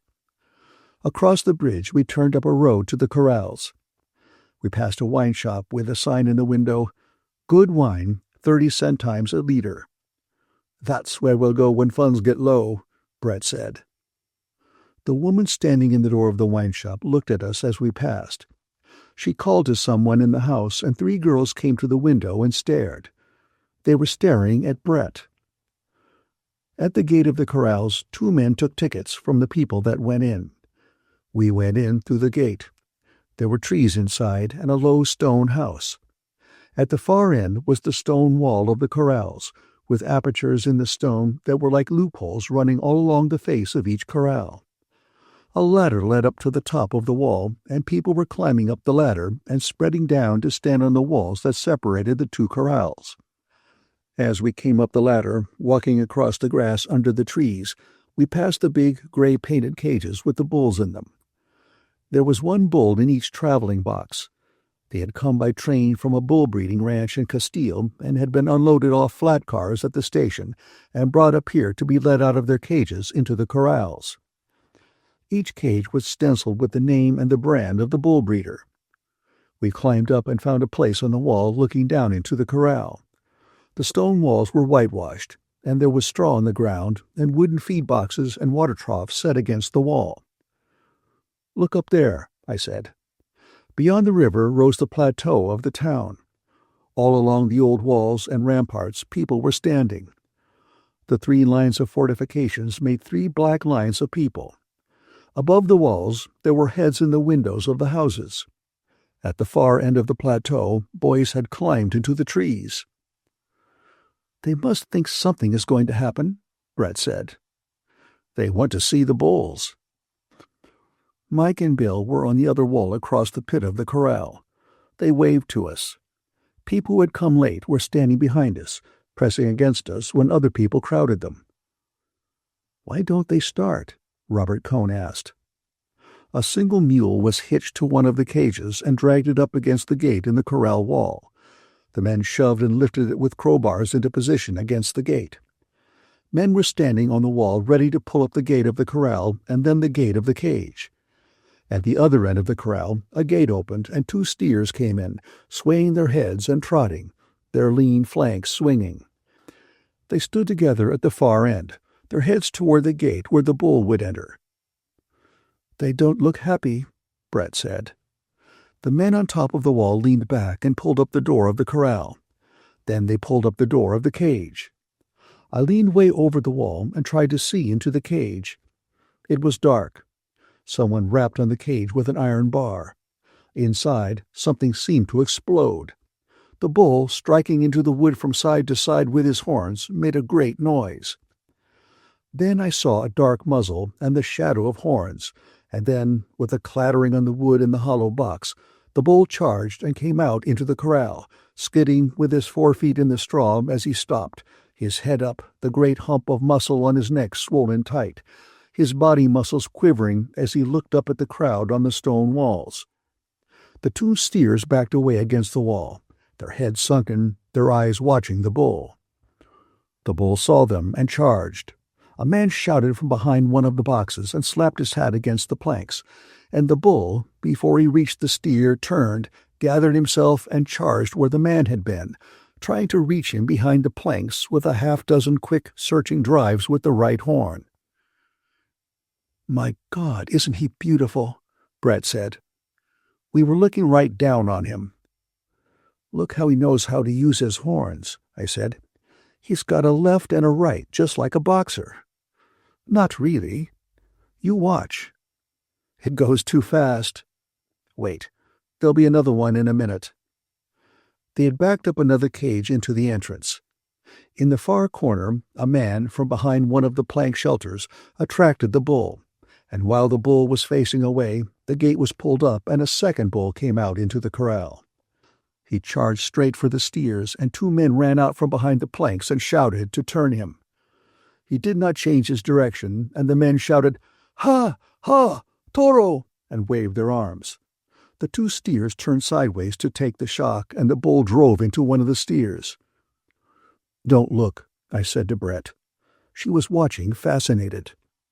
"Fine," I said, "if it doesn't buck you." "I saw it," she said.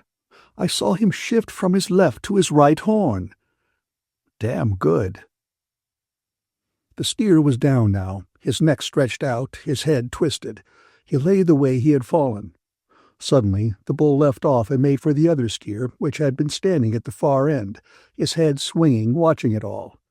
The steer ran awkwardly, and the bull caught him, hooked him lightly in the flank, and then turned away and looked up at the crowd on the walls, his crest of muscle rising. The steer came up to him and made as though to nose at him, and the bull hooked perfunctorily. The next time he nosed at the steer, and then the 2 of them trotted over to the other bull. When the next bull came out, all 3, the 2 bulls and the steer, stood together, their heads side by side, their horns against the newcomer. In a few minutes, the steer picked the new bull up, quieted him down, and made him one of the herd. When the last 2 bulls had been unloaded, the herd were all together. The steer who had been gored had gotten to his feet and stood against the stone wall. None of the bulls came near him, and he did not attempt to join the herd. We climbed down from the wall with the crowd, and had a last look at the bulls through the loopholes in the wall of the corral. They were all quiet now, their heads down. We got a carriage outside and rode up to the café. Mike and Bill came in half an hour later. They had stopped on the way for several drinks. We were sitting in the café. "That's an extraordinary business," Brett said. "Will those last ones fight as well as the first?" Robert Cohn asked. "They seem to quiet down awfully fast." "They all know each other," I said. "They're only dangerous when they're alone, or only 2 or 3 of them together." "What do you mean, dangerous?" Bill said. "They all look dangerous to me." "They only want to kill when they're alone. Of course, if you went in there, you'd probably detach one of them from the herd, and he'd be dangerous." "That's too complicated," Bill said. "Don't you ever detach me from the herd, Mike." "I say," Mike said, "they were fine bulls, weren't they? Did you see their horns?" "Did I not?" said Brett. "I had no idea what they were like." "Did you see the one hit that steer?" Mike asked. "That was extraordinary." "It's no life being a steer," Robert Cohn said. "Don't you think so?" Mike said. "I would have thought you loved being a steer, Robert." "What do you mean, Mike?" "They lead such a quiet life. They never say anything, and they're always hanging about so." We were embarrassed. Bill laughed. Robert Cohn was angry. Mike went on talking. "I should think you'd love it. You'd never have to say a word. Come on, Robert, do say something. Don't just sit there." "I said something, Mike. Don't you remember? About the steers." "Oh, say something more. Say something funny. Can't you see we're all having a good time here?" "Come off it, Michael. You're drunk," Brett said. "I'm not drunk. I'm quite serious. Is Robert Cohn going to follow Brett around like a steer all the time?" "Shut up, Michael. Try and show a little breeding." "Breeding be damned. Who has any breeding anyway, except the bulls? Aren't the bulls lovely? Don't you like them, Bill? Why don't you say something, Robert? Don't sit there looking like a bloody funeral. What if Brett did sleep with you? She slept with lots of better people than you." "Shut up," Cohn said. He stood up. "Shut up, Mike." "Oh, don't stand up and act as though you're going to hit me. That won't make any difference to me. Tell me, Robert, why do you follow Brett around like a poor bloody steer? Don't you know you're not wanted? I know when I'm not wanted. Why don't you know when you're not wanted? You came down to San Sebastian where you weren't wanted and followed Brett around like a bloody steer. Do you think that's right?" "Shut up. You're drunk." "Perhaps I am drunk. Why aren't you drunk? Why don't you ever get drunk, Robert? You know you didn't have a good time at San Sebastian because none of our friends would invite you on any of the parties. You can't blame them hardly, can you? I asked them to. They wouldn't do it. You can't blame them now, can you? Now answer me. Can you blame them?" "Go to hell, Mike." "I can't blame them. Can you blame them? Why do you follow Brett around? Haven't you any manners? How do you think it makes me feel?" "You're a splendid one to talk about manners," Brett said. "You've such lovely manners." "Come on, Robert," Bill said. "What do you follow her around for?" Bill stood up and took hold of Cohn. "Don't go," Mike said. "Robert Cohn's going to buy a drink." Bill went off with Cohn. Cohn's face was sallow. Mike went on talking. I sat and listened for a while. Brett looked disgusted. "I say, Michael, you might not be such a bloody ass," she interrupted. "I'm not saying he's not right, you know." She turned to me. The emotion left Mike's voice. We were all friends together. "I'm not so damn drunk as I sounded," he said. "I know you're not," Brett said. "We're none of us sober," I said. "I didn't say anything I didn't mean." "But you put it so badly," Brett laughed. "He was an ass, though. He came down to San Sebastian when he damn well wasn't wanted. He hung around Brett and just looked at her. It made me damned well sick." He did behave very badly, Brett said. Mark you, Brett's had affairs with men before. She tells me all about everything. She gave me this chap Cohn's letters to read. I wouldn't read them. Damned noble of you. No, listen, Jake. Brett's gone off with men, but they weren't ever Jews, and they didn't come and hang about afterward. Damned good chaps, Brett said. It's all rot to talk about it. Michael and I understand each other. She gave me Robert Cohn's letters. I wouldn't read them. You wouldn't read any letters, darling. You wouldn't read mine. I can't read letters, Mike said. Funny, isn't it? You can't read anything. No, you're wrong there.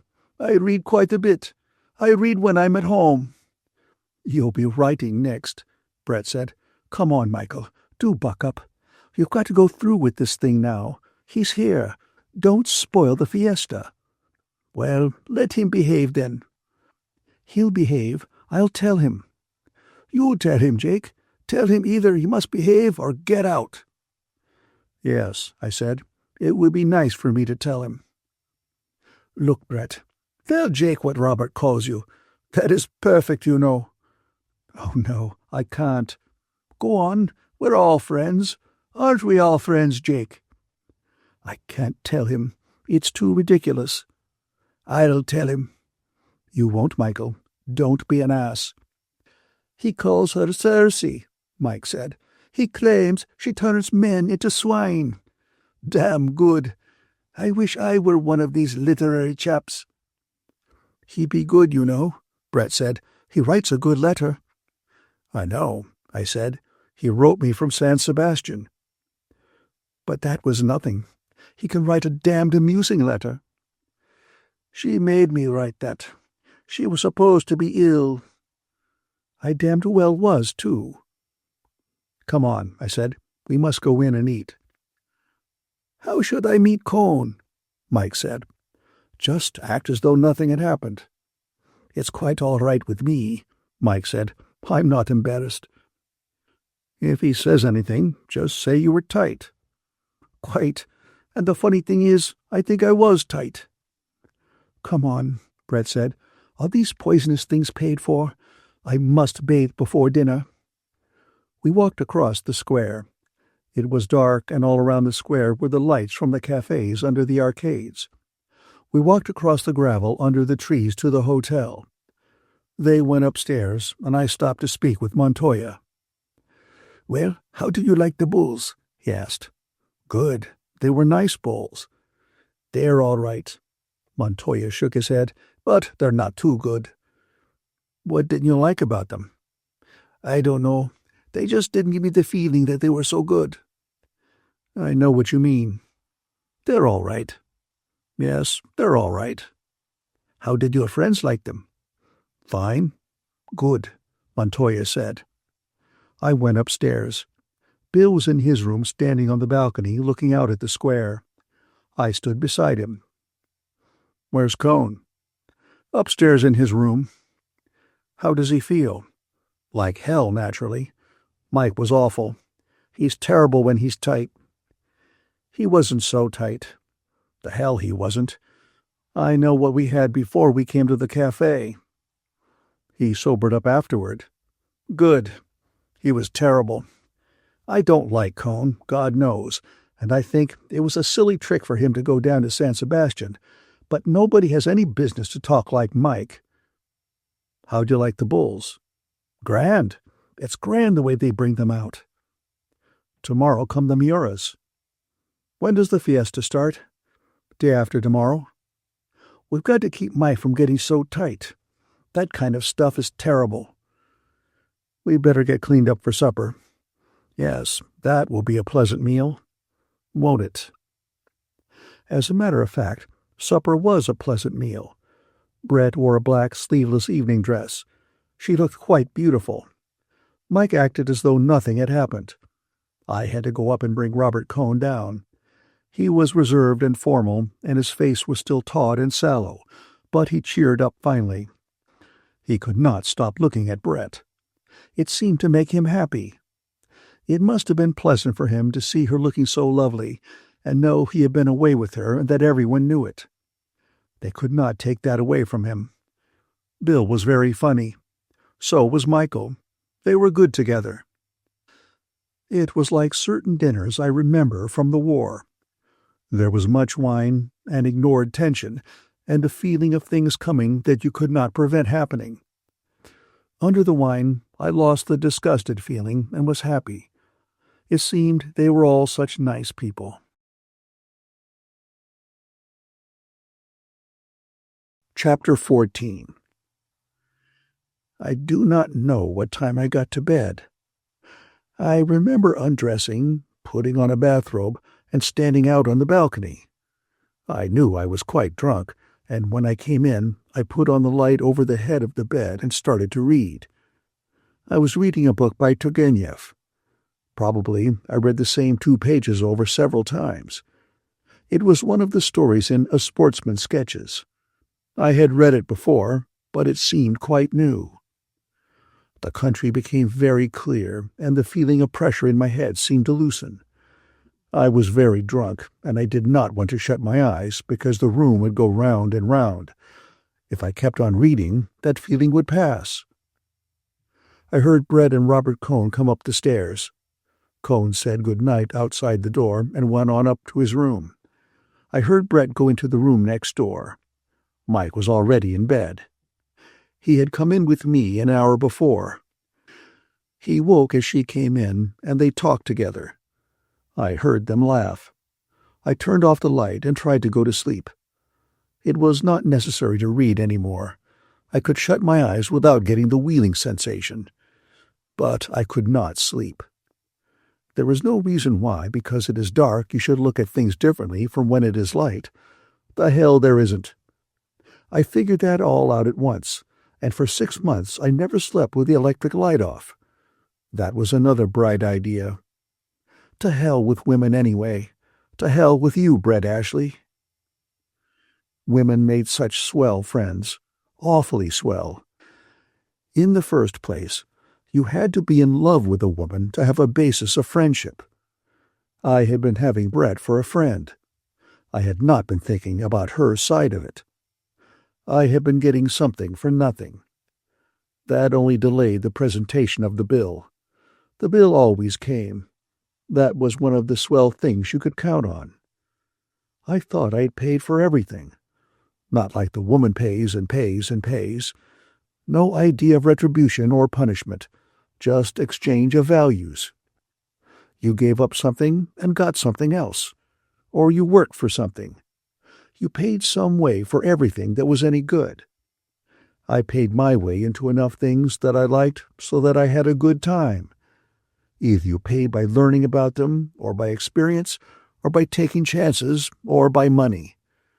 Enjoying living was learning to get your money's worth, and knowing when you had it. You could get your money's worth. The world was a good place to buy in. It seemed like a fine philosophy. In 5 years, I thought, it will seem just as silly as all the other fine philosophies I've had. Perhaps that wasn't true, though. Perhaps as you went along you did learn something. I did not care what it was all about. All I wanted to know was how to live in it. Maybe if you found out how to live in it, you learned from that what it was all about. I wished Mike would not behave so terribly to Cohn, though. Mike was a bad drunk. Brett was a good drunk. Bill was a good drunk. Cohn was never drunk. Mike was unpleasant after he passed a certain point. I'd like to see him hurt Cohn. I wished he would not do it, though, because afterward it made me disgusted at myself. That was morality. Things that made you disgusted afterward. No, that must be immorality. That was a large statement. What a lot of bilge I could think up at night. What rot! I could hear Brett say it. What rot! When you were with English, you got into the habit of using English expressions in your thinking. The English spoken language, the upper classes anyway, must have fewer words than the Eskimo. Of course, I didn't know anything about the Eskimo. Maybe the Eskimo was a fine language. Say the Cherokee. I didn't know anything about the Cherokee either. The English talked with inflected phrases. One phrase to mean everything. I liked them, though. I liked the way they talked. Take Harris. Still, Harris was not the upper classes. I turned on the light again and read. I read the Turgenev.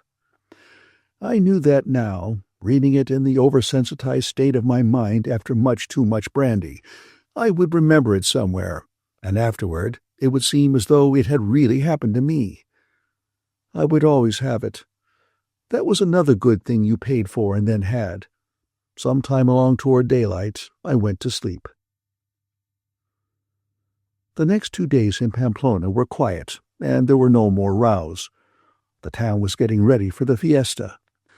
Workmen put up the gateposts that were to shut off the side streets when the bulls were released from the corrals and came running through the streets in the morning on their way to the ring. The workmen dug holes and fitted in the timbers, each timber numbered for its regular place. Out on the plateau beyond the town, employees of the bull ring exercised picador horses, galloping them stiff-legged on the hard, sun-baked fields behind the bull ring. The big gate of the bull ring was open, and inside the amphitheater was being swept. The ring was rolled and sprinkled, and carpenters replaced weakened or cracked planks in the barrera. Standing at the edge of the smooth-rolled sand, you could look up in the empty stands and see old women sweeping out the boxes. Outside, the fence that led from the last street of the town to the entrance of the bull ring was already in place and made a long pen. The crowd would come running down with the bulls behind them on the morning of the day of the first bullfight. Out across the plain, where the horses and cattle fair would be, some gypsies had camped under the trees. The wine and aguardiente sellers were putting up their booths. One booth advertised Anis del Toro. The cloth sign hung against the planks in the hot sun. In the big square, that was the center of the town, there was no change yet. We sat in the white wicker chairs on the terrace of the café and watched the motor buses come in and unload peasants from the country coming into the market, and we watched the buses fill up and start out with peasants sitting with their saddlebags full of the things they had bought in the town. The tall gray motor buses were the only life of the square except for the pigeons and the man with a hose who sprinkled the graveled square and watered the streets. In the evening was the paseo. For an hour after dinner, everyone, all the good-looking girls, the officers from the garrison, all the fashionable people of the town, walked in the street on one side of the square while the café tables filled with the regular after-dinner crowd. During the morning, I usually sat in the café and read the Madrid papers, and then walked in the town or out into the country. Sometimes Bill went along. Sometimes he wrote in his room. Robert Cohn spent the morning studying Spanish or trying to get a shave at the barber shop. Brett and Mike never got up until noon. We all had a vermouth at the café. It was a quiet life, and no one was drunk. I went to the church a couple of times, once with Brett. She said she wanted to hear me go to confession, but I told her that not only was it impossible, but it was not as interesting as it sounded, and besides, it would be in a language she did not know. We met Cohn as we came out of church, and although it was obvious he had followed us, yet he was very pleasant and nice, and we all three went for a walk out to the gypsy camp, and Brett had her fortune told. It was a good morning. There were high white clouds above the mountains. It had rained a little in the night, and it was fresh and cool on the plateau, and there was a wonderful view. We all felt good, and we felt healthy, and I felt quite friendly to Cohn. You could not be upset about anything on a day like that. That was the last day before the fiesta. Chapter 15. At noon of Sunday, the 6th of July, the fiesta exploded. There was no other way to describe it. People had been coming in all day from the country, but they were assimilated in the town, and you did not notice them. The square was as quiet in the hot sun as on any other day. The peasants were in the outlying wine shops.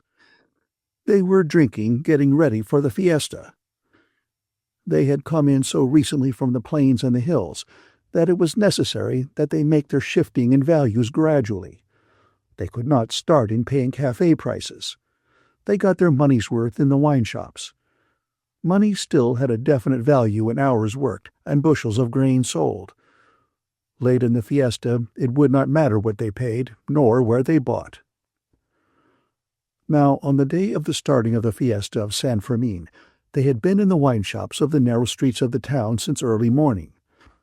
Going down the streets in the morning on the way to Mass in the cathedral, I heard them singing through the open doors of the shops.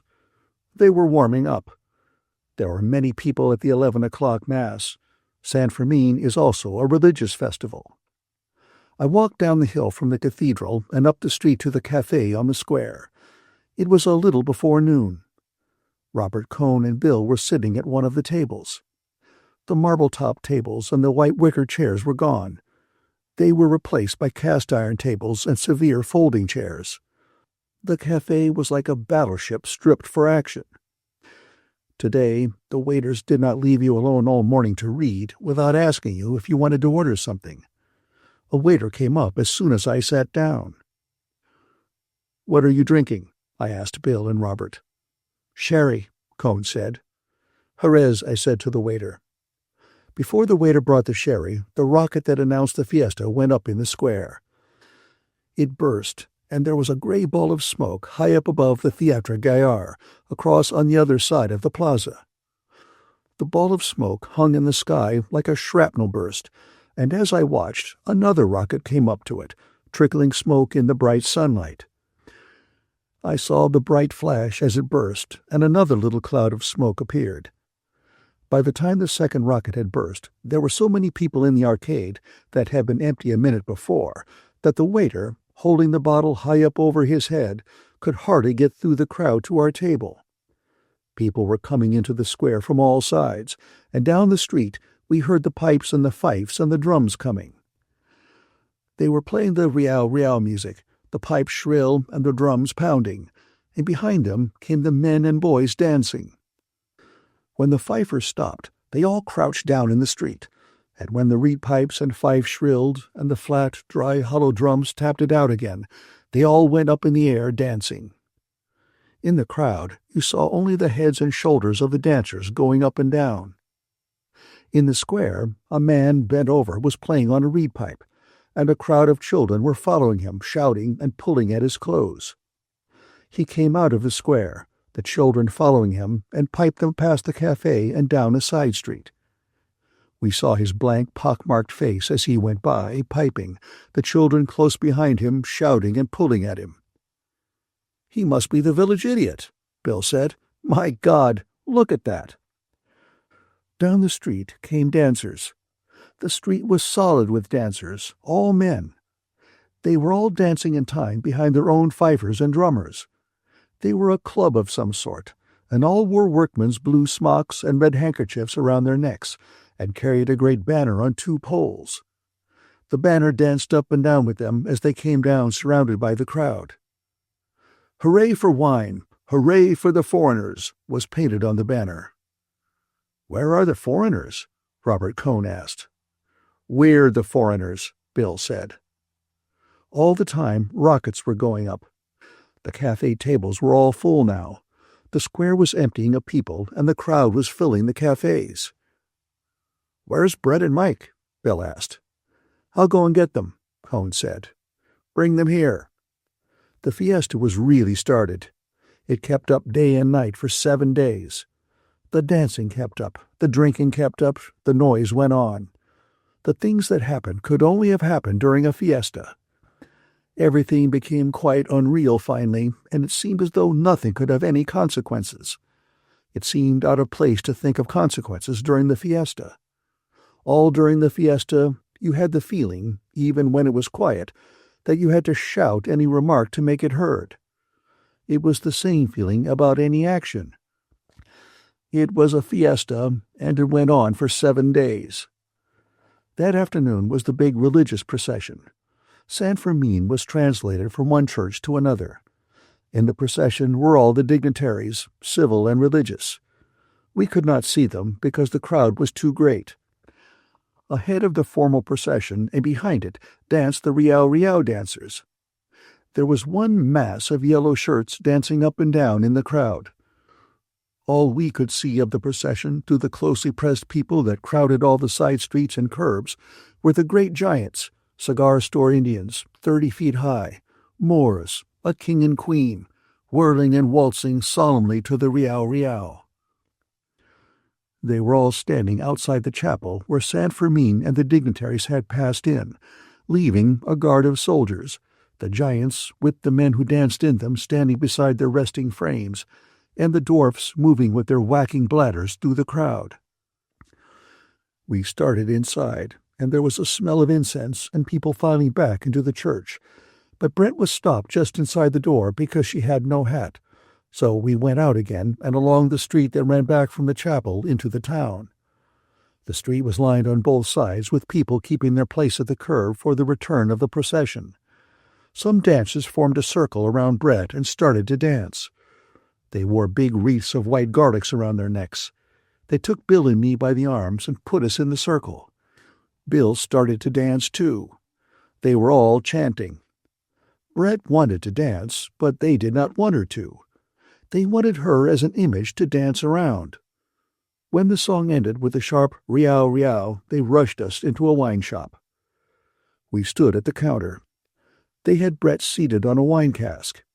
It was dark in the wine shop and full of men singing, hard-voiced singing. Back at the counter, they drew the wine from the casks. I put down money for the wine, but one of the men picked it up and put it back in my pocket.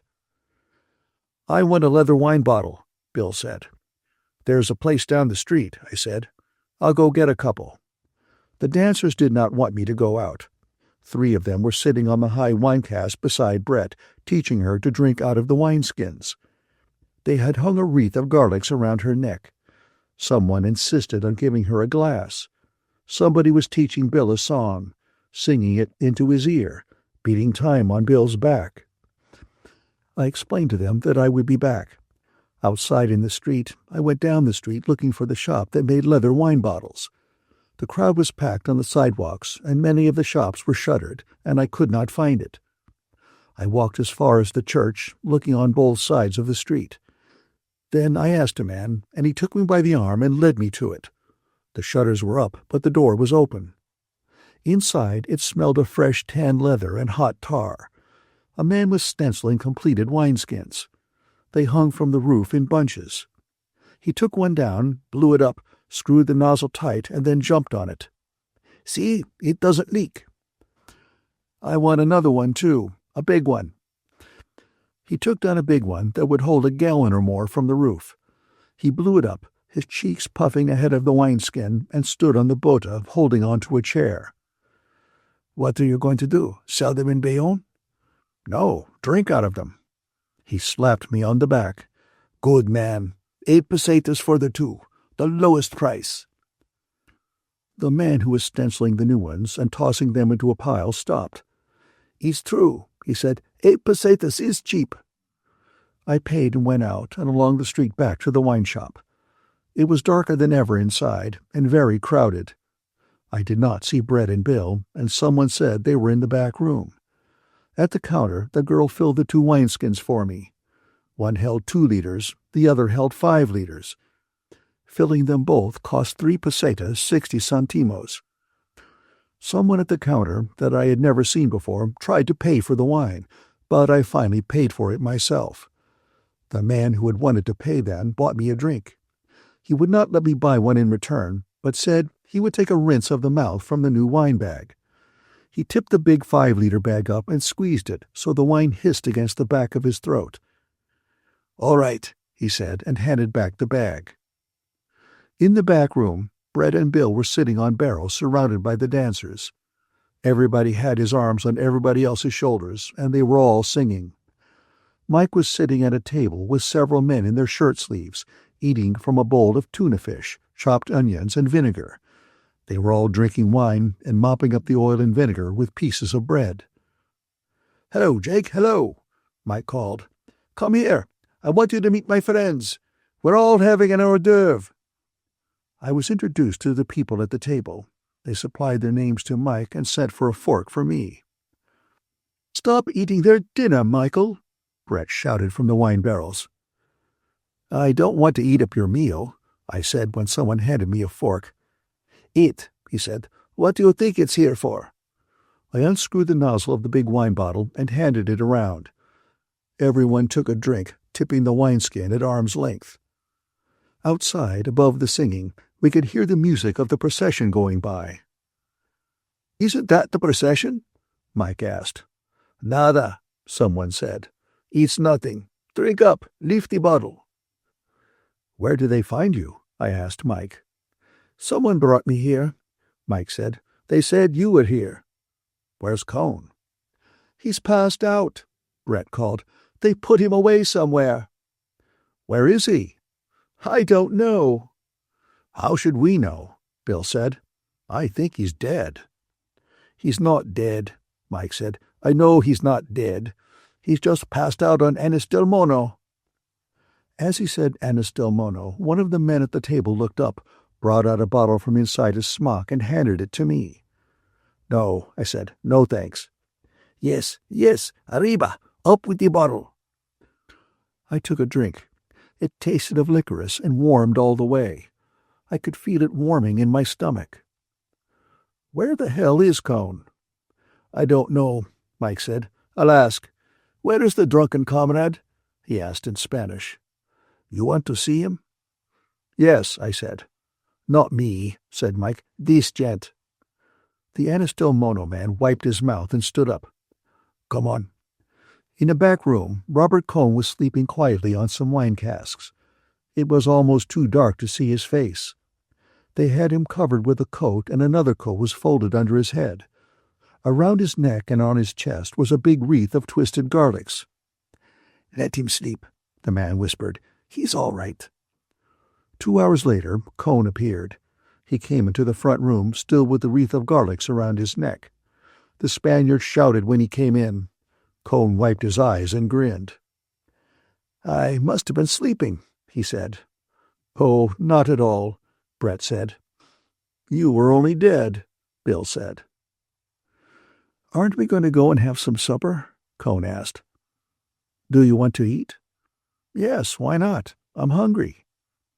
"Eat those garlics, Robert," Mike said. "I say, do eat those garlics."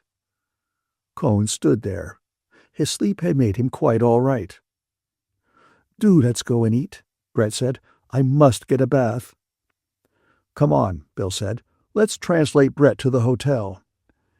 We said goodbye to many people and shook hands with many people and went out. Outside it was dark.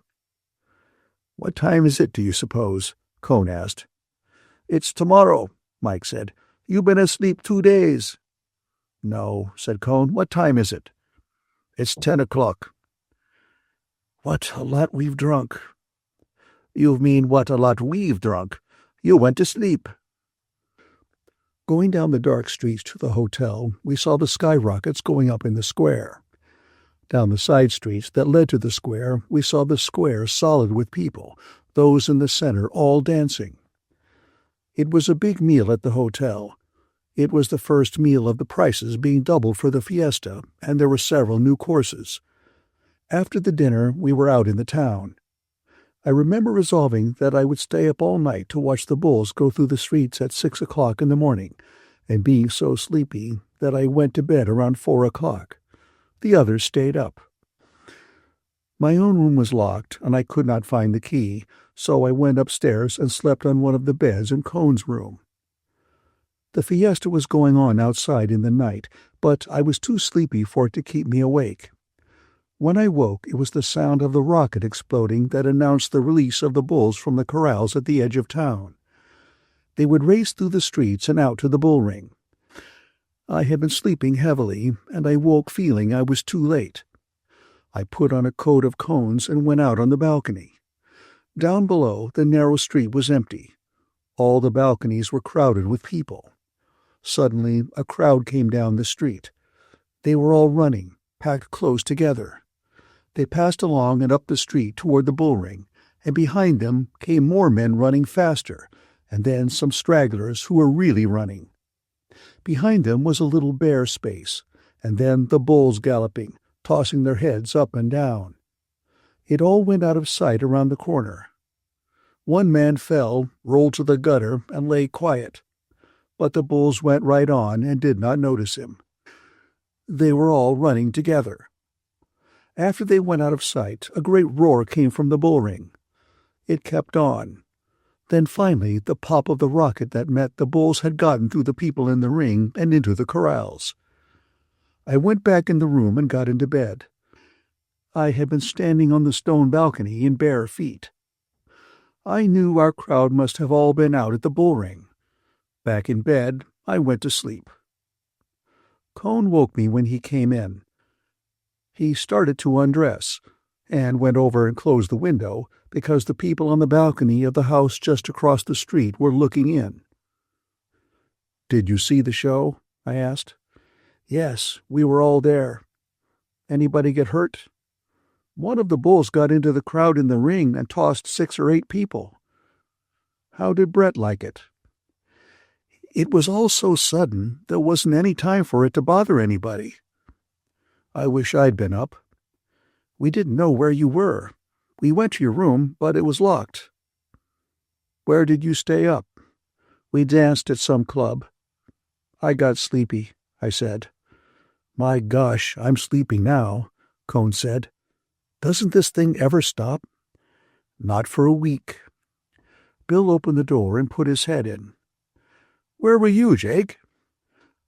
"I saw them go through from the balcony. How was it?" "Grand." "Where are you going?" "To sleep."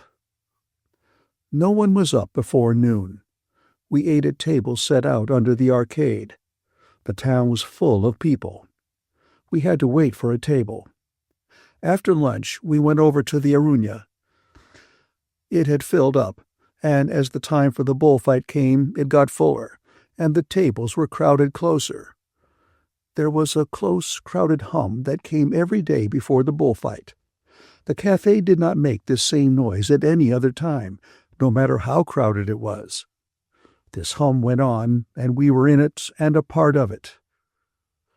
I had taken 6 seats for all the fights. 3 of them were barreras, the first row at the ringside, and 3 were sobrepuertos, seats with wooden backs, halfway up the amphitheater. Mike thought Brett had best sit high up for her first time, and Cone wanted to sit with them. Bill and I were going to sit in the barreras, and I gave the extra ticket to a waiter to sell. Bill said something to Cone about what to do and how to look so he would not mind the horses. Bill had seen 1 season of bullfights. "I'm not worried about how I'll stand it. I'm only afraid I may be bored," Cone said. "You think so?" "Don't look at the horses after the bull hits them," I said to Brett.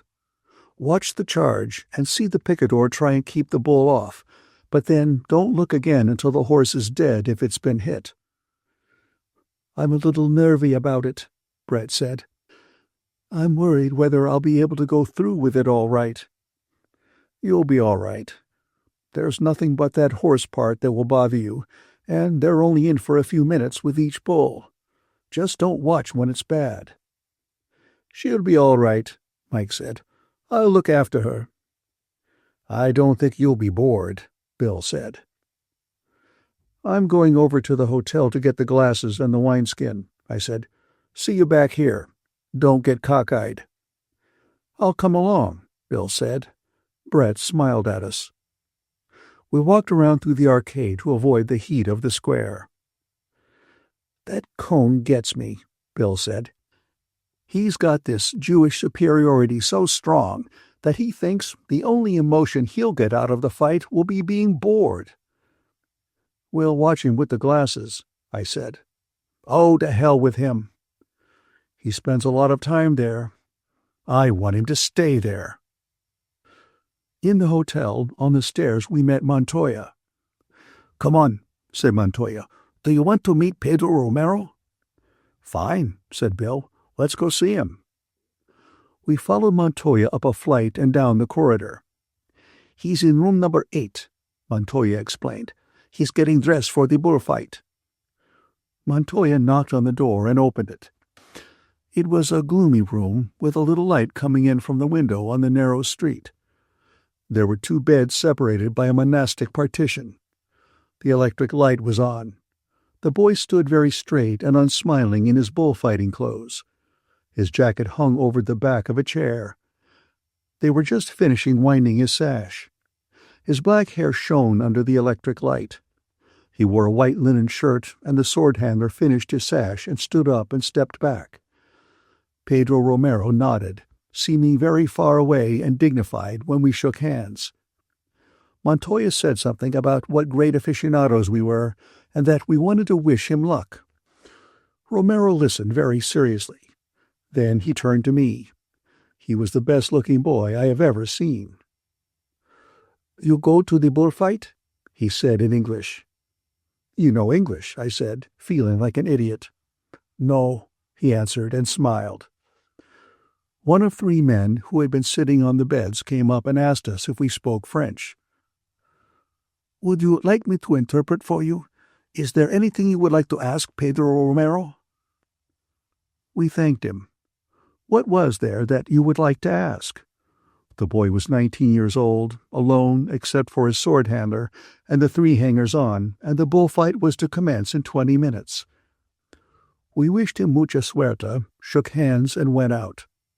He was standing, straight and handsome and altogether by himself, alone in the room with the hangers-on as we shut the door. "He's a fine boy, don't you think so?" Montoya asked. "He's a good-looking kid," I said. "He looks like a torero," Montoya said. "He has the type." "He's a fine boy." "We'll see how he is in the ring," Montoya said. We found the big leather wine bottle leaning against the wall in my room, took it and the field glasses, locked the door, and went downstairs. It was a good bullfight.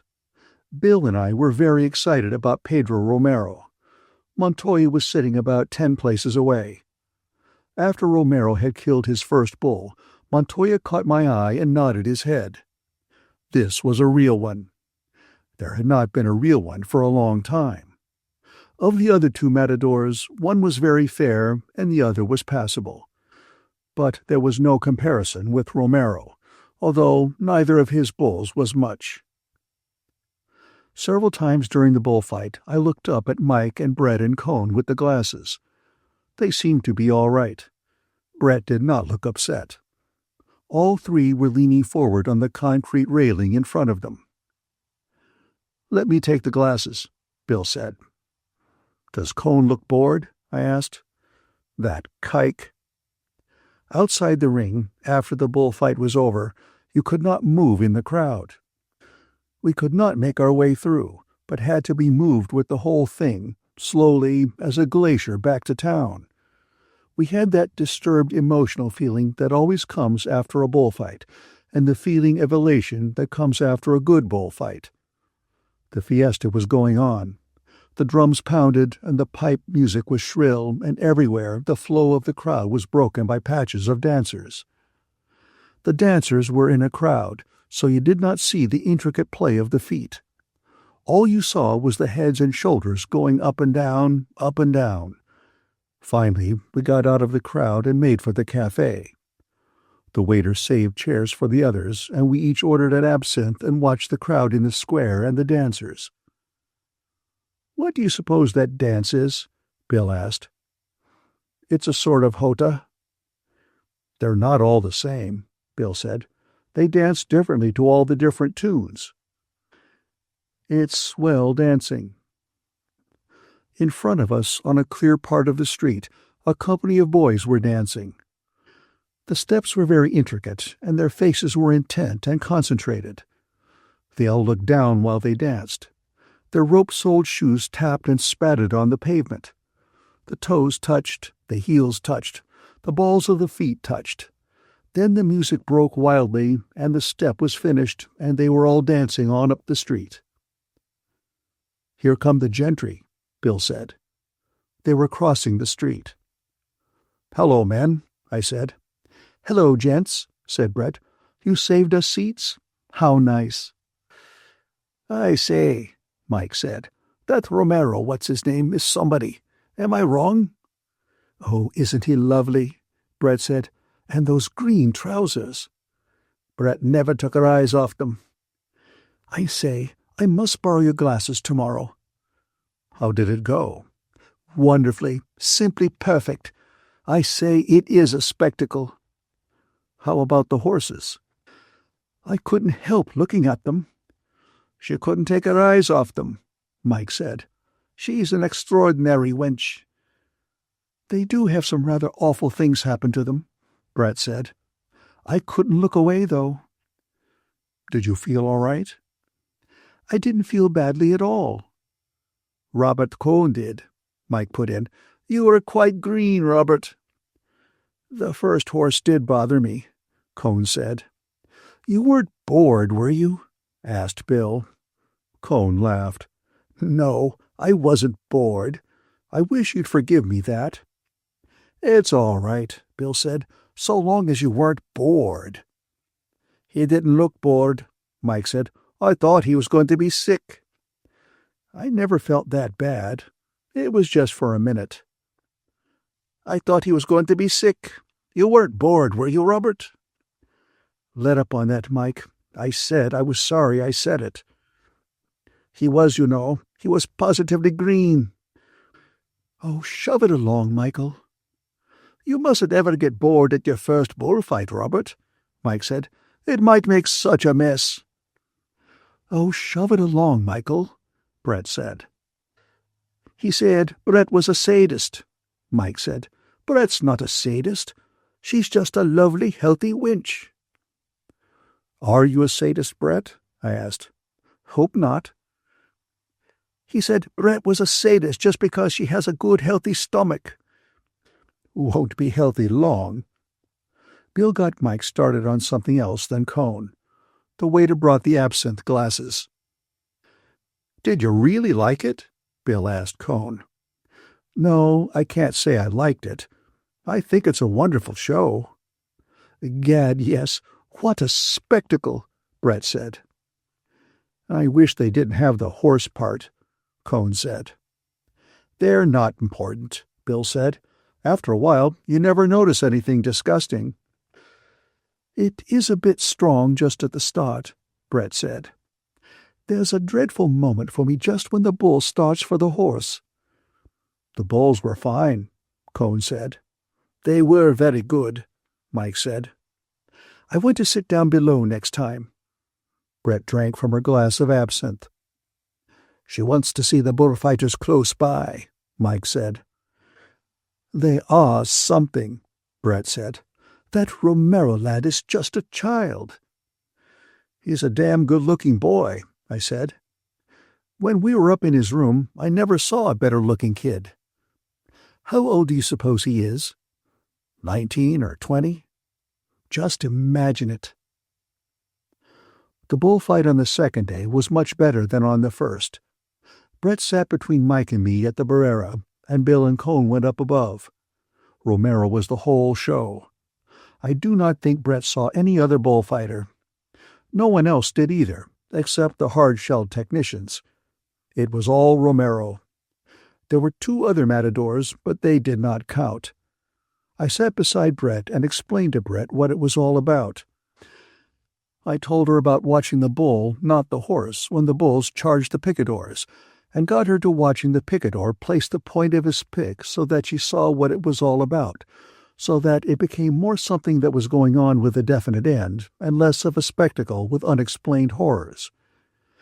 I had her watch how Romero took the bull away from a fallen horse with his cape, and how he held him with the cape and turned him, smoothly and suavely, never wasting the bull. She saw how Romero avoided every brusque movement and saved his bulls for the last when he wanted them, not winded and discomposed, but smoothly worn down. She saw how close Romero always worked to the bull, and I pointed out to her the tricks the other bullfighters used to make it look as though they were working closely. She saw why she liked Romero's cape work and why she did not like the others. Romero never made any contortions. Always it was straight and pure and natural in line.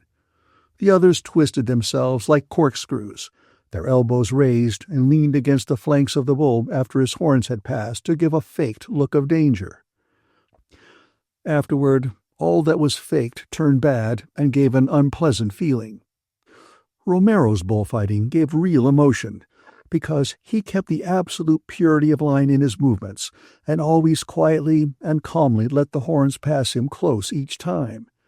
He did not have to emphasize their closeness. Brett saw how something that was beautiful done close to the bull was ridiculous if it were done a little way off. I told her how since the death of Joselito, all the bullfighters have been developing a technique that simulated this appearance of danger in order to give a fake emotional feeling, while the bullfighter was really safe. Romero had the old thing, the holding of his purity of line through the maximum of exposure, while he dominated the bull by making him realize he was unattainable while he prepared him for the killing. "I've never seen him do an awkward thing," Brett said. "You won't until he gets frightened," I said. "He'll never be frightened," Mike said. "He knows too damned much." "He knew everything when he started. The others can't ever learn what he was born with." "And God, what looks," Brett said. "I believe, that she's falling in love with this bullfighter chap," Mike said. "I wouldn't be surprised." "Be a good chap, Jake. Don't tell her anything more about him. Tell her how they beat their old mothers." "Tell me what drunks they are." "Oh, frightful," Mike said. "Drunk all day and spend all their time beating their poor old mothers." "He looks that way," Brett said. "Doesn't he?" I said. They had hitched the mules to the dead bull, and then the whips cracked, the men ran, and the mules, straining forward, their legs pushing, broke into a gallop, and the bull, one horn up, his head on its side, swept a swath smoothly across the sand and out the red gate. "This next is the last one." "Not really," Brett said. She leaned forward on the Barrera. Romero waved his picadors to their places, then stood, his cape against his chest, looking across the ring to where the bull would come out. After it was over, we went out and were pressed tight in the crowd. "These bullfights are hell on one," Brett said. "I'm limp as a rag." "Oh, you'll get a drink," Mike said. The next day, Pedro Romero did not fight. It was Miura bulls and a very bad bullfight. The next day there was no bullfight scheduled, but all day and all night the fiesta kept on. Chapter 16. In the morning it was raining. A fog had come over the mountains from the sea. You could not see the tops of the mountains. The plateau was dull and gloomy, and the shapes of the trees and the houses were changed. I walked up beyond the town to look at the weather. The bad weather was coming over the mountains from the sea. The flags in the square hung wet from the white poles, and the banners were wet and hung damp against the front of the houses. And in between the steady drizzle the rain came down and drove everyone under the arcades and made pools of water in the square, and the streets were wet and dark and deserted. Yet the fiesta kept up without any pause. It was only driven under cover.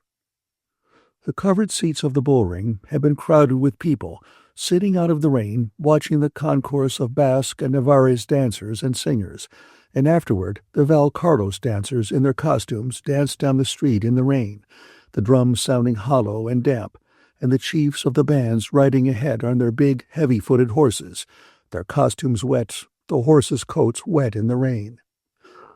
The crowd was in the cafés, and the dancers came in too and sat, their tight-wound white legs under the tables, shaking the water from their belled caps and spreading their red and purple jackets over the chairs to dry.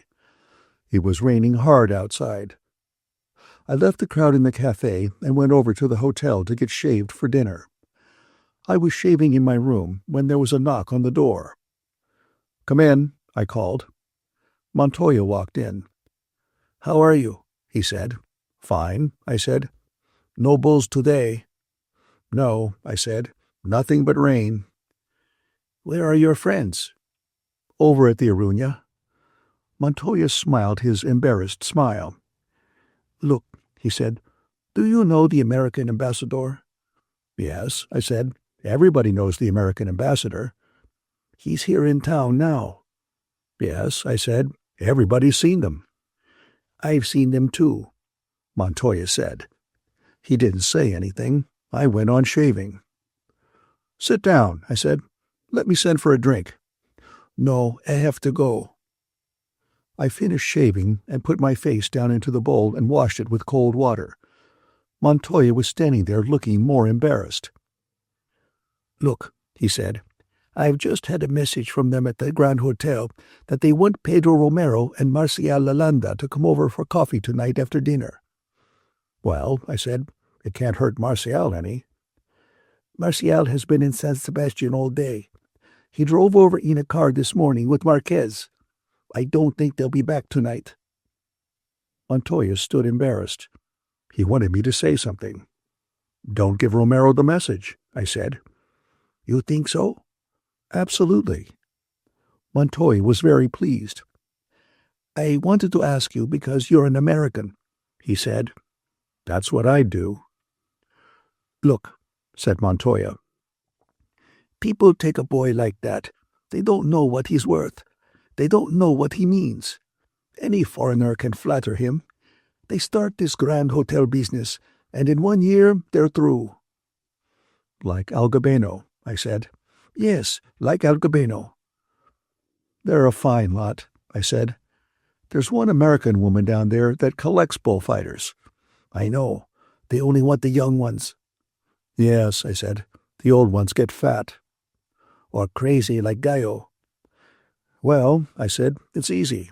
All you have to do is not give him the message." "He's such a fine boy," said Montoya. "He ought to stay with his own people. He shouldn't mix in that stuff." "Won't you have a drink?" I asked. "No," said Montoya. "I have to go." He went out. I went downstairs and out the door and took a walk around through the arcades around the square. It was still raining.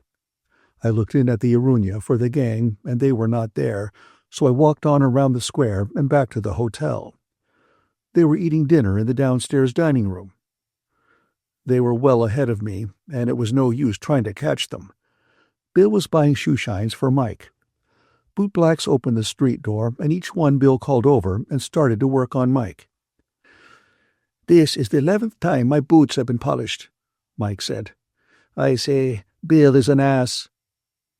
The bootblacks had evidently spread the report. Another came in. "Limpia botas?" he said to Bill. "No," said Bill, "for this, senor." The bootblack knelt down beside the one at work and started on Mike's free shoe that shone already in the electric light. "There's a yell of laughter," Mike said. I was drinking red wine, and so far behind them that I felt a little uncomfortable about all this shoe shining. I looked around the room. At the next table was Pedro Romero. He stood up when I nodded and asked me to come over and meet a friend. His table was beside ours, almost touching. I met the friend, a Madrid bullfight critic, a little man with a drawn face. I told Romero how much I liked his work, and he was very pleased. We talked Spanish, and the critic knew a little French. I reached to our table for my wine bottle, but the critic took my arm. Romero laughed. "Drink here," he said in English. He was very bashful about his English, but he was really very pleased with it, and as we went on talking, he brought out words he was not sure of and asked me about them. He was anxious to know the English for corrida de toros, the exact translation. Bullfight he was suspicious of. I explained that bullfight in Spanish was the lidia of a toro. The Spanish word corrida means in English the running of bulls. The French translation is cor de toro. The critic put that in. There is no Spanish word for bullfight. Pedro Romero said he had learned a little English in Gibraltar. He was born in Ronda. That is not far above Gibraltar. He started bullfighting in Malaga in the bullfighting school there. He had only been at it 3 years. The bullfight critic joked him about the number of Malagueño expressions he used.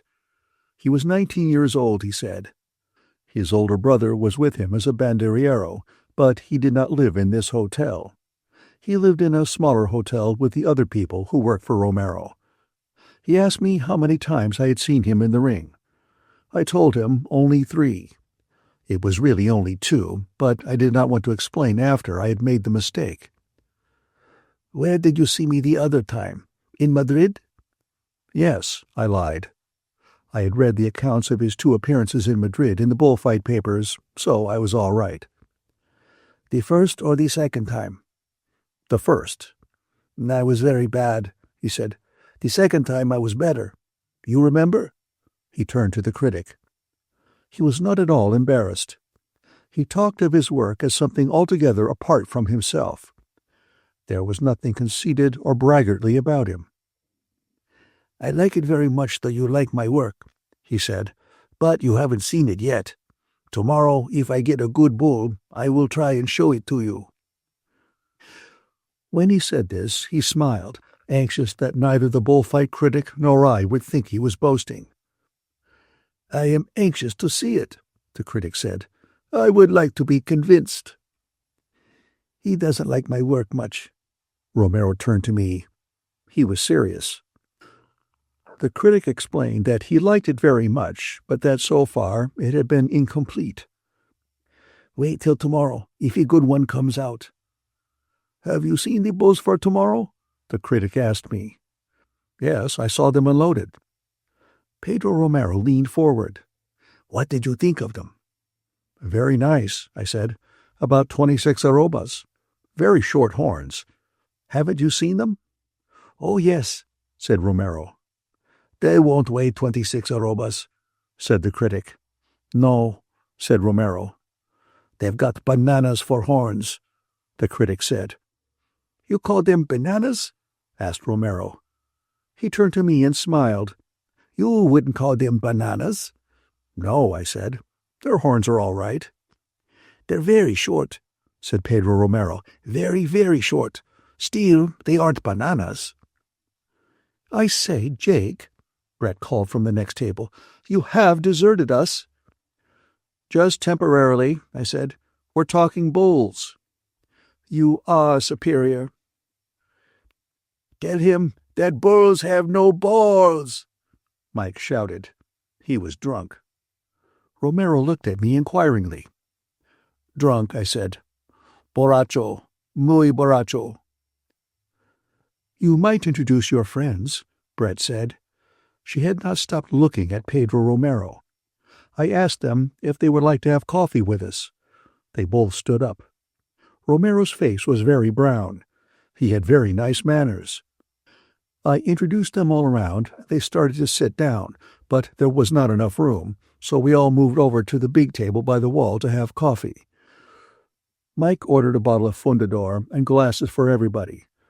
There was a lot of drunken talking. "Tell him I think writing is lousy," Bill said. "Go on, tell him. Tell him I'm ashamed of being a writer." Pedro Romero was sitting beside Brett and listening to her. "Go on, tell him," Bill said. Romero looked up, smiling. "This gentleman," I said, "is a writer." Romero was impressed. "This other one, too," I said, pointing at Cone. "He looks like Vialta," Romero said, looking at Bill. "Rafael, doesn't he look like Vialta?" "I can't see it," the critic said.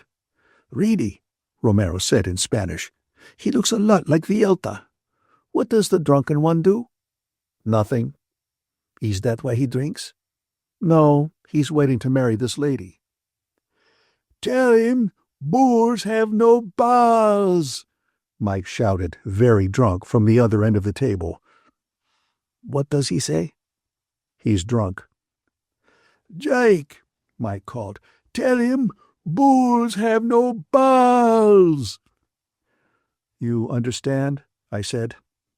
"Yes." I was sure he didn't, so it was all right. "Tell him Brett wants to see him put on those green pants." "Pipe down, Mike." "Tell him Brett is dying to know how he can get into those pants."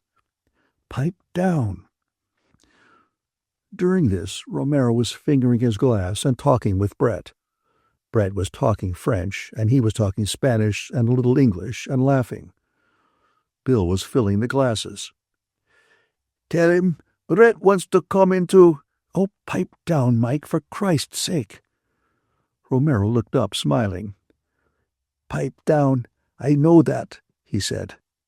Just then Montoya came into the room. He started to smile at me, then he saw Pedro Romero with a big glass of cognac in his hand, sitting laughing between me and a woman with bare shoulders at a table full of drunks. He did not even nod. Montoya went out of the room. Mike was on his feet proposing a toast. "Let's all drink to—" he began. "Pedro Romero," I said. Everybody stood up. Romero took it very seriously, and we touched glasses and drank it down, I rushing it a little because Mike was trying to make it clear that that was not at all what he was going to drink to. But it went off all right, and Pedro Romero shook hands with everyone, and he and the critic went out together. "My God, he's a lovely boy," Brett said, "and how I would love to see him get into those clothes. He must use a shoehorn." "I started to tell him," Mike began, "and Jake kept interrupting me. Why do you interrupt me? Do you think you talk Spanish better than I do?" "Oh, shut up, Mike. Nobody interrupted you." "No, I'd like to get this settled." He turned away from me. "Do you think you amount to something, Cone? Do you think you belong here among us? People who are out to have a good time? For God's sake, don't be so noisy, Cone." "Oh, cut it out, Mike," Cone said. "Do you think Brett wants you here? Do you think you add to the party? Why don't you say something?" "I said all I had to say the other night, Mike." "I'm not one of you literary chaps." Mike stood shakily and leaned against the table. "I'm not clever, but I do know when I'm not wanted. Why don't you see when you're not wanted, Cone? Go away. Go away, for God's sake. Take that sad Jewish face away. Don't you think I'm right?" He looked at us. "Sure," I said. "Let's all go over to the Arunia." "No, don't you think I'm right? I love that woman." "Oh, don't start that again. Do shove it along, Michael," Brett said. "Don't you think I'm right, Jake?" Cone sat still at the table. His face had the sallow, yellow look it got when he was insulted, but somehow he seemed to be enjoying it.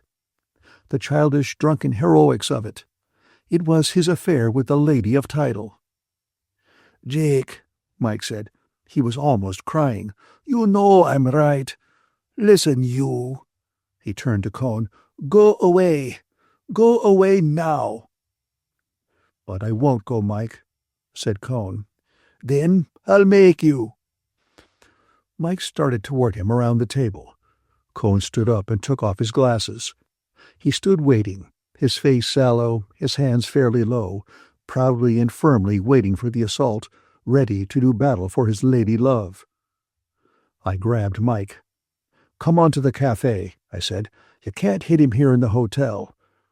"Good," said Mike. "Good idea." We started off. I looked back as Mike stumbled up the stairs and saw Cone putting his glasses on again. Bill was sitting at the table pouring another glass of Fundador. Brett was sitting looking straight ahead at nothing.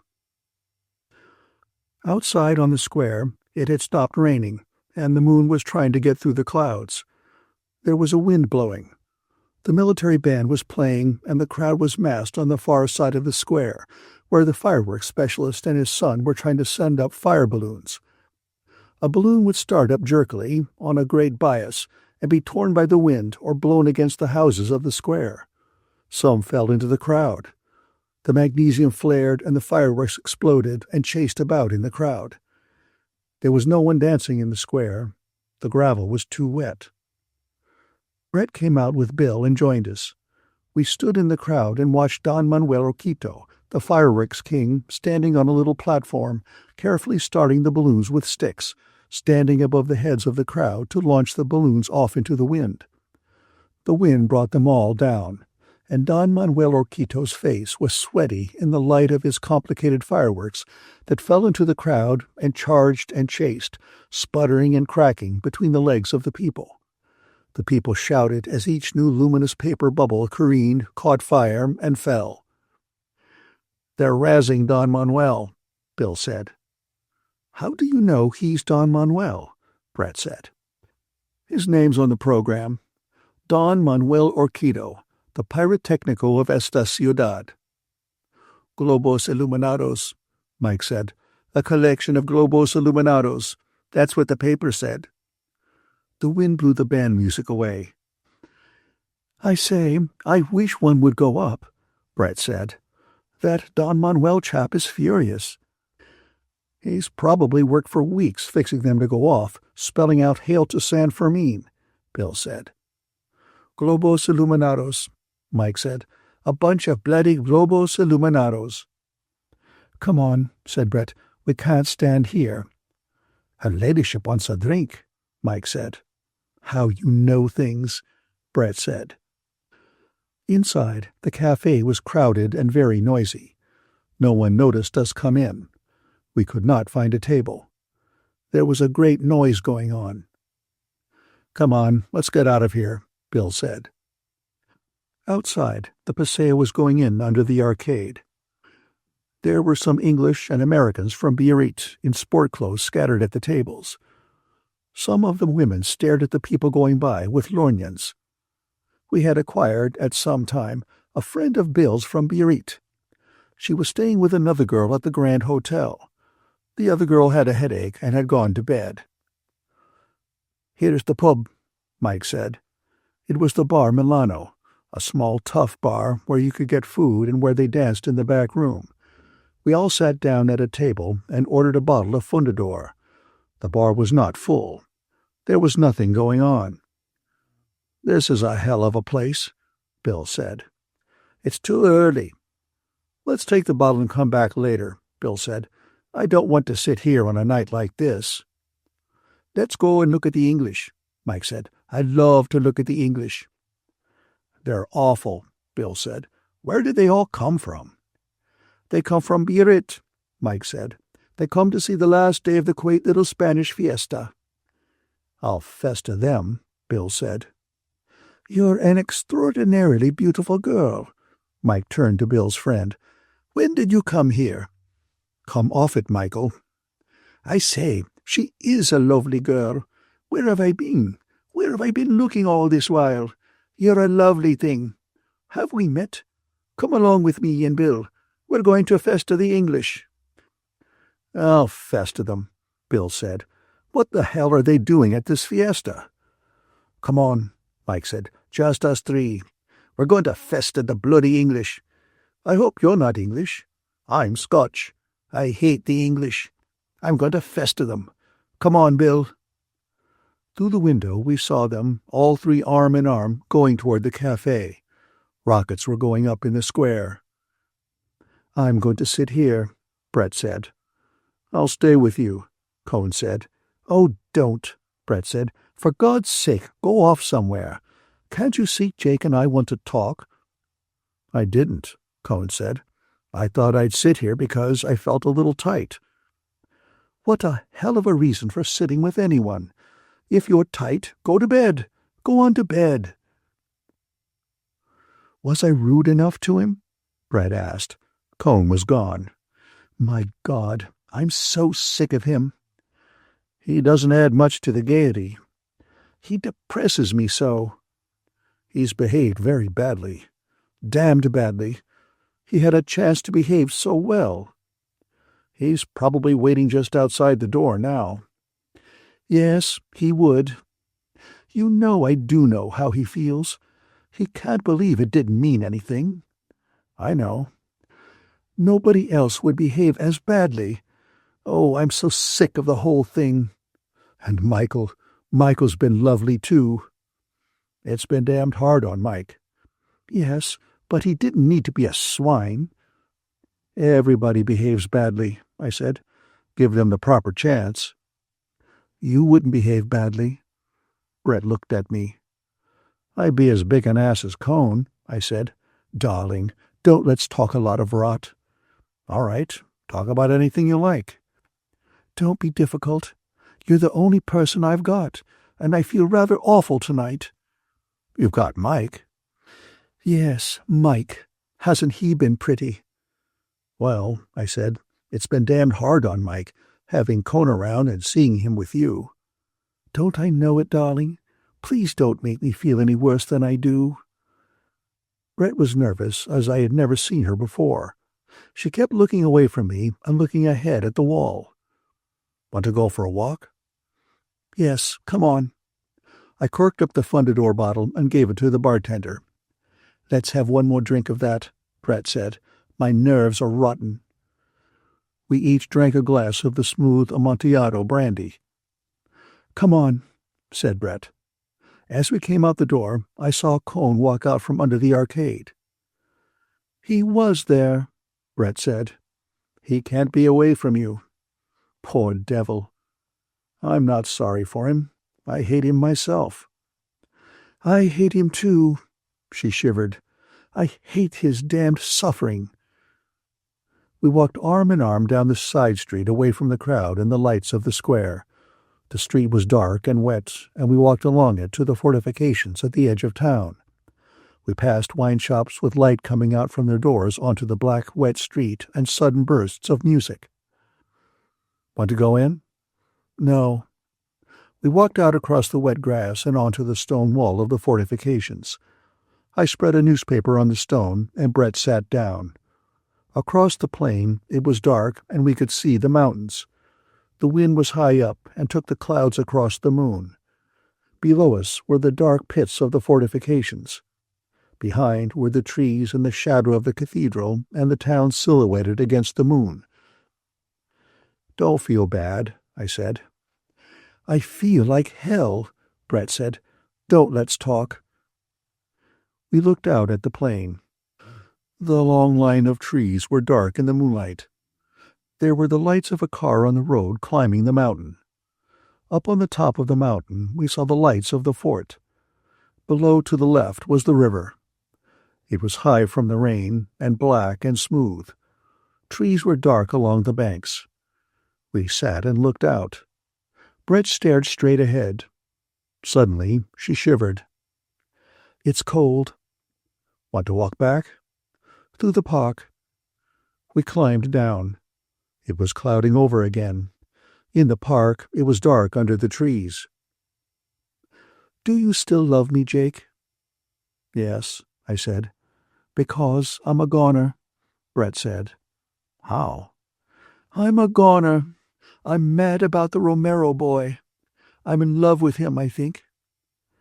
I wouldn't be if I were you. I can't help it. I'm a goner. It's tearing me all up inside. Don't do it. I can't help it.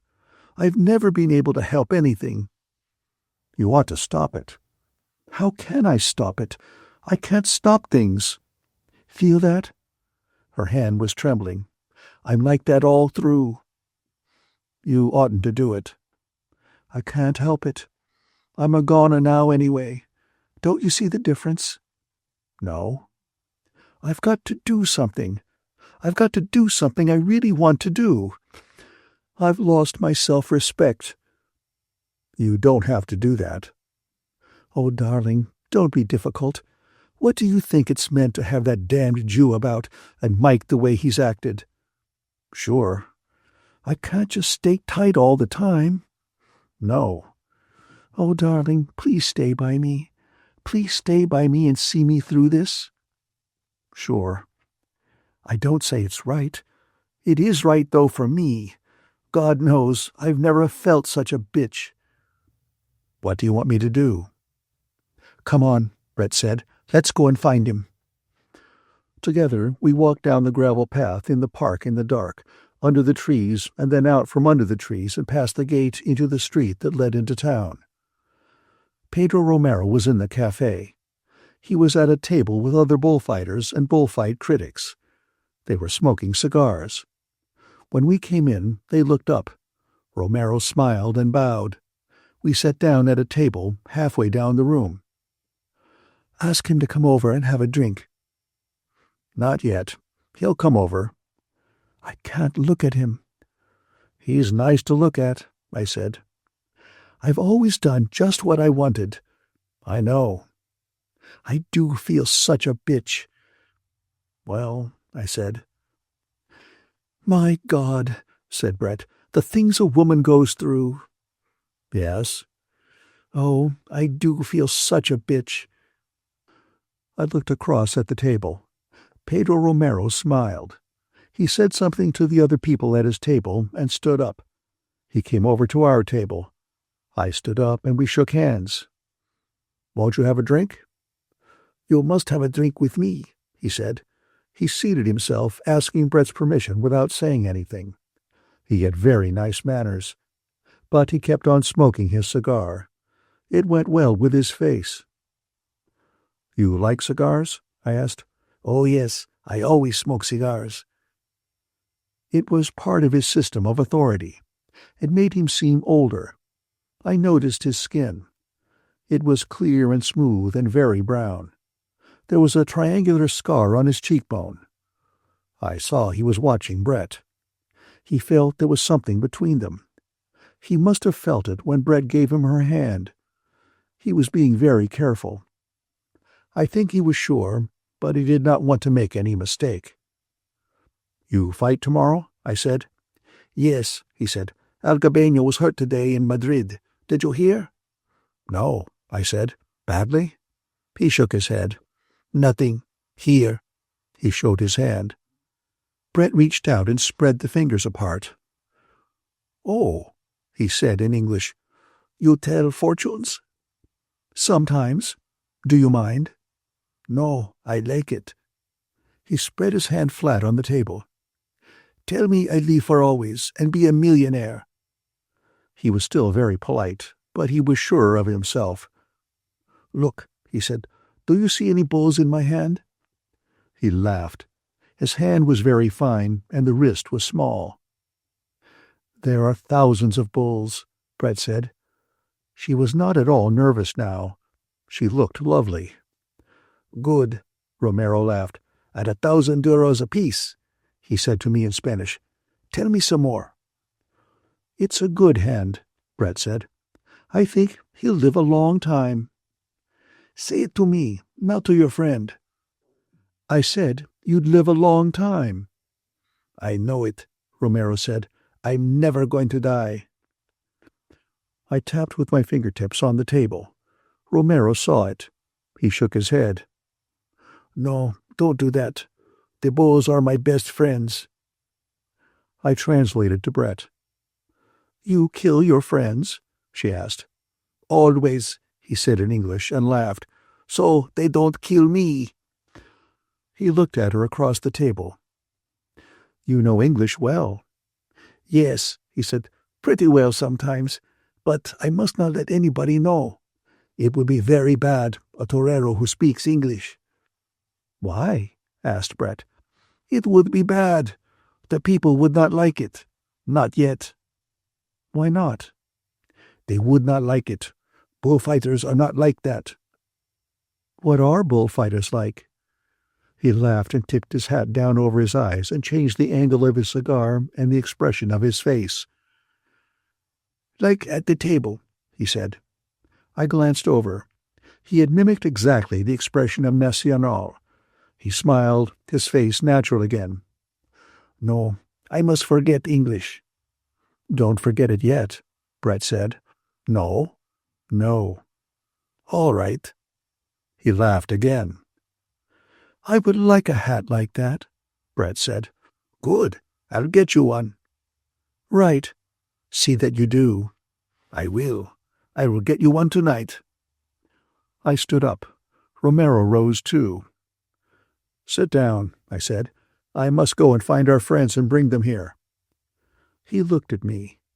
It was a final look to ask if it were understood. It was understood, all right. "Sit down," Brett said to him. "You must teach me Spanish." He sat down and looked at her across the table. I went out. The hard-eyed people at the bullfighter table watched me go. It was not pleasant. When I came back and looked in the café 20 minutes later, Brett and Pedro Romero were gone. The coffee glasses and our 3 empty cognac glasses were on the table. A waiter came with a cloth and picked up the glasses and mopped off the table. Chapter 17. Outside the Bar Milano, I found Bill and Mike and Edna. Edna was the girl's name. "We've been thrown out," Edna said. "By the police," said Mike. "There are some people in there that don't like me." "I've kept him out of 4 fights," Edna said. "You've got to help me." Bill's face was red. "Come back in, Edna," he said. "Go on in there and dance with Mike." "It's silly," Edna said. "There'll just be another row." "Damn Biarritz swine," Bill said. "Come on," Mike said. "After all, it's a pub. They can't occupy a whole pub." "Good old Mike," Bill said.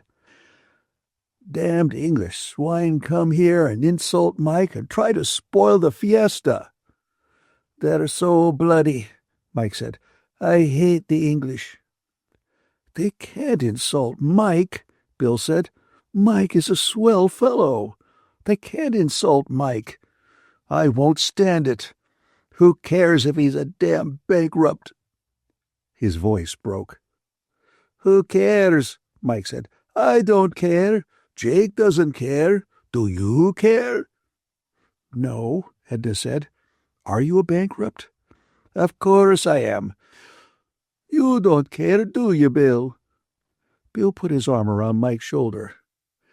"I wish to hell I was bankrupt. I'd show those bastards."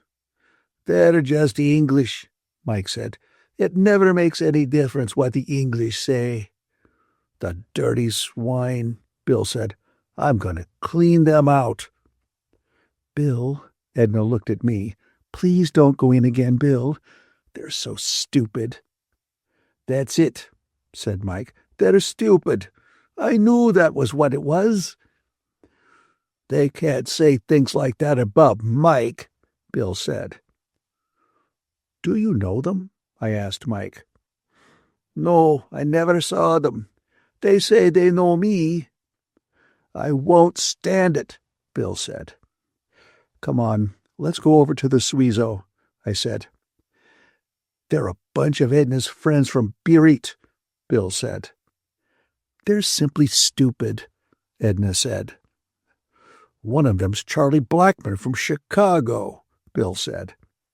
"I was never in Chicago," Mike said. Edna started to laugh and could not stop. "Take me away from here," she said. "You bankrupts."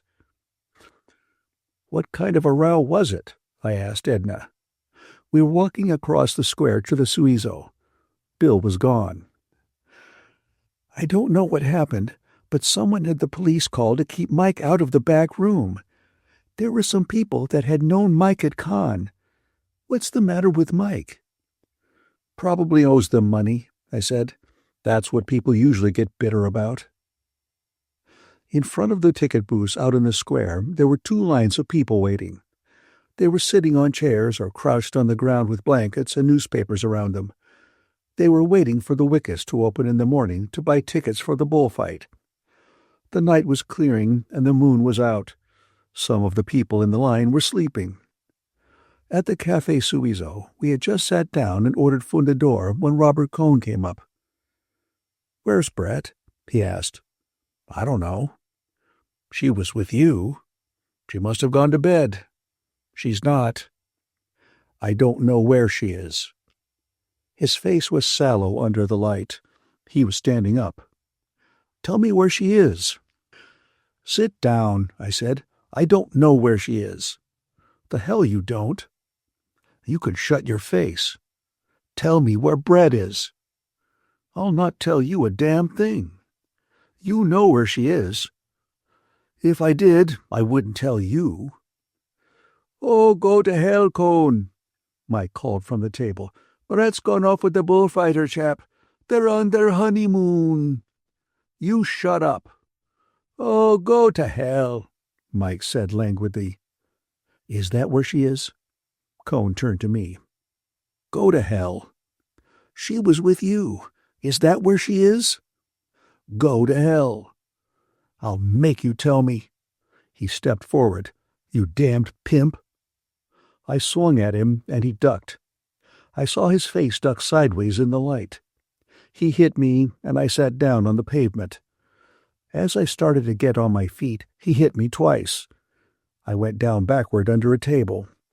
I tried to get up and felt I did not have any legs. I felt I must get on my feet and try and hit him. Mike helped me up.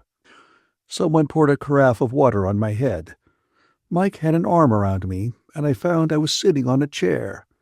Mike was pulling at my ears. "I say, you were cold," Mike said. "Where the hell were you?" "Oh, I was around." "You didn't want to mix in it?" "He knocked Mike down, too," Edna said. "He didn't knock me out," Mike said. "I just lay there." "Does this happen every night at your fiestas?" Edna asked. "Wasn't that Mr. Cone?" "I'm all right," I said. "My head's a little wobbly." There were several waiters and a crowd of people standing around. "Vaya," said Mike. "Get away. Go on." The waiters moved the people away. "It was quite a thing to watch," Edna said. "He must be a boxer." "He is." "I wish Bill had been here," Edna said. "I'd like to have seen Bill knocked down, too. I've always wanted to see Bill knocked down. He's so big." "I was hoping he would knock down a waiter," Mike said, "and get arrested. I'd like to see Mr. Robert Cone in jail." "No," I said. "Oh, no," said Edna. "You don't mean that." "I do, though," Mike said. "I'm not one of these chaps likes being knocked about, and never play games even." Mike took a drink. "I never liked to hunt, you know. There was always the danger of having a horse fall on you. How do you feel, Jake?" "All right." "You're nice," Edna said to Mike. "Are you really a bankrupt?" "I'm a tremendous bankrupt," Mike said. "I owe money to everybody. Don't you owe any money?" "Tons." "I owe everybody money," Mike said. "I borrowed 100 pesetas from Montoya tonight." "The hell you did," I said. "I'll pay it back," Mike said. "I always pay everything back." "That's why you're a bankrupt, isn't it?" Edna said. I stood up. I had heard them talking from a long way away. It all seemed like some bad play. "I'm going over to the hotel," I said. Then I heard them talking about me. "Is he all right?" Edna asked. "We'd better walk with him." "I'm all right," I said. "Don't come. I'll see you all later." I walked away from the café. They were sitting at the table. I looked back at them and at the empty tables. There was a waiter sitting at one of the tables with his head in his hands. Walking across the square to the hotel, everything looked new and changed. I had never seen the trees before. I had never seen the flagpoles before, nor the front of the theater. It was all different. I felt as I felt once coming home from an out-of-town football game. I was carrying a suitcase with my football things in it, and I walked up the street from the station in the town I lived in all my life, and it was all new. They were raking the lawns and burning leaves in the road, and I stopped for a long time and watched. It was all strange. Then I went on, and my feet seemed to be a long way off, and everything seemed to come from a long way off, and I could hear my feet walking a great distance away. I had been kicked in the head early in the game. It was like that crossing the square. It was like that going up the stairs in the hotel. Going up the stairs took a long time, and I had the feeling that I was carrying my suitcase. There was a light in the room. Bill came out and met me in the hall. "Say," he said, Go up and see Cone. He's been in a jam, and he's asking for you. The hell with him. Go on up and see him. I did not want to climb another flight of stairs. What are you looking at me that way for? I'm not looking at you. Go on up and see Cone. He's in bad shape. You were drunk a little while ago, I said. I'm drunk now, Bill said. But you go up and see Cone. He wants to see you. All right, I said. It was just a matter of climbing more stairs. I went on up the stairs, carrying my phantom suitcase. I walked down the hall to Cone's room. The door was shut, and I knocked. Who is it? Barnes. Come in, Jake. I opened the door and went in and set down my suitcase. There was no light in the room. Cone was lying face down on the bed in the dark. Hello, Jake. Don't call me Jake. I stood by the door. It was just like this that I had come home. Now it was a hot bath that I needed, a deep hot bath to lie back in. Where's the bathroom? I asked. Cone was crying. There he was, face down on the bed, crying. He had on a white polo shirt, the kind he'd worn at Princeton. I'm sorry, Jake. Please forgive me. Forgive you, hell. Please forgive me, Jake. I did not say anything. I stood there by the door. I was crazy. You must see how it was. Oh, that's all right. I couldn't stand it about Brett. You called me a pimp. I did not care. I wanted a hot bath. I wanted a hot bath in deep water. I know. Please don't remember it. I was crazy. That's all right. He was crying. His voice was funny. He lay there in his white shirt on the bed in the dark. His polo shirt. I'm going away in the morning. He was crying without making any noise. I just couldn't stand it about Brett. I've been through hell, Jake. It's been simply hell. When I met her down here, Brett treated me as though I were a perfect stranger. I just couldn't stand it. We lived together at San Sebastian. I suppose you know it.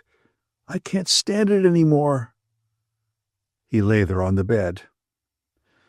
Well, I said, I'm going to take a bath. You were the only friend I had, and I loved Brett so. Well, I said, so long. I guess it isn't any use, he said. I guess it isn't any damn use. What? Everything. Please say you forgive me, Jake. Sure, I said. It's all right.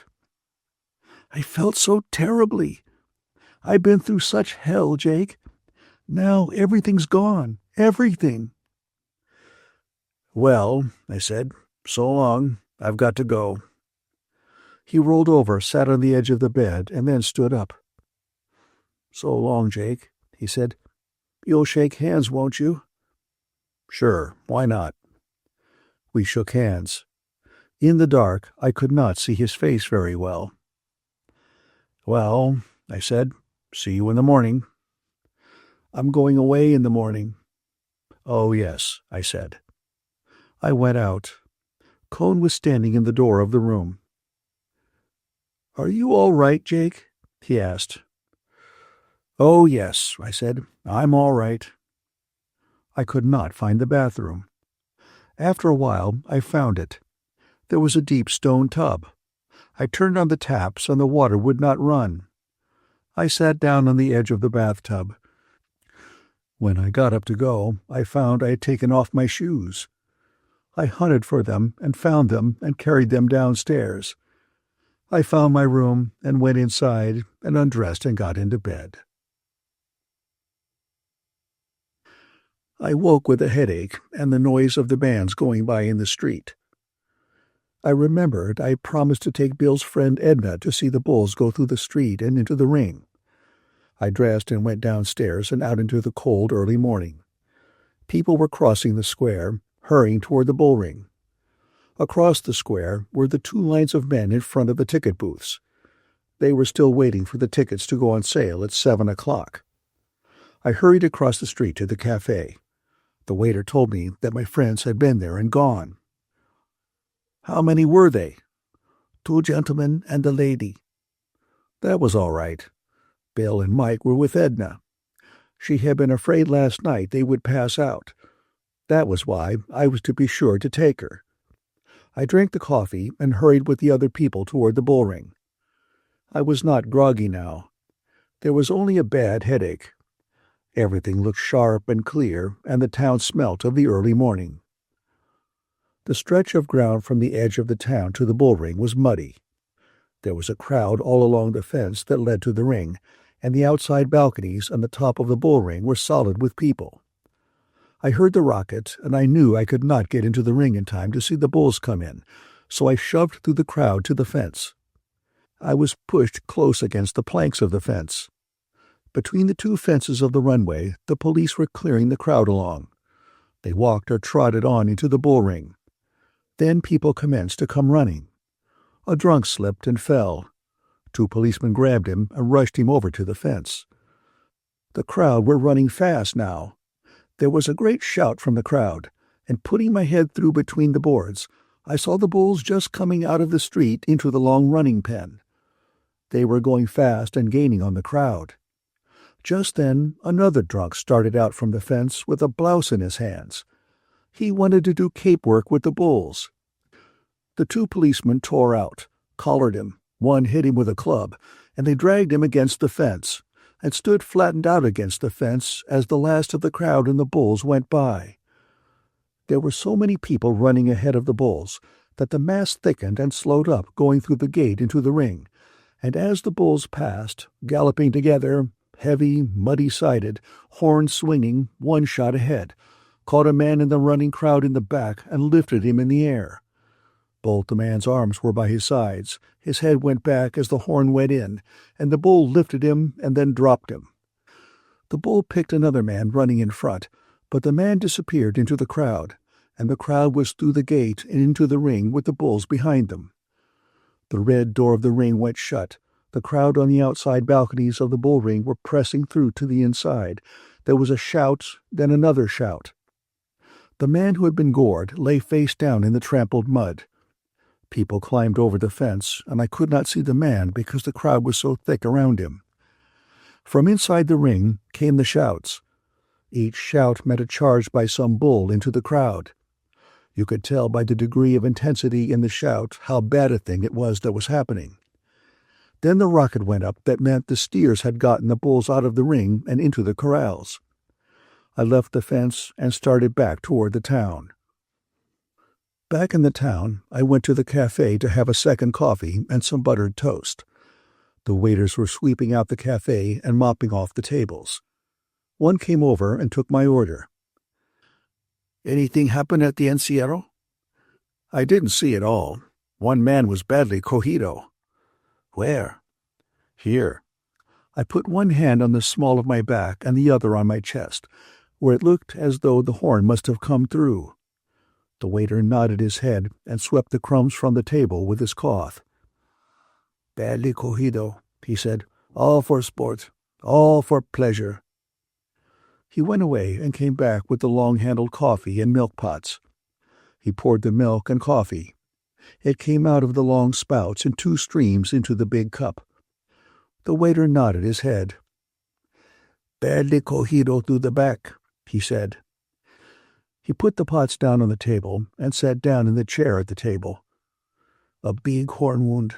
All for fun. Just for fun. What do you think of that? I don't know. That's it. All for fun. Fun, you understand. You're not an aficionado? Me? What are bulls? Animals. Brute animals. He stood up and put his hand on the small of his back. Right through the back.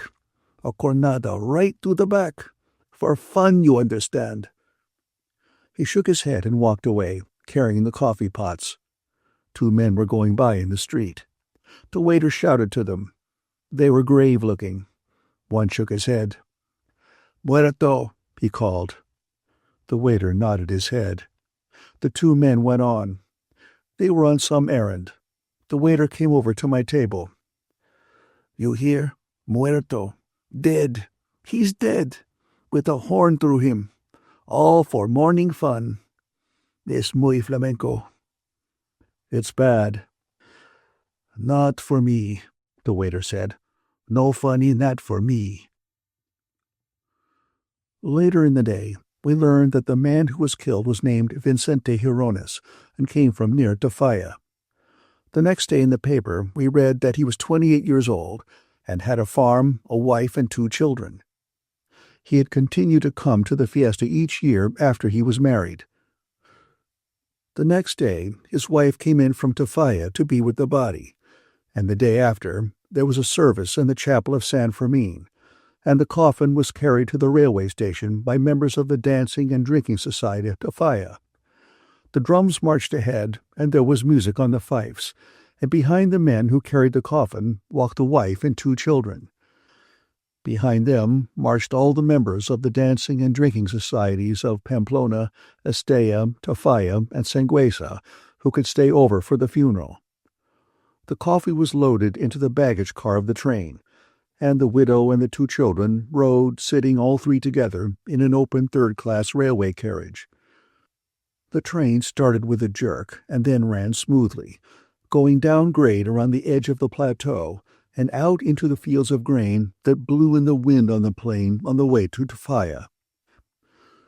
The bull who killed Vicente Girones was named Bocanegra and was number 118 of the bull breeding establishment of Sanchez Tabemo, and was killed by Pedro Romero as the 3rd bull of that same afternoon. His ear was cut by popular acclamation and given to Pedro Romero, who in turn gave it to Brett, who wrapped it in a handkerchief belonging to myself, and left both ear and handkerchief, along with a number of Marathi cigarette stubs, shoved far back in the drawer of the bed table that stood beside her bed in the Hotel Montoya in Pamplona. Back in the hotel, the night watchman was sitting on a bench inside the door. He had been there all night and was very sleepy. He stood up as I came in. 3 of the waitresses came in at the same time. They had been to the morning show at the Bull Ring. They went upstairs laughing. I followed them upstairs and went into my room. I took off my shoes and lay down on the bed. The window was open onto the balcony, and the sunlight was bright in the room. I did not feel sleepy. It must have been 3:30 when I had gone to bed and the bands had waked me at 6. My jaw was sore on both sides. I felt it with my thumb and fingers. That damn Cone. He should have hit somebody the first time he was insulted and then gone away. He was so sure that Brett loved him. He was going to stay, and true love would conquer all. Someone knocked on the door. "Come in." It was Bill and Mike. They sat down on the bed. "Some encierro," Bill said. "Some encierro." "I say, 1 or 2 there?" Mike asked. "Ring for some beer, Bill." "What a morning," Bill said. He mopped off his face. "My God, what a morning. And here's old Jake. Old Jake, the human punching bag." "What happened inside?" "Good God," Bill said. "What happened, Mike?" "There were these bulls coming in," Mike said. "Just ahead of them was the crowd, and some chap tripped and brought the whole lot of them down." "And the bulls all came in right over them," Bill said. "I heard them yell." "That was Edna," Bill said. "Chaps kept coming out and waving their shirts. One bull went over the barrera and hooked everybody over. They took about 20 chaps to the infirmary," Mike said. "What a morning," Bill said. "The damn police kept arresting chaps that wanted to go and commit suicide with the bulls." "The steers took them in the end," Mike said. "It took about an hour." "It was really about a quarter of an hour," Mike objected. "Oh, go to hell," Bill said. "You've been in the war. It was 2 hours and a half for me." "Where's that beer?" Mike asked. "What did you do with the lovely Edna?" "We took her home just now. She's gone to bed." "How did she like it?" "Fine. We told her it was just like that every morning." "She was impressed," Mike said. "She wanted us to go down in the ring, too," Bill said. "She likes action." "I said it wouldn't be fair to my creditors," Mike said. "What a morning," Bill said. "And what a night." "How's your jaw, Jake?" Mike asked. "Sore," I said. Bill laughed. "Why didn't you hit him with a chair?" "You can talk," Mike said. "He'd have knocked you out, too. I never saw him hit me. I rather think I saw him just before, and then quite suddenly I was sitting down in the street, and Jake was lying under a table." "Where did he go afterward?" I asked. "Here she is," Mike said. "Here's the beautiful lady with the beer." The chambermaid put the tray with the beer bottles and glasses down on the table. "Now bring up 3 more bottles," Mike said. "Where did Cone go after he hit me?"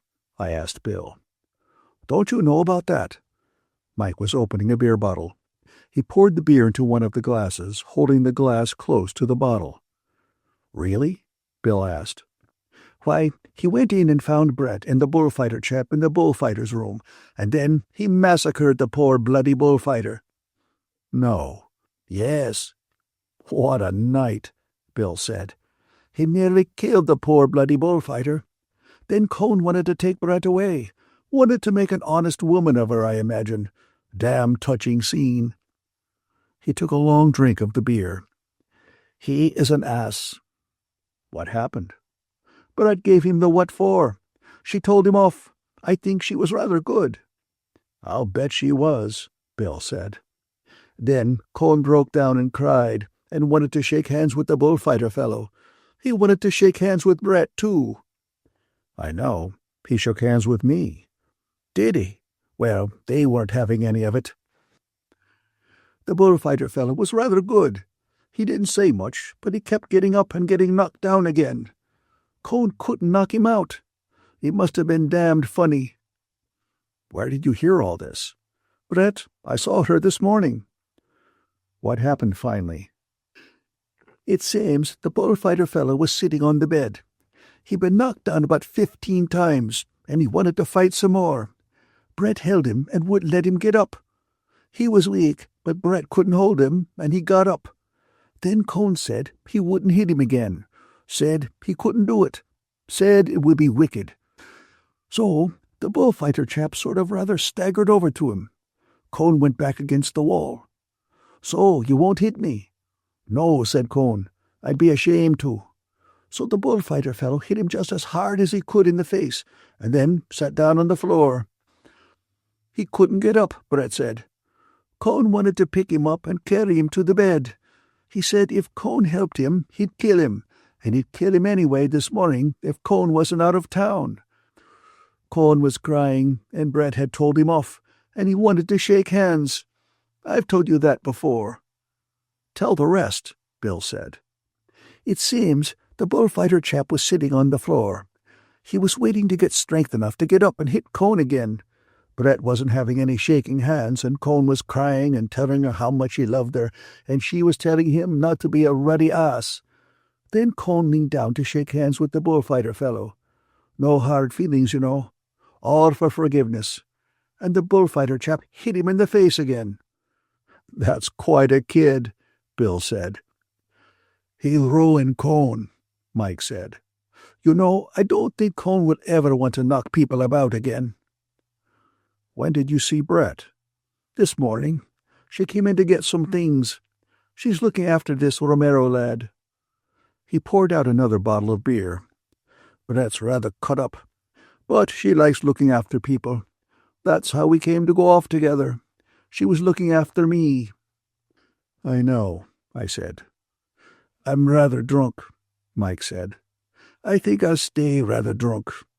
This is all awfully amusing, but it's not too pleasant. It's not too pleasant for me."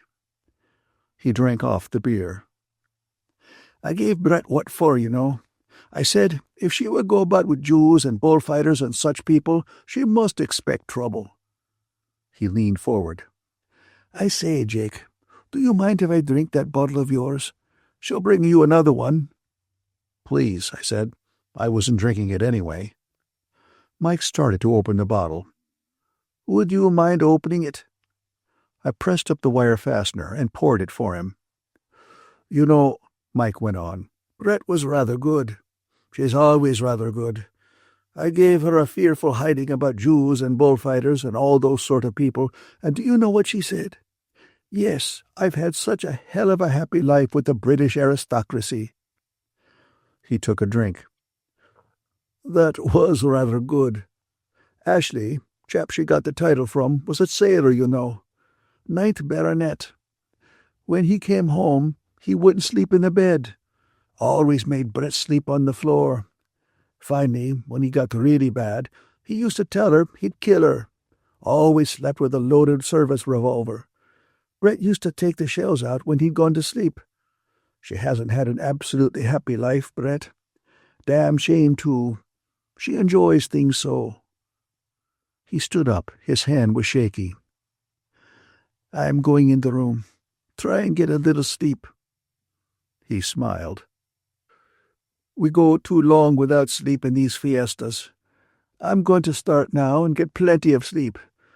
Damn bad thing not to get sleep. Makes you frightfully nervy. We'll see you at noon at the Arunia, Bill said. Mike went out the door. We heard him in the next room. He rang the bell, and the chambermaid came and knocked at the door. Bring up 6 bottles of beer and a bottle of Fundador, Mike told her. Si, señorito. I'm going to bed, Bill said. Poor old Mike. I had a hell of a row about him last night. Where? At that Milano place? Yes. There was a fellow there that had helped pay Brett and Mike out of Cannes once. He was damned nasty. I know the story. I didn't. Nobody ought to have a right to say things about Mike. That's what makes it bad. They oughtn't have any right. I wish to hell they didn't have any right. I'm going to bed. Was anybody killed in the ring? I don't think so. Just badly hurt. A man was killed outside in the runway. Was there? Said Bill. Chapter 18. At noon we were all at the café. It was crowded. We were eating shrimps and drinking beer. The town was crowded. Every street was full. Big motor cars from Biarritz and San Sebastian kept driving up and parking around the square. They brought people for the bullfight. Sightseeing cars came up too. There was one with 25 English women in it. They sat in the big white car and looked through their glasses at the fiesta. The dancers were all quite drunk. It was the last day of the fiesta. The fiesta was solid and unbroken, but the motor cars and tourist cars made little islands of onlookers. When the cars emptied, the onlookers were absorbed into the crowd. You did not see them again except as sport clothes, odd-looking at a table among the closely packed peasants in black smocks. The fiesta absorbed even the Biarritz English so that you did not see them unless you passed close to a table. All the time there was music in the street. The drums kept on pounding and the pipes were going. Inside the cafés, men with their hands gripping the table or on each other's shoulders were singing the hard-voiced singing. "Here comes Brett," Bill said. I looked and saw her coming through the crowd in the square, walking, her head up, as though the fiesta were being staged in her honor, and she found it pleasant and amusing. "Hello, you chaps," she said. "I say, I have a thirst." "Get another big beer," Bill said to the waiter. "Shrimps?" "Is Cone gone?" Brett asked. "Yes," Bill said. "He hired a car." The beer came. Brett started to lift the glass mug, and her hand shook. She saw it and smiled, and leaned forward and took a long sip. "Good beer." "Very good," I said. I was nervous about Mike. I did not think he had slept. He must have been drinking all the time, but he seemed to be under control. I heard Cohn had hurt you, Jake, Brett said. No, knocked me out, that was all. I say, he did hurt Pedro Romero, Brett said. He hurt him most badly. How is he? He'll be all right. He won't go out of the room. Does he look badly? Very. He was really hurt. I told him I wanted to pop out and see you chaps for a minute. Is he going to fight? Rather. I'm going with you if you don't mind. How's your boyfriend? Mike asked. He had not listened to anything that Brett had said. Brett's got a bullfighter, he said. She had a Jew named Cohn, but he turned out badly. Brett stood up. I am not going to listen to that sort of rot from you, Michael. How's your boyfriend? Damned well, Brett said. Watch him this afternoon. Brett's got a bullfighter, Mike said. A beautiful bloody bullfighter. Would you mind walking over with me? I want to talk to you, Jake. Tell him all about your bullfighter, Mike said. Oh, to hell with your bullfighter. He tipped the table so that all the beers and the dish of shrimps went over in a crash. Come on, Brett said. Let's get out of this. In the crowd crossing the square, I said, How is it? I'm not going to see him after lunch until the fight. His people come in and dress him. They're very angry about me, he says. Brett was radiant. She was happy. The sun was out and the day was bright. I feel altogether changed, Brett said. You've no idea, Jake. Anything you want me to do? No, just go to the fight with me. We'll see you at lunch? No, I'm eating with him. We were standing under the arcade at the door of the hotel. They were carrying tables out and setting them up under the arcade. Want to take a turn out to the park? Brett asked. I don't want to go up yet. I fancy he's sleeping.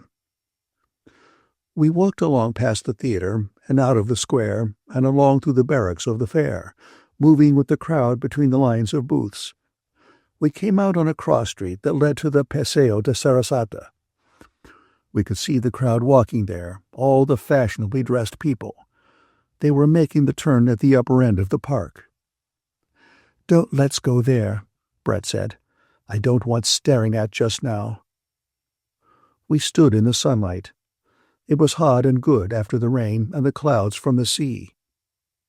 I hope the wind goes down, Brett said. It's very bad for him. So do I. He says the bulls are all right. They're good. Is that San Fermin's? Brett looked at the yellow wall of the chapel. Yes, where the show started on Sunday. Let's go in. Do you mind? I'd rather like to pray a little for him or something. We went in through the heavy leather door that moved very lightly. It was dark inside. Many people were praying. You saw them as your eyes adjusted themselves to the half-light.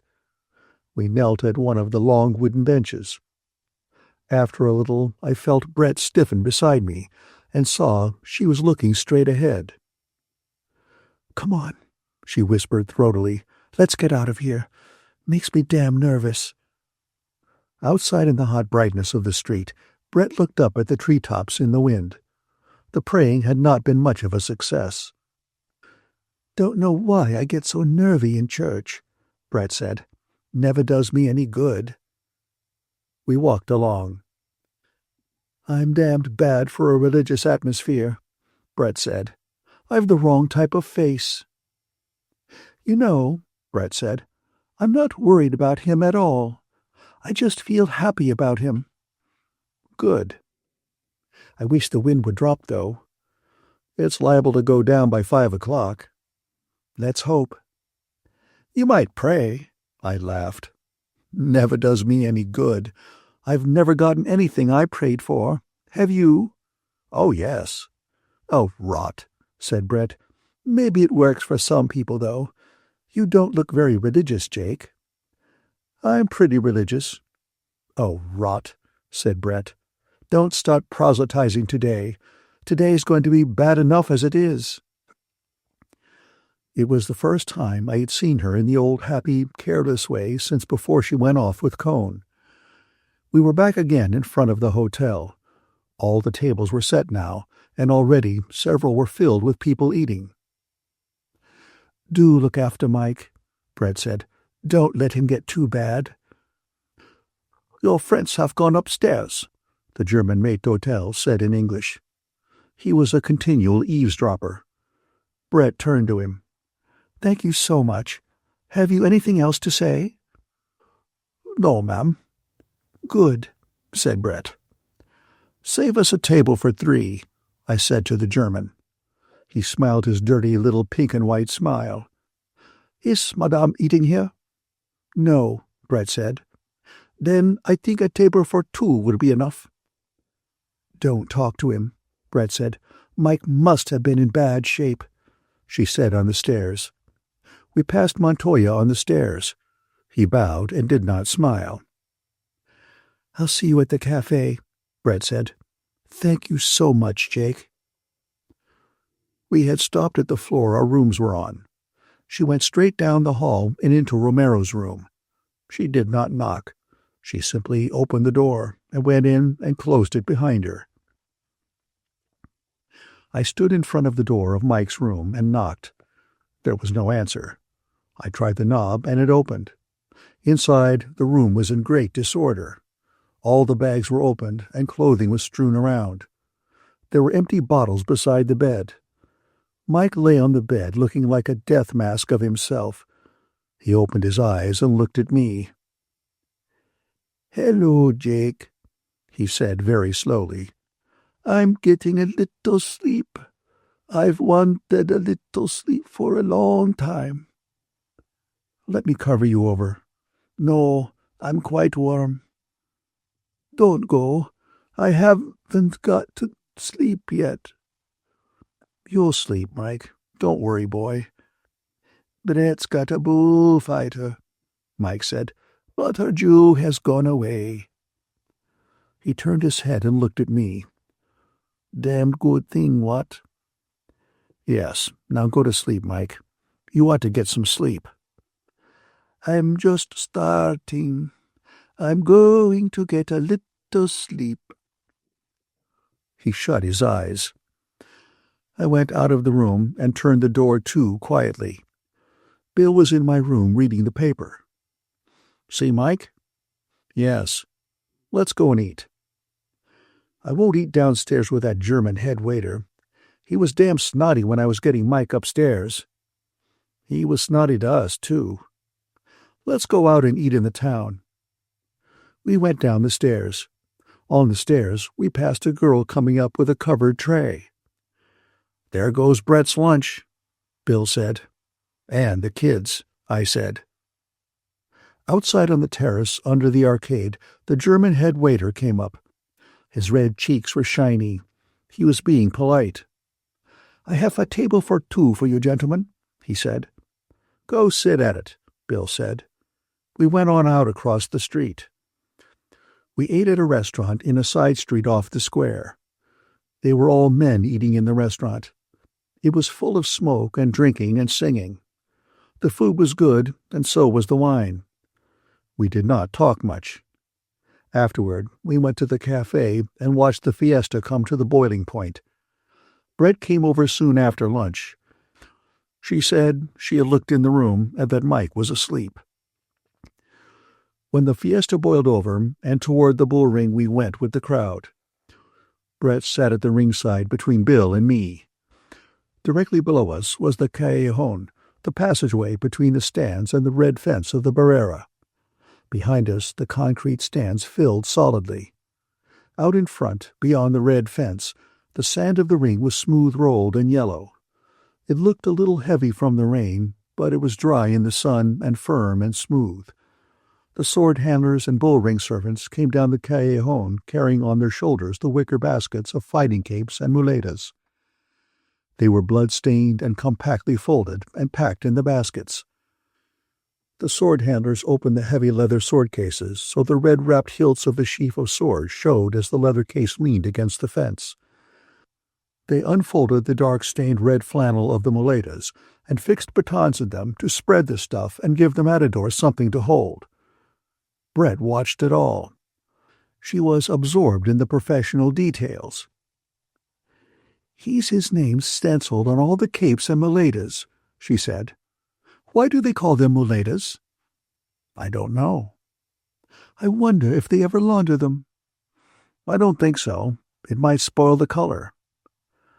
"The blood must stiffen them," Bill said. "Funny," Brett said, "how one doesn't mind the blood." Below in the narrow passage of the callejon, the sword handlers arranged everything.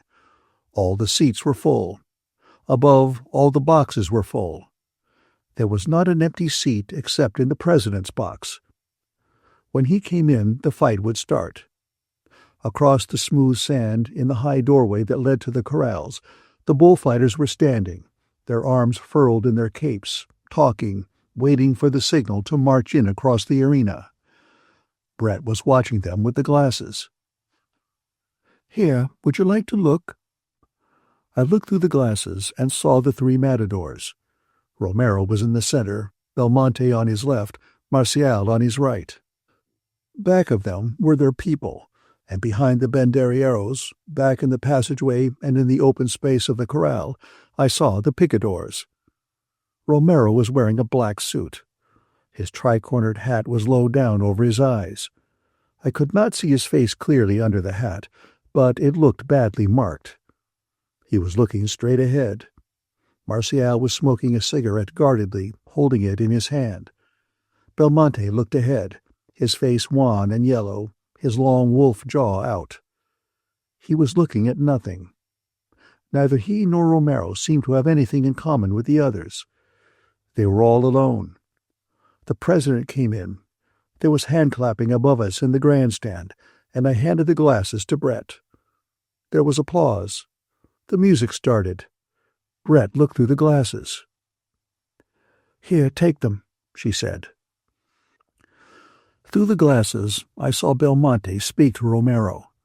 Marcial straightened up and dropped his cigarette, and looking straight ahead, their heads back, their free arms swinging, the three matadors walked out.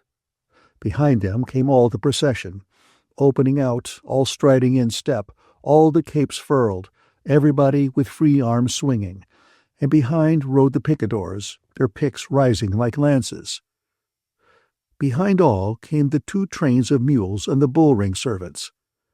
The matadors bowed, holding their hats on, before the president's box, and then came over to the barrera below us. Pedro Romero took off his heavy gold-brocaded cape and handed it over the fence to his sword handler. He said something to the sword handler. Close below us, we saw Romero's lips were puffed, both eyes were discolored. His face was discolored and swollen. The sword handler took the cape, looked up at Brett, and came over to us and handed up the cape. "Spread it out in front of you," I said. Brett leaned forward. The cape was heavy and smoothly stiff with gold. The sword handler looked back, shook his head, and said something. A man beside me leaned over toward Brett. "He doesn't want you to spread it," he said. "You should fold it and keep it in your lap." Brett folded the heavy cape. Romero did not look up at us. He was speaking to Belmonte. Belmonte had sent his formal cape over to some friends. He looked across at them and smiled, his wolf smile that was only with the mouth. Romero leaned over the barrera and asked for the water jug. The sword handler brought it, and Romero poured water over the percale of his fighting cape, and then scuffed the lower folds in the sand with his slippered foot. "What's that for?" Brett asked. "To give it weight in the wind." "His face looks bad," Bill said. "He feels very badly," Brett said. "He should be in bed." The first bull was Belmonte's. Belmonte was very good, but because he got 30,000 pesetas and people had stayed in line all night to buy tickets to see him, the crowd demanded that he should be more than very good. Belmonte's great attraction is working close to the bull. In bullfighting, they speak of the terrain of the bull and the terrain of the bullfighter. As long as a bullfighter stays in his own terrain, he is comparatively safe. Each time he enters into the terrain of the bull, he is in great danger. Belmonte, in his best days, worked always in the terrain of the bull. This way, he gave the sensation of coming tragedy. People went to the corrida to see Belmonte, to be given tragic sensations, and perhaps to see the death of Belmonte. 15 years ago, they said, if you wanted to see Belmonte, you should go quickly, while he was still alive. Since then, he has killed more than 1,000 bulls. When he retired, the legend grew up about how his bullfighting had been, and when he came out of retirement, the public were disappointed because no real man could work as close to the bulls as Belmonte was supposed to have done. Not, of course, even Belmonte. Also, Belmonte imposed conditions and insisted that his bulls should not be too large nor too dangerously armed with horns, and so the element that was necessary to give the sensation of tragedy was not there, and the public, who wanted 3 times as much from Belmonte, who was sick with a fistula, as Belmonte had ever been able to give, felt defrauded and cheated, and Belmonte's jaw came further out in contempt, and his face turned yellower, and he moved with greater difficulty as his pain increased, and finally the crowd were actively against him, and he was utterly contemptuous and indifferent. He had meant to have a great afternoon, and instead it was an afternoon of sneers, shouted insults, and finally a volley of cushions and pieces of bread and vegetables thrown down at him in the plaza where he had had his greatest triumphs. His jaw only went further out.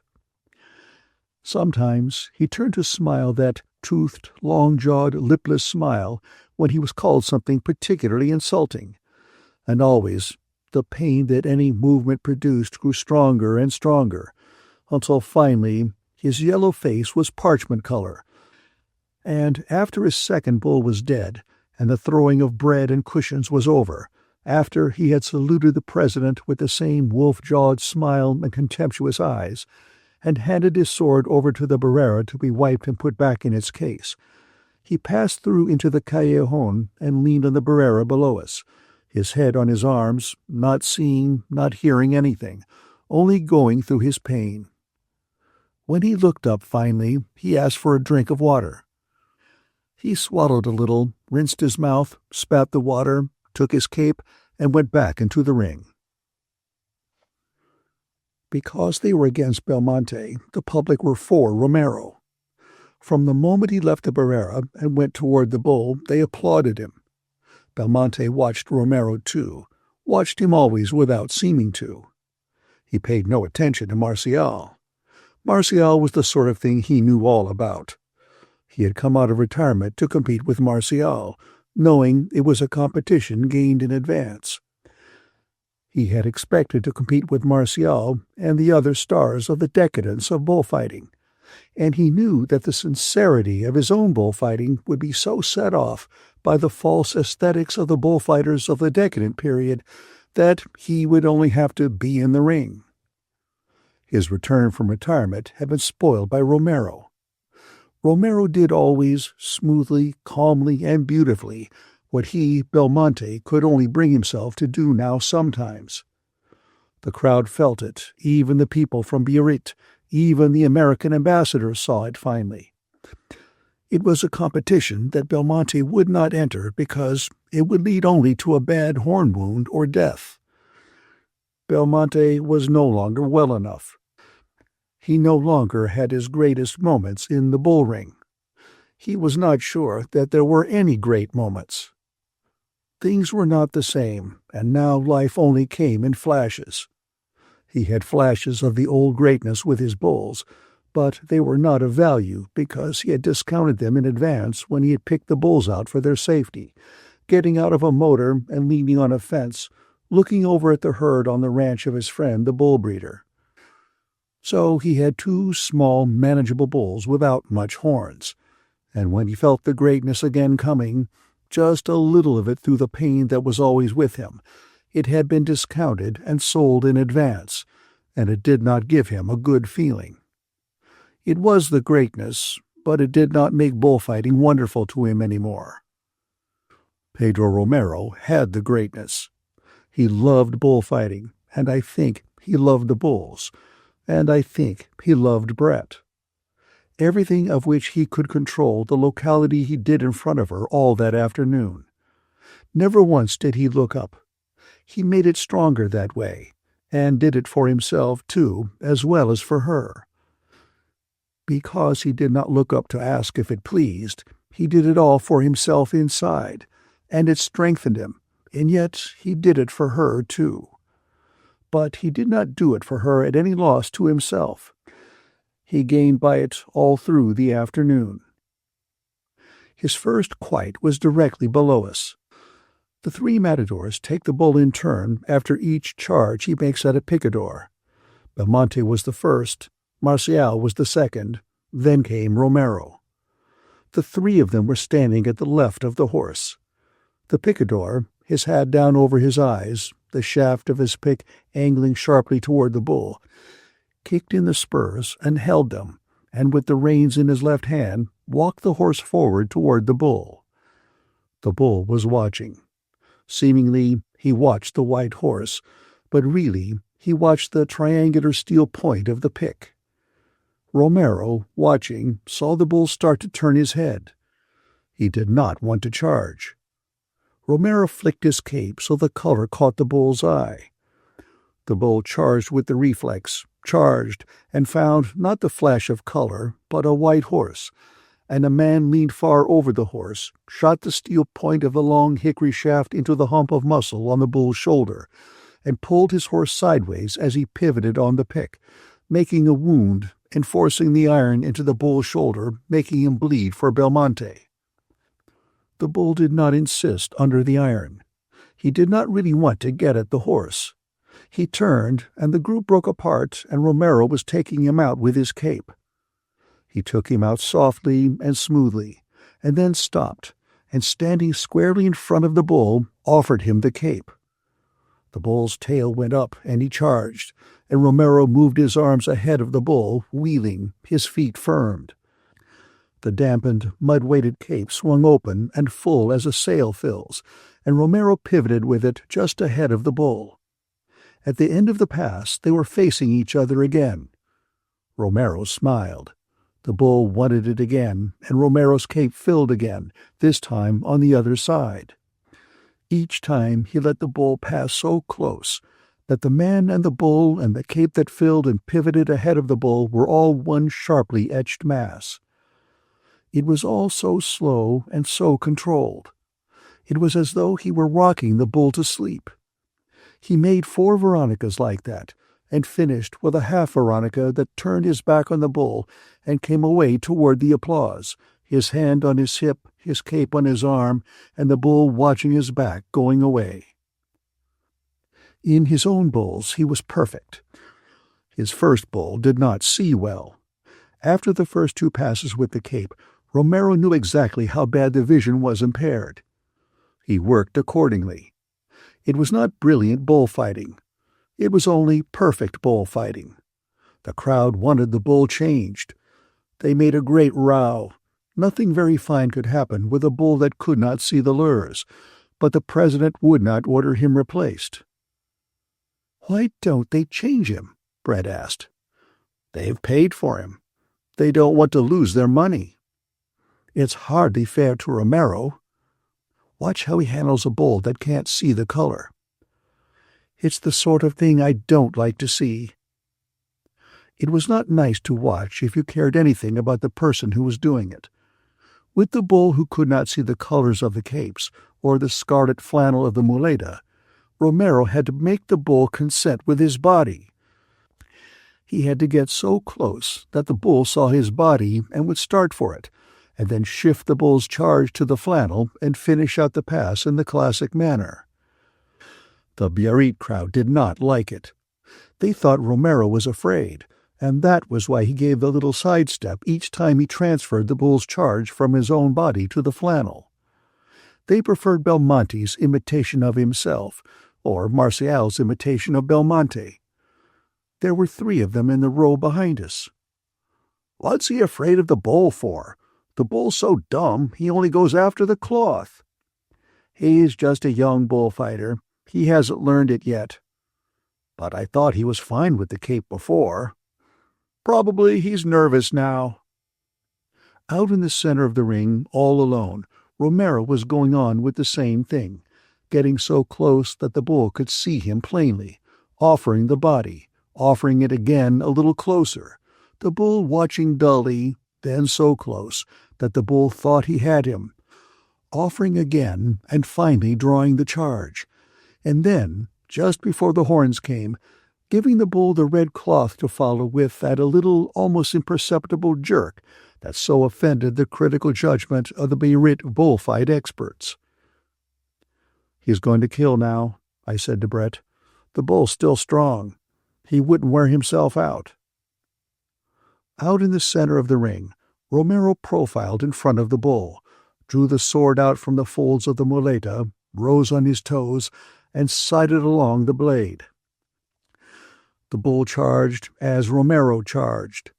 Romero's left hand dropped the muleta over the bull's muzzle to blind him. His left shoulder went forward between the horns as the sword went in, and for just an instant he and the bull were one, Romero way out over the bull, the right arm extended high up to where the hilt of the sword had gone in between the bull's shoulders. Then the figure was broken. There was a little jolt as Romero came clear, and then he was standing, one hand up, facing the bull, his shirt ripped out from under his sleeve, the white blowing in the wind, and the bull, the red sword hilt tight between his shoulders, his head going down and his legs settling. "There he goes," Bill said. Romero was close enough so the bull could see him. His hand still up, he spoke to the bull. The bull gathered himself. Then his head went forward, and he went over slowly, then all over suddenly, 4 feet in the air. They handed the sword to Romero, and carrying it blade down, the muleta in his other hand, he walked over to in front of the president's box, bowed, straightened, and came over to the Barrera and handed over the sword and muleta. "Bad one," said the sword handler. "He made me sweat," said Romero. He wiped off his face. The sword handler handed him the water jug. Romero wiped his lips. It hurt him to drink out of the jug. He did not look up at us. Marcial had a big day. They were still applauding him when Romero's last bull came in. It was the bull that had sprinted out and killed the man in the morning running. During Romero's first bull, his hurt face had been very noticeable. Everything he did showed it. All the concentration of the awkwardly delicate working with the bull that could not see well brought it out. The fight with Cone had not touched his spirit, but his face had been smashed and his body hurt. He was wiping all that out now. Each thing he did with this bull wiped that out a little cleaner. It was a good bull, a big bull and with horns, and it turned and recharged easily and surely. He was what Romero wanted in bulls. When he had finished his work with the muleta and was ready to kill, the crowd made him go on. They did not want the bull killed yet. They did not want it to be over. Romero went on. It was like a course in bullfighting. All the passes he linked up, all completed, all slow, templed, and smooth. There were no tricks and no mystifications. There was no brusqueness. And each pass as it reached the summit gave you a sudden ache inside. The crowd did not want it ever to be finished. The bull was squared on all 4 feet to be killed, and Romero killed directly below us. He killed not as he had been forced to by the last bull, but as he wanted to. He profiled directly in front of the bull, drew the sword out of the folds of the muleta, and sighted along the blade. The bull watched him. Romero spoke to the bull and tapped one of his feet. The bull charged, and Romero waited for the charge, the muleta held low, sighting along the blade, his feet firm. Then, without taking a step forward, he became one with the bull. The sword was in high between the shoulders. The bull had followed the long-swung flannel that disappeared as Romero lurched clear to the left, and it was over. The bull tried to go forward. His legs commenced to settle.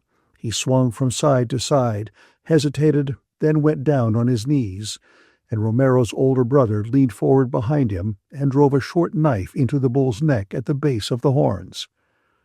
The first time he missed. He drove the knife in again, and the bull went over, twitching and rigid. Romero's brother, holding the bull's horn in one hand, the knife in the other, looked up at the president's box. Handkerchiefs were waving all over the bull ring. The president looked down from the box and waved his handkerchief. The brother cut the notched black ear from the dead bull and trotted over with it to Romero. The bull lay heavy and black on the sand, his tongue out. Boys were running toward him from all parts of the arena, making a little circle around him. They were starting to dance around the bull. Romero took the ear from his brother and held it up toward the president. The president bowed, and Romero, running to get ahead of the crowd, came toward us. He leaned up against the barrera and gave the ear to Brett. He nodded his head and smiled. The crowd were all about him. Brett held down the cape. "You liked it?" Romero called. Brett did not say anything. They looked at each other and smiled. Brett had the ear in her hand. "Don't get bloody," Romero said and grinned. The crowd wanted him. Several boys shouted at Brett. The crowd was the boys, the dancers, and the drunks. Romero turned and tried to get through the crowd. They were all around him, trying to lift him and put him on their shoulders. He fought and twisted away, and started running in the midst of them toward the exit. He did not want to be carried on people's shoulders. But they held him and lifted him. It was uncomfortable, and his legs were spraddled, and his body was very sore. They were lifting him, and all running toward the gate. He had his hand on somebody's shoulder. He looked around at us apologetically. The crowd, running, went out the gate with him. We all three went back to the hotel. Brett went upstairs. Bill and I sat in the downstairs dining room and ate some hard-boiled eggs and drank several bottles of beer. Belmonte came down in his street clothes with his manager and 2 other men. They sat at the next table and ate. Belmonte ate very little. They were leaving on the 7 o'clock train for Barcelona. Belmonte wore a blue-striped shirt and a dark suit and ate soft-boiled eggs. The others ate a big meal. Belmonte did not talk. He only answered questions. Bill was tired after the bullfight. So was I. We both took a bullfight very hard. We sat and ate the eggs, and I watched Belmonte and the people at his table. The men with him were tough-looking and businesslike. "Come on over to the café," Bill said. "I want an absinthe." It was the last day of the fiesta. Outside it was beginning to be cloudy again. The square was full of people, and the fireworks experts were making up their set pieces for the night and covering them over with beech branches. Boys were watching. We passed stands of rockets with long bamboo stems. Outside the café there was a great crowd. The music and the dancing were going on. The giants and the dwarfs were passing. "Where's Edna?" I asked Bill. "I don't know." We watched the beginning of the evening of the last night of the fiesta. The absinthe made everything seem better. I drank it without sugar in the dripping glass, and it was pleasantly bitter. "I feel sorry about Cone," Bill said. "He had an awful time." "Oh, to hell with Cone," I said. "Where do you suppose he went?" "Up to Paris." "What do you suppose he'll do?" "Oh, to hell with him." "What do you suppose he'll do?" "Pick up with his old girl, probably." "Who was his old girl?" "Somebody named Frances." We had another absinthe. "When do you go back?" I asked. "Tomorrow." After a little while, Bill said, "Well, it was a swell fiesta." "Yes," I said, "something doing all the time." "You wouldn't believe it. It's like a wonderful nightmare." "Sure," I said. "I'd believe anything, including nightmares." "What's the matter? Feeling low?" "Low as hell." "Have another absinthe. Here, waiter, Another absinthe for this, signor." "I feel like hell," I said. "Drink that," said Bill. "Drink it slow." It was beginning to get dark. The fiesta was going on. I began to feel drunk, but I did not feel any better. "How do you feel?" "I feel like hell." "Have another?" "It won't do any good." "Try it. You can't tell. Maybe this is the one that gets it. Hey, waiter, another absinthe for this signor." I poured the water directly into it and stirred it instead of letting it drip. Bill put in a lump of ice. I stirred the ice around with a spoon in the brownish, cloudy mixture. "How is it?" "Fine." "Don't drink it fast that way. It will make you sick." I set down the glass. I had not meant to drink it fast. "I feel tight." "You ought to." "That's what you wanted, wasn't it?" "Sure. Get tight. Get over your damn depression." "Well, I'm tight. Is that what you want?" "Sit down." "I won't sit down," I said. "I'm going over to the hotel." I was very drunk. I was drunker than I ever remember having been. At the hotel, I went upstairs. Brett's door was open. I put my head in the room. Mike was sitting on the bed. He waved a bottle. "Jake," he said. "Come in, Jake." I went in and sat down. The room was unstable unless I looked at some fixed point. "Brett, you know, she's gone off with the bullfighter chap." "No." "Yes. She looked for you to say goodbye. They went on the 7 o'clock train." "Did they?" "Bad thing to do," Mike said. "She shouldn't have done it." "No." "Have a drink? Wait while I ring for some beer." "I'm drunk," I said. "I'm going in and lie down." "Are you blind? I was blind myself." "Yes," I said. "I'm blind." "Well, bungo," Mike said. "Get some sleep, old Jake." I went out the door and into my own room and lay on the bed. The bed went sailing off, and I sat up in bed and looked at the wall to make it stop. Outside in the square, the fiesta was going on. It did not mean anything. Later, Bill and Mike came in to get me to go down and eat with them. I pretended to be asleep. "He's asleep. Better let him alone." "He's blind as a tick," Mike said. They went out. I got up and went to the balcony and looked out at the dancing in the square. The world was not wheeling any more. It was just very clear and bright and inclined to blur at the edges. I washed, brushed my hair. I looked strange to myself in the glass and went downstairs to the dining room. "Here he is," said Bill. "Good old Jake. I knew you wouldn't pass out." "Hello, you old drunk," Mike said. "I got hungry and woke up." "Eat some soup," Bill said. The three of us sat at the table, and it seemed as though about 6 people were missing. Chapter 19. In the morning, it was all over. The fiesta was finished. I woke about 9 o'clock, had a bath, dressed, and went downstairs. The square was empty, and there were no people on the streets. A few children were picking up rocket sticks in the square. The cafés were just opening, and the waiters were carrying out the comfortable white wicker chairs and arranging them around the marble-top tables in the shade of the arcade. They were sweeping the streets and sprinkling them with a hose. I sat in one of the wicker chairs and leaned back comfortably. The waiter was in no hurry to come. The white paper announcements of the unloading of the bulls and the big schedules of special trains were still up on the pillars of the arcade. A waiter wearing a blue apron came out with a bucket of water and a cloth and commenced to tear down the notices, pulling the paper off in strips and washing and rubbing away the paper that stuck to the stone. The fiesta was over. I drank a coffee, and after a while Bill came over. I watched him come walking across the square. He sat down at the table and ordered a coffee. "Well," he said, It's all over." "Yes," I said. "When do you go?"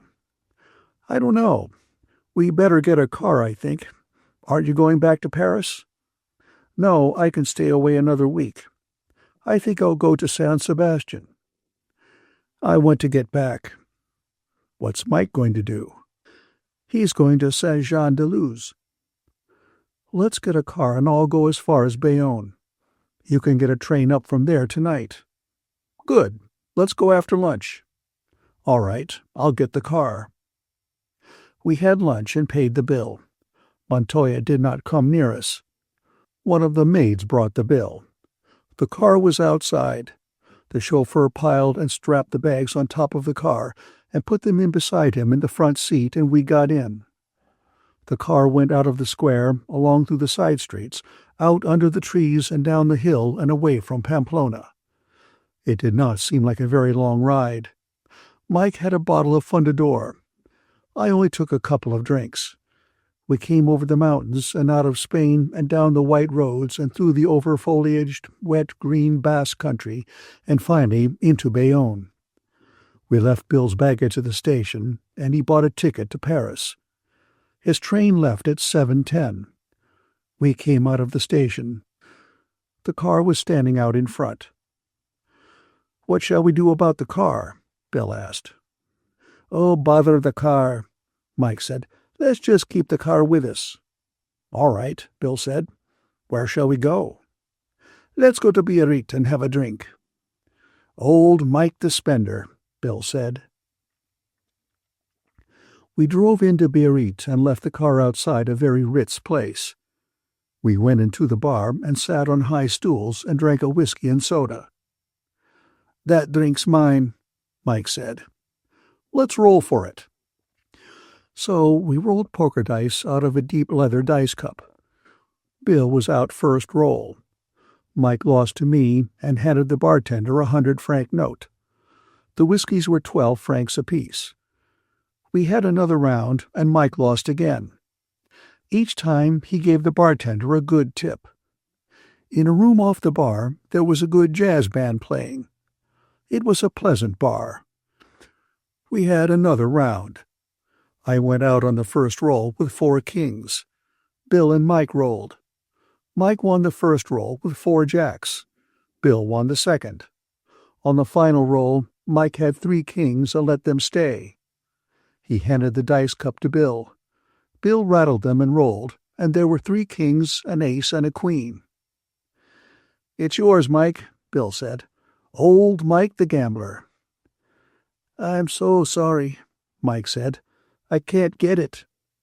"What's the matter?" "I've no money," Mike said. "I'm stony. I've just 20 francs. Here, take 20 francs. Bill's face sort of changed. "I had just enough to pay Montoya. Damned lucky to have it, too." "I'll cash you a check," Bill said. "That's damned nice of you, but you see, I can't write checks." "What are you going to do for money?" "Oh, some will come through. I've 2 weeks' allowance should be here. I can live on tick at this pub in Saint Jean." "What do you want to do about the car?" Bill asked me. "Do you want to keep it on?" "It doesn't make any difference. Seems sort of idiotic." "Come on, let's have another drink," Mike said. "Fine, this one is on me," Bill said. "Has Brett any money?" He turned to Mike. "I shouldn't think so. She put up most of what I gave to old Montoya." "She hasn't any money with her?" I asked. "I shouldn't think so. She never has any money. She gets 500 quid a year and pays 350 of it in interest to Jews." "I suppose they get it at the source," said Bill. "Quite. They're not really Jews. We just call them Jews. They're Scotsmen, I believe." "Hasn't she any at all with her?" I asked. "I hardly think so. She gave it all to me when she left." "Well," Bill said, "we might as well have another drink." "Damned good idea," Mike said. "One never gets anywhere by discussing finances." "No," said Bill. Bill and I rolled for the next 2 rounds. Bill lost and paid. We went out to the car. "Anywhere you'd like to go, Mike?" Bill asked. "Let's take a drive. It might do my credit good. Let's drive about a little." "Fine. I'd like to see the coast. Let's drive down toward Andai. I haven't any credit along the coast." "You can't ever tell," said Bill.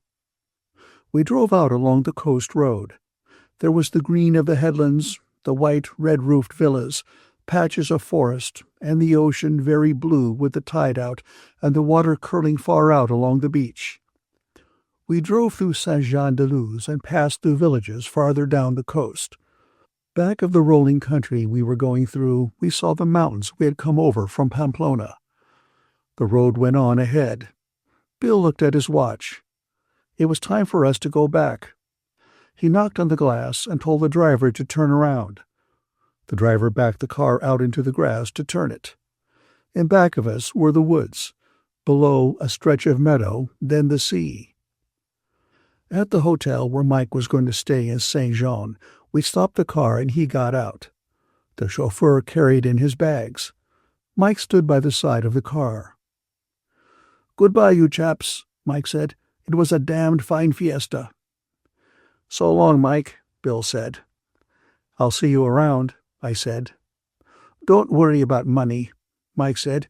"You can pay for the car, Jake, and I'll send you my share." "So long, Mike." "So long, you chaps. You've been damn nice." We all shook hands. We waved from the car to Mike. He stood in the road watching. We got to Bayonne just before the train left. A porter carried Bill's bags in from the consigne. I went as far as the inner gate to the tracks. "So long, fella," Bill said. "So long, kid." "It was swell. I've had a swell time." "Will you be in Paris?" "No, I have to sail on the 17th. "So long, fella." "So long, old kid." He went in through the gate to the train. The porter went ahead with the bags. I watched the train pull out. Bill was at one of the windows. The window passed, the rest of the train passed, and the tracks were empty. I went outside to the car. "How much do we owe you?" I asked the driver. The price to Bayonne had been fixed at 150 pesetas. 200 pesetas? "How much more will it be if you drive me to San Sebastian on your way back?" 50 pesetas? "Don't kid me." 35 pesetas. "It's not worth it," I said. "Drive me to the Hotel Panier Fleuri." At the hotel, I paid the driver and gave him a tip. The car was powdered with dust. I rubbed the rod case through the dust. It seemed the last thing that connected me with Spain and the fiesta. The driver put the car in gear and went down the street. I watched it turn off to take the road to Spain. I went into the hotel and they gave me a room. It was the same room I had slept in when Bill and Cone and I were in Bayonne. That seemed a very long time ago. I washed, changed my shirt, and went out in the town. At a newspaper kiosk, I bought a copy of the New York Herald and sat in a café to read it. It felt strange to be in France again. There was a safe, suburban feeling. I wished I had gone up to Paris with Bill, except that Paris would have meant more fiestaing. I was through with fiestas for a while. It would be quiet in San Sebastian. The season does not open there until August. I could get a good hotel room and read and swim. There was a fine beach there.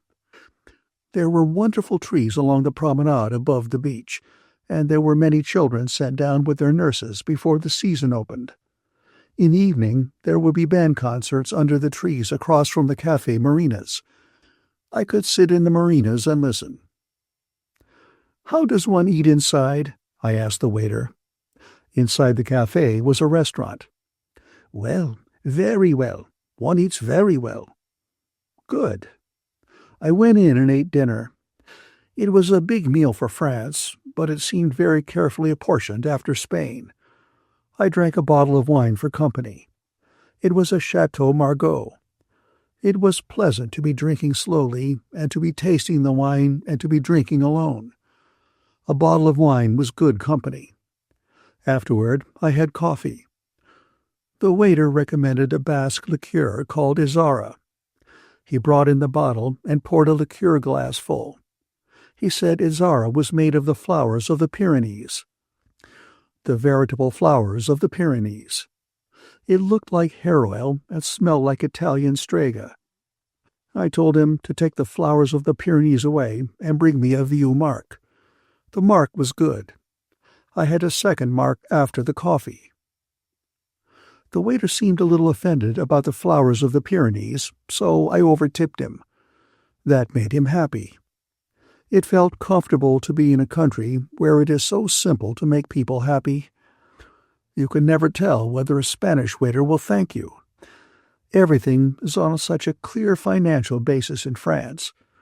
It is the simplest country to live in. No one makes things complicated by becoming your friend for any obscure reason. If you want people to like you, you have only to spend a little money. I spent a little money, and the waiter liked me. He appreciated my valuable qualities. He would be glad to see me back. I would dine there again sometime, and he would be glad to see me and would want me at his table. It would be a sincere liking because it would have a sound basis. I was back in France. Next morning, I tipped everyone a little too much at the hotel to make more friends, and left on the morning train for San Sebastian. At the station, I did not tip the porter more than I should because I did not think I would ever see him again. I only wanted a few good French friends in Bayonne to make me welcome in case I should come back there again. I knew that if they remembered me, their friendship would be loyal. At Irun, we had to change trains and show passports. I hated to leave France. Life was so simple in France. I felt I was a fool to be going back into Spain. In Spain, you could not tell about anything. I felt like a fool to be going back into it, but I stood in line with my passport, opened my bags for the customs, bought a ticket, went through a gate, climbed onto the train, and after 40 minutes and 8 tunnels, I was at San Sebastian. Even on a hot day, San Sebastian has a certain early morning quality. The trees seemed as though their leaves were never quite dry. The streets feel as though they had just been sprinkled. It is always cool and shady on certain streets on the hottest day. I went to a hotel in the town where I had stopped before, and they gave me a room with a balcony that opened out above the roofs of the town. There was a green mountainside beyond the roofs.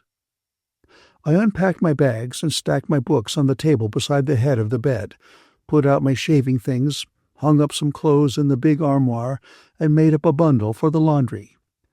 Then I took a shower in the bathroom and went down to lunch. Spain had not changed to summertime, so I was early. I set my watch again. I had recovered an hour by coming to San Sebastian. As I went into the dining room, the concierge brought me a police bulletin to fill out. I signed it and asked him for 2 telegraph forms and wrote a message to the Hotel Montoya, telling them to forward all mail and telegrams for me to this address. I calculated how many days I would be in San Sebastian and then wrote out a wire to the office asking them to hold mail, but forward all wires for me to San Sebastian for 6 days. Then I went in and had lunch. After lunch, I went up to my room, read a while, and went to sleep. When I woke, it was 4:30. I found my swimming suit, wrapped it with a comb in a towel, and went downstairs and walked up the street to the Concha. The tide was about halfway out. The beach was smooth and firm, and the sand yellow. I went into a bathing cabin, undressed, put on my suit, and walked across the smooth sand to the sea. The sand was warm under bare feet. There were quite a few people in the water and on the beach. Out beyond, where the headlands of the Concha almost met to form the harbor, there was a white line of breakers and the open sea. Although the tide was going out, there were a few slow rollers. They came in like undulations in the water, gathered weight of water, and then broke smoothly on the warm sand. I waded out. The water was cold. As a roller came, I dove, swam out underwater, and came to the surface with all the chill gone. I swam out to the raft, pulled myself up, and lay on the hot planks. A boy and girl were at the other end. The girl had undone her top strap of her bathing suit and was browning her back. The boy lay face downward on the raft and talked to her. She laughed at things he said and turned her brown back in the sun. I lay on the raft in the sun until I was dry. Then I tried several dives. I dove deep once, swimming down to the bottom. I swam with my eyes open, and it was green and dark. The raft made a dark shadow. I came out of water beside the raft, pulled up, dove once more, holding it for length, and then swam ashore. I lay on the beach until I was dry, then went into the bathing cabin, took off my suit, sloshed myself with fresh water, and rubbed dry. I walked around the harbor under the trees to the casino, and then up one of the cool streets to the Café Marinas. There was an orchestra playing inside the café, and I sat out on the terrace and enjoyed the fresh coolness in the hot day, and had a glass of lemon juice and shaved ice, and then a long whiskey and soda. I sat in front of the marinas for a long time, and read and watched the people and listened to the music. Later, when it began to get dark, I walked around the harbor and out along the promenade, and finally back to the hotel for supper. There was a bicycle race on, the Tour de Pays Basque, and the riders were stopping that night in San Sebastian. In the dining room at one side, there was a long table of bicycle riders, eating with their trainers and managers. They were all French and Belgians, and paid close attention to their meal, but they were having a good time. At the head of the table were two good-looking French girls, with much Rue de Faubourg Montmartre chic. I could not make out whom they belonged to. They all spoke in slang at the long table, and there were many private jokes, and some jokes at the far end that were not repeated when the girls asked to hear them. The next morning at 5 o'clock the race resumed with the last lap, San Sebastian-Bilbao.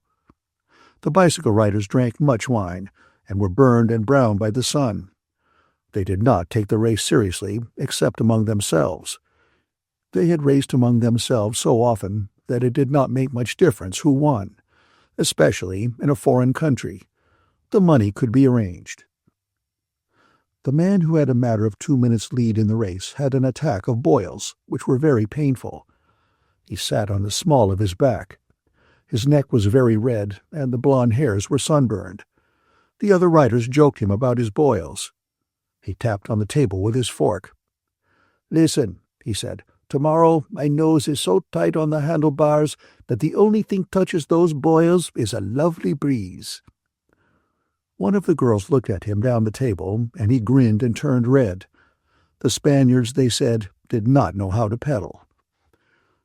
I had coffee out on the terrace with the team manager of one of the big bicycle manufacturers. He said it had been a very pleasant race, and would have been worth watching if Bottecchia had not abandoned it at Pamplona. The dust had been bad, but in Spain the roads were better than in France. Bicycle road racing was the only sport in the world, he said. Had I ever followed the Tour de France? Only in the papers. The Tour de France was the greatest sporting event in the world. Following and organizing the road races had made him know France. Few people know France. All spring and all summer and all fall he spent on the road with bicycle road racers. Look at the number of motor cars now that follow the riders from town to town in a road race. It was a rich country and more sportif every year. It would be the most sportive country in the world. It was bicycle road racing did it. That and football. He knew France. La France sportive. He knew road racing. We had a cognac. After all, though, it wasn't bad to get back to Paris. There is only one Paname, in all the world, that is. Paris is the town the most sportif in the world. Did I know the Chope de Negre? Did I not? I would see him there sometime. I certainly would. We would drink another fiend together. We certainly would. They started at 6 o'clock less a quarter in the morning. Would I be up for the depart? I would certainly try to. Would I like him to call me? It was very interesting. I would leave a call at the desk. He would not mind calling me. I could not let him take the trouble. I would leave a call at the desk. We said goodbye until the next morning. In the morning, when I awoke, the bicycle riders and their following cars had been on the road for 3 hours. I had coffee and the papers in bed, and then dressed and took my bathing suit down to the beach. Everything was fresh and cool and damp in the early morning. Nurses in uniform and in peasant costume walked under the trees with children. The Spanish children were beautiful. Some bootblacks sat together under a tree talking to a soldier. The soldier had only one arm. The tide was in, and there was a good breeze and a surf on the beach. I undressed in one of the bath cabins, crossed the narrow line of beach, and went into the water. I swam out, trying to swim through the rollers, but having to dive sometimes. Then, in the quiet water, I turned and floated. Floating, I saw only the sky, and felt the drop and lift of the swells. I swam back to the surf and coasted in, face down, on a big roller, then turned and swam, trying to keep in the trough and not have a wave break over me. It made me tired, swimming in the trough, and I turned and swam out to the raft. The water was buoyant and cold. It felt as though you could never sink. I swam slowly. It seemed like a long swim with the high tide, and then pulled up on the raft and sat dripping on the boards that were becoming hot in the sun. I looked around at the bay, the old town, the casino, the line of trees along the promenade, and the big hotels with their white porches and gold-lettered names. Off on the right, almost closing the harbor, was a green hill with a castle. The raft rocked with the motion of the water. On the other side of the narrow gap that led into the open sea was another high headland. I thought I would like to swim across the bay, but I was afraid of cramp. I sat in the sun and watched the bathers on the beach. They looked very small. After a while, I stood up, gripped with my toes on the edge of the raft as it tipped with my weight, and dove cleanly and deeply, to come up through the lightning water, blew the salt water out of my head, and swam slowly and steadily into shore. After I was dressed and had paid for the bath cabin, I walked back to the hotel. The bicycle racers had left several copies of Lautoa around, and I gathered them up in the reading room and took them out and sat in an easy chair in the sun to read about and catch up on French sporting life. While I was sitting there, the concierge came out with a blue envelope in his hand. "A telegram for you, sir." I poked my finger along under the fold that was fastened down, spread it open, and read it. It had been forwarded from Paris. "Could you come Hotel Montana, Madrid? Am rather in trouble. Brett." I tipped the concierge and read the message again. A postman was coming along the sidewalk. He turned in the hotel.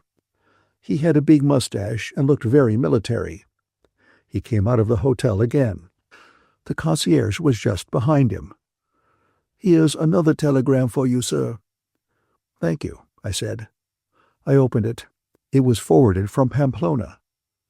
"Could you come Hotel Montana, Madrid? Am rather in trouble. Brett." The concierge stood there waiting for another tip, probably. "What time is there a train for Madrid?" "It left at 9 this morning. There is a slow train at 11 and the Sud Express at 10 tonight." "Get me a berth on the Sud Express." "Do you want the money now?" "Just as you wish," he said. "I will have it put on the bill." "Do that." Well, that meant San Sebastian all shot to hell. I suppose, vaguely, I had expected something of the sort. I saw the concierge standing in the doorway. "Bring me a telegram form, please." He brought it, and I took out my fountain pen and printed, "Lady Ashley, Hotel Montana, Madrid. Arriving Sud Express tomorrow. Love, Jake." That seemed to handle it.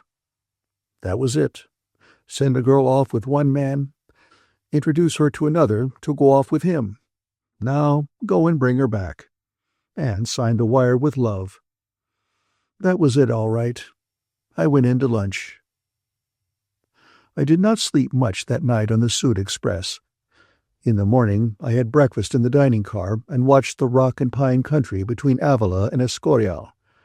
I saw the Escorial out of the window, gray and long and cold in the sun, and did not give a damn about it. I saw Madrid come up over the plain, a compact white skyline on the top of a little cliff, away off across the sun-hardened country. The Norte station in Madrid is the end of the line. All trains finish there. They don't go on anywhere. Outside were cabs and taxis and a line of hotel runners. It was like a country town. I took a taxi and we climbed up through the gardens, by the empty palace and the unfinished church on the edge of the cliff, and on up until we were in the high, hot, modern town. The taxi coasted down a smooth street to the Puerto del Sol, and then through the traffic and out into the Carrera San Jeronimo. All the shops had their awnings down against the heat. The windows on the sunny side of the street were shuttered. The taxi stopped at the curb. I saw the sign Hotel Montana on the second floor. The taxi driver carried the bags in and left them by the elevator. I could not make the elevator work, so I walked up. On the second floor up was a cut brass sign, Hotel Montana. I rang, and no one came to the door. I rang again, and a maid with a sullen face opened the door. "Is Lady Ashley here?" I asked. She looked at me dully. "Is an Englishwoman here?" She turned and called someone inside. A very fat woman came to the door. Her hair was gray and stiffly oiled in scallops around her face. She was short and commanding. "Muy buenos," I said. "Is there an Englishwoman here? I would like to see this English lady." "Muy buenos. Yes, there is a female English. Certainly you can see her if she wishes to see you." "She wishes to see me." "The chica will ask her." "It is very hot." "It is very hot in the summer in Madrid." "And how cold in winter?" "Yes, it is very cold in winter." Did I want to stay myself in person in the Hotel Montana? Of that, as yet, I was undecided, but it would give me pleasure if my bags were brought up from the ground floor in order that they might not be stolen. Nothing was ever stolen in the Hotel Montana. In other fondas, yes. Not here, no.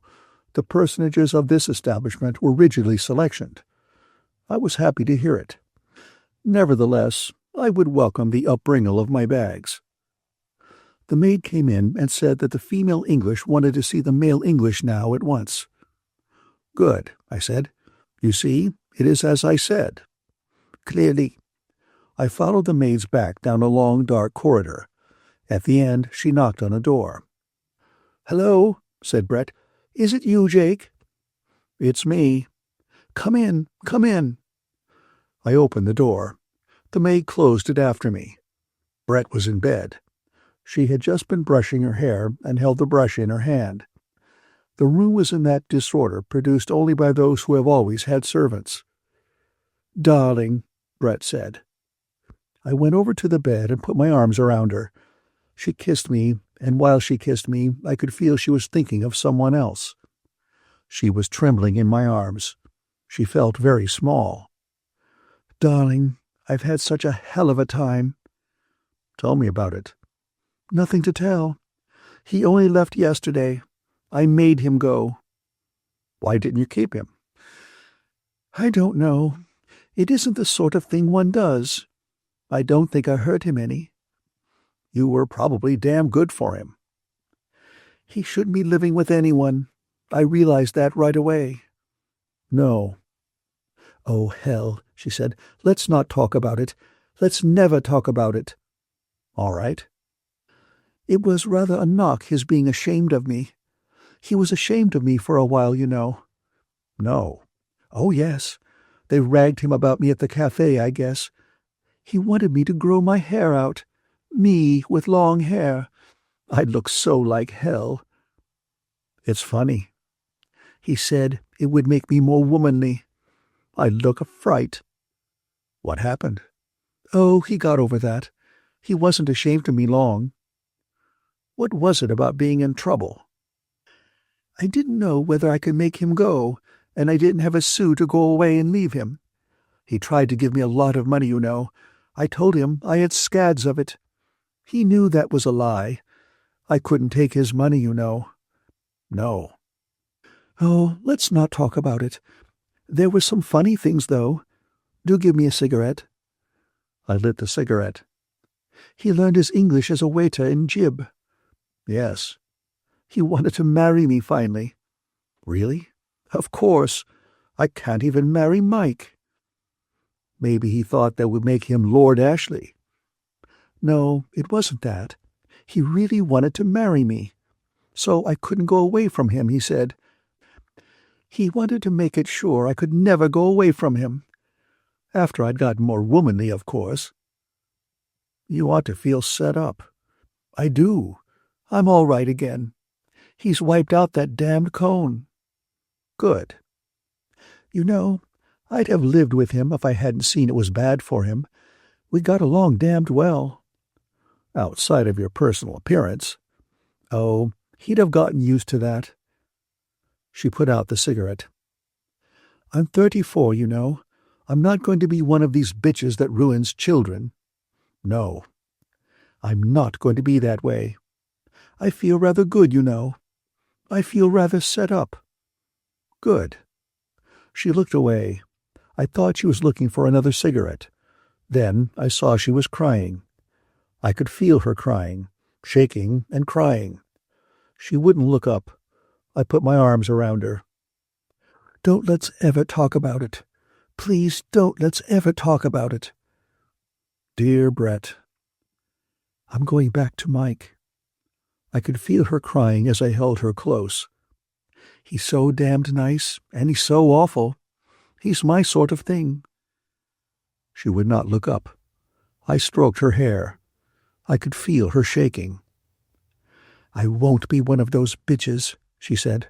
But, oh, Jake, please, let's never talk about it.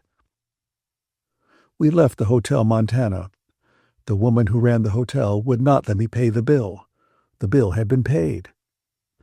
Oh, well, let it go, Brett said. It doesn't matter now.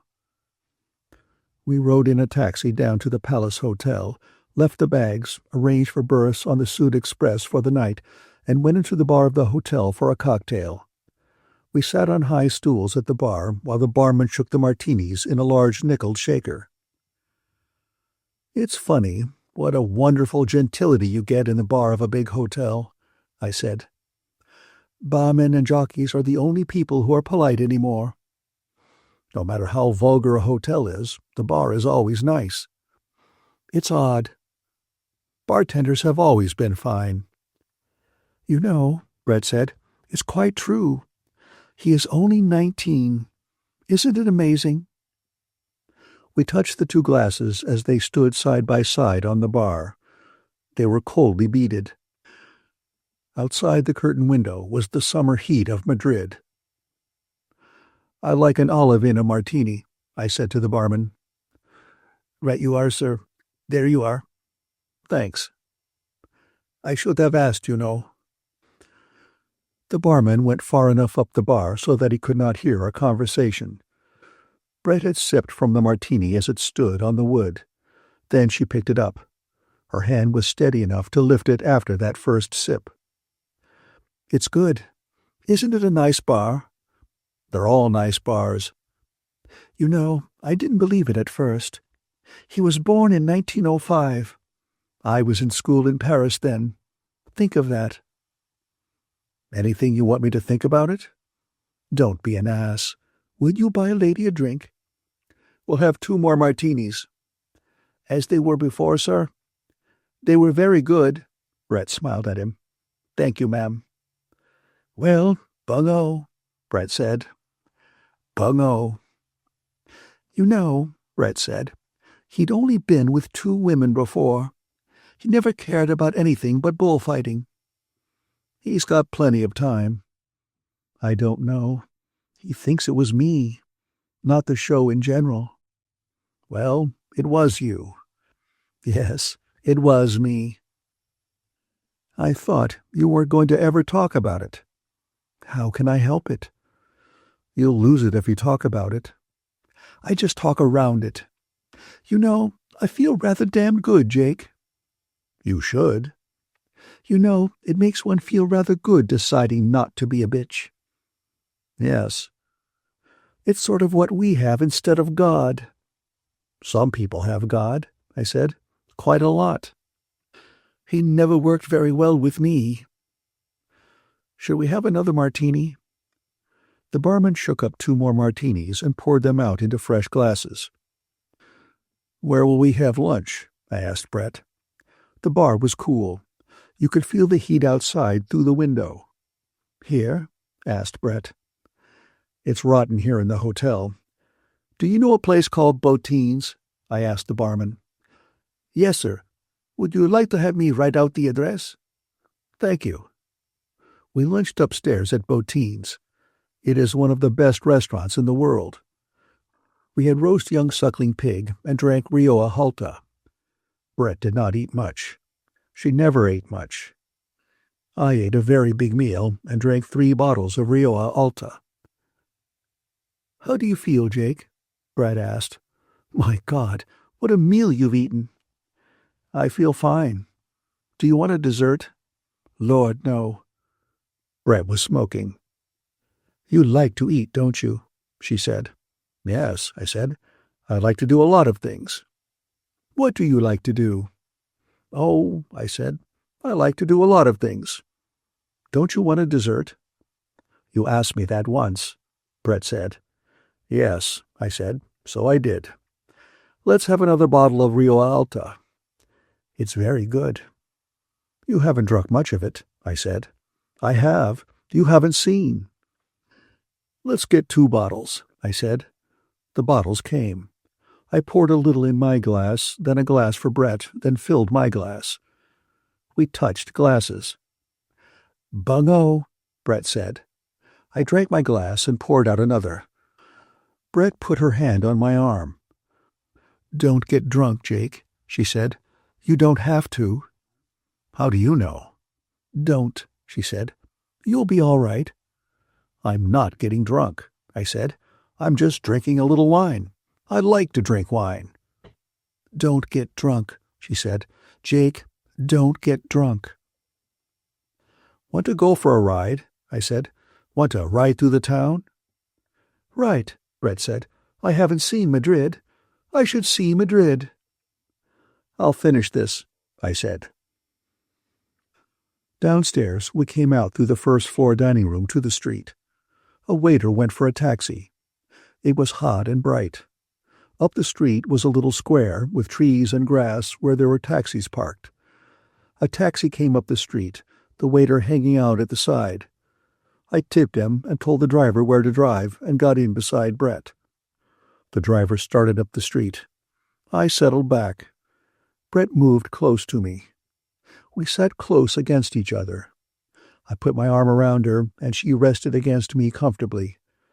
It was very hot and bright, and the houses looked sharply white. We turned out onto the Gran Via. Oh, Jake, Brett said, we could have had such a damned good time together. Ahead was a mounted policeman in khaki directing traffic. He raised his baton. The car slowed suddenly, pressing Brett against me.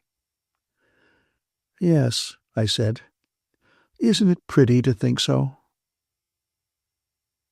The end of The Sun Also Rises by Ernest Hemingway.